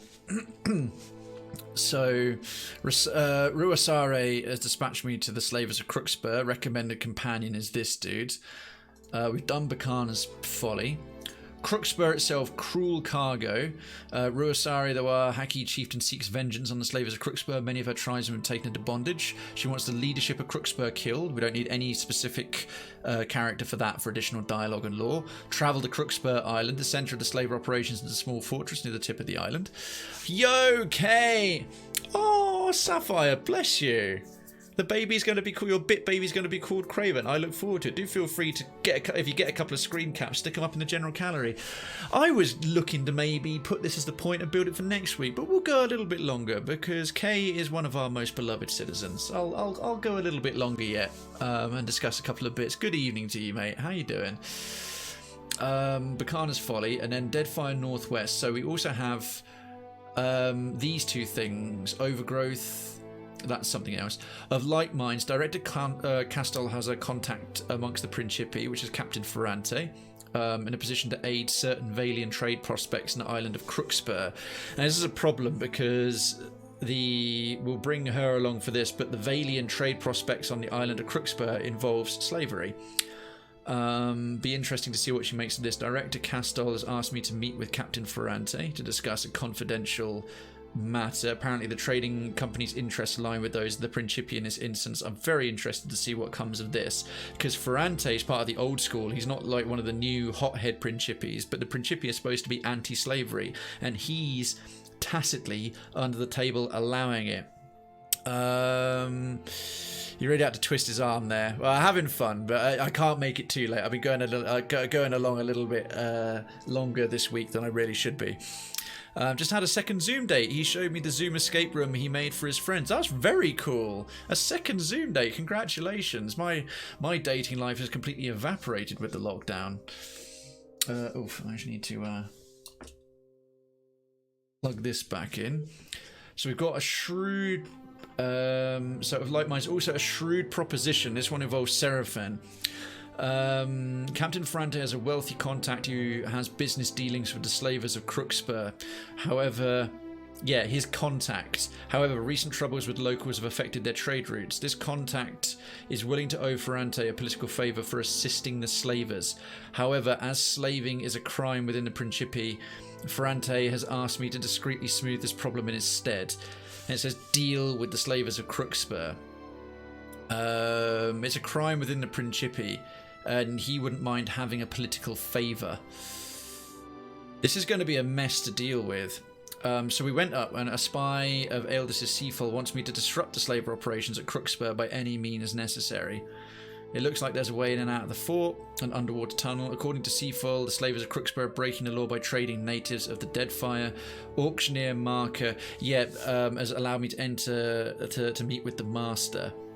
Now Seraphin, I was doing that. I actually bought a slave, but with the full express intention of letting him go. But Seraphin really did not like me doing that. He was disgusted. I got the maximum negative reputation you can get in one dialogue option for doing it, but it was part of a wider plan. But we've now got a three-way problem. The Valian Trading Company, who up until now I'm trying to stay good with, and thus Palagina, want me to kind of do things with Crooksburg, which is kind of pro-slavery, which I really don't like. Seraphin is anti-slavery, but there's this political favour, but he's pro-Principi. So it's like, what do you do regarding political favour with the slavers? And then on behalf of the Huana, it's cruel cargo. We got Fruitful Alliance. It says deal with the slavers. So I need to bring in 3 people into the party who actively have differing political opinions and dislike one another and navigate this really well, which is going to be a hell of a trick. You must be sailing. Have you visited Aldis? Not since I ended up getting that cargo back to Mad Marina in the Undercroft, which I managed to get from other boats rather than stealing it. In the meanwhile, though, we're going to have to change some things around. So Aloth and Jyoti out, and Palagina and Seraphen back in. So we still got him instead of a wizard, him for a wizard slash healer, and her as a healer slash melee. So it still works. It's still companions. Oh yeah, I visited her at least once. There's that whole she was wanting me to kind of take over. She wants to take over. Christ. What a lovely day! We're going hunting. She's definitely wanting me to. She's wanting to take over the Principi, because Ferrante's part of the old guard and she's part of these new young people hunting the chat folks. But I've also since done that quest for Mad Marina, so it's probably worth me swinging by to see her again as well, because there's going to be more to it than that. That's there seems to be, but with each major faction, like 1 or 2 people vying for control. Like the Principi, there's a thing now between the director old and new. There's one in the Ferrante. I've hardly done anything for the Royal Deadfire Company because I hate them and they suck. The Royal Deadfire Company are really just shitty, like terrible, the worst kind of colonists. So I've avoided them as much as possible. But yeah, man, this is a culmination. So we have Dunnage down here, where I've got to go and see. It's Fort Deadlight is where Aldis is. We've got Sayuka down here, but this is Crookspur. So it's all we're gonna have to swing down to Fort Deadlight, up to Dunnage, and back to Crookspur, where this is all centering. Also, curiously, I discovered this island with all this cool shit on it, and absolutely nowhere to land. Now, obviously, Decadency, you'll know what's going to go on, and anyone else knows not to tell me anything. But I was just like, wow, look at this island with all this cool shit. Okay, apparently I can't take part in it just yet. Fine. So we're going to hop over there. Oh, thank you, Wi-Fi Killer. There's a few folks, and there's a few other islands I haven't explored yet. I'm saving up certain things like coal mines and vampire crypts and this, that, and the other, specifically for like a stream dedicated to let's do a bunch of random dungeons and unique events like this ruin and this dungeon and that, and I'm just going to jump around into a bunch of battles. Not too much lore, not too much silliness, all kinds of cool things. Another Stonecrusher Phoenix went down. Good job, folks. And yeah, Wi-Fi Killer, a few people like to have leave me on while I'm lurking, and thank you, Kay. I'm glad you think so. Gotta go Krayven's Town, folks. Let's call it a pilgrimage. I'll certainly return with great treasure of the town. It's been a pleasure residing with you this evening. And likewise, not just resident Golgo, but citizen Golgo. And if you haven't already, Gobbins, where is it at? Do feel free to take up your full residency. Right there, we have Pie and Punch. It's very non-toxic, very non-edgy, fully gamified themed Discord. You'll see what influenced Mr. Redwood's Weirdo Manor and more recently Blue Lotus's Islands of Lotus right there with the theme, but no obligation to do so. But yeah, non-toxic, non-edgy, over 18 community that likes a good pun and has a dirty sense of humour. Right, we'll jump into Fort Deadlight. Do expect lots of treasures upon your return. Take care of yourself, dude. I'll catch you soon. Let's go and pay a visit to Aldis. Considering we did that drop-off for Mad Marina, she's probably got a little bit of a follow-up for us.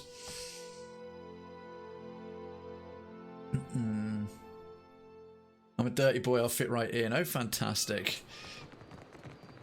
Okay, those explosive barrels. First mate, Mabori. Are you ready to meet our commander? Aldis has been waiting for you. Right lead this on. way, Captain. It's my pleasure to show our honoured guest around. Aye, it sure is. However, if this forces me already to like, it's going to do there's going to be a coup, and the Principi are trying to. I'll reload the previous one because I'm not ready to make that decision yet. The island's got some fun stuff. Which one? Oh, that island. Yeah. I want to check it out. There's Captain Aldis and Buccaneer and Oogly Boo, and there's not a great lot of anything else in this room. I think I already robbed most of this place. Lock difficulty. Stealing from pirates isn't stealing. It's simply reclaiming. Although that whatever that green stuff is, that poison sword she's got looks pretty vicious. Hey, yeah. I'm a sucker for a handsome face. The more battle-scarred, the more beautiful, I say. Yeah, Aldous is one mean elf. But what can I do, you lovesome? I thought you'd like to know I helped Mad Marina and the Undercroft. Oh, I probably should have kept the old party in place. This is probably going to piss off Pallegina. Let's find out. So I heard. And so I'm impressed. I like when someone does me and mine a favor. Makes me feel real friendly towards them, you know? Reclaiming, but close. Reclaiming. And I like to give my friends little tokens of my appreciation, like this. Swift Hunter's Garb. What is it? It's complete shit. -5 initiative, -10 of incoming crits return to hits. This is for an old quest, so the reward now is good back then. It's now not great. Expect me to be in touch, if or when I need you. Elsewise, do come to see me should you happen to uncover any particularly juicy tidbits regarding Ferrante's political schemes. Oh, I'm interested here. Hey, no worries. I can go in and do it a quick tweak later. I've got to go through the quotes. There's quite a backlog I haven't sort of had a look at and just check for any duplicates, etc. What did you want to meet about? I've got a problem, Watcher, and I think you're just the captain to solve it. Okay. Me and Ferrante don't see eye to eye on a lot of things. Not least of which is the future of the Principe. The Principe Sen Petroni is like the princes without borders or kiss, and the Consueglielas is like the council of pirates. Ferrante's number 1. I think she's number 2 on the council. We got few rules amongst us new bloods, but one of them is that you live free. We steal and we might murder, but if you pledge to us, you're our blood, our family. Okay, so you're loyal, but you still like to steal and murder. Not really selling this to me so far. Now, if I were to act in direct opposition to Ferrante, he'd use it to call a vote of the Council of Captains. That's it, the Council of Captains. He'd see me swinging by the neck. But no one's got a leash on you. Uh-huh. Which means if you were to, perchance, free the slaves at Crookspur, Ferrante couldn't do piss all about it. Oh. No one deserves to be enslaved by another. Understand? That's completely true, and I really want to do that. But I don't support her. Ferrante's a lot more cool-headed and probably better for the Principe not being as brutal and murderous on the seas. And yet, he's also a bit debatable in what he will compromise on. She's a lot more brutal and vicious. Decision. Silent Luke, thank you so much for the follow. Residency to Krayven's Town is granted. Lodgings are being prepared. Please ignore the screams. They are screams of joy. Folks, do feel free to wave that welcome. Tap or type, and if you don't have the emotes, we have the welcome command. Thank you so much for supporting the channel. I do appreciate it. He's much more cool-headed, but a bit less principled, which is funny considering Principe principles. She's much more brutal, but man, is she more... She's got the conviction of youth. No worries, Mandy. There you go. Tap if typing's a pain in the ass. I'm asking you to sail to Crookspur to meet with one of mine. She's hiding within their midst, and will have insider information on the slavers. See, I want to take that Ferrante may be working with the Valian Trading Company, but that's going to piss off Pallegina, who's currently in the party. How do I find your pirate at Crookspur? She'll find you, lovesome. You'll know her by her scar. It's a ghastly sight. But how's Ferrante connected with the slavers? I've only suppositions to offer you, lovesome. But I'd bet my swollenette Ferrante is attempting to gain standing with someone other than the slavers. Ah, the political favour, yeah. Aiding the slavers is small fry for a captain like Ferrante. It wouldn't pay well enough to be worth the investment. Uh-huh. No, he's got ulterior motives, mark my words. Jesus, Silent Luke, lovely to have you. Lovely to have you. Happy Sunday, and I hope a happy Easter / Chocolate Day / Lich Jesus Day, however you celebrate. Welcome on in. I hope you've had a good weekend. Evil is evil, lesser, greater, middling, makes no difference. The degree is arbitrary, the definition is blurred. That's a particular kind of philosophy, and I fundamentally disagree because it is the completely counter to our entire rule of laws. By that rationale, every crime, regardless of the scale of it, deserves the same punishment.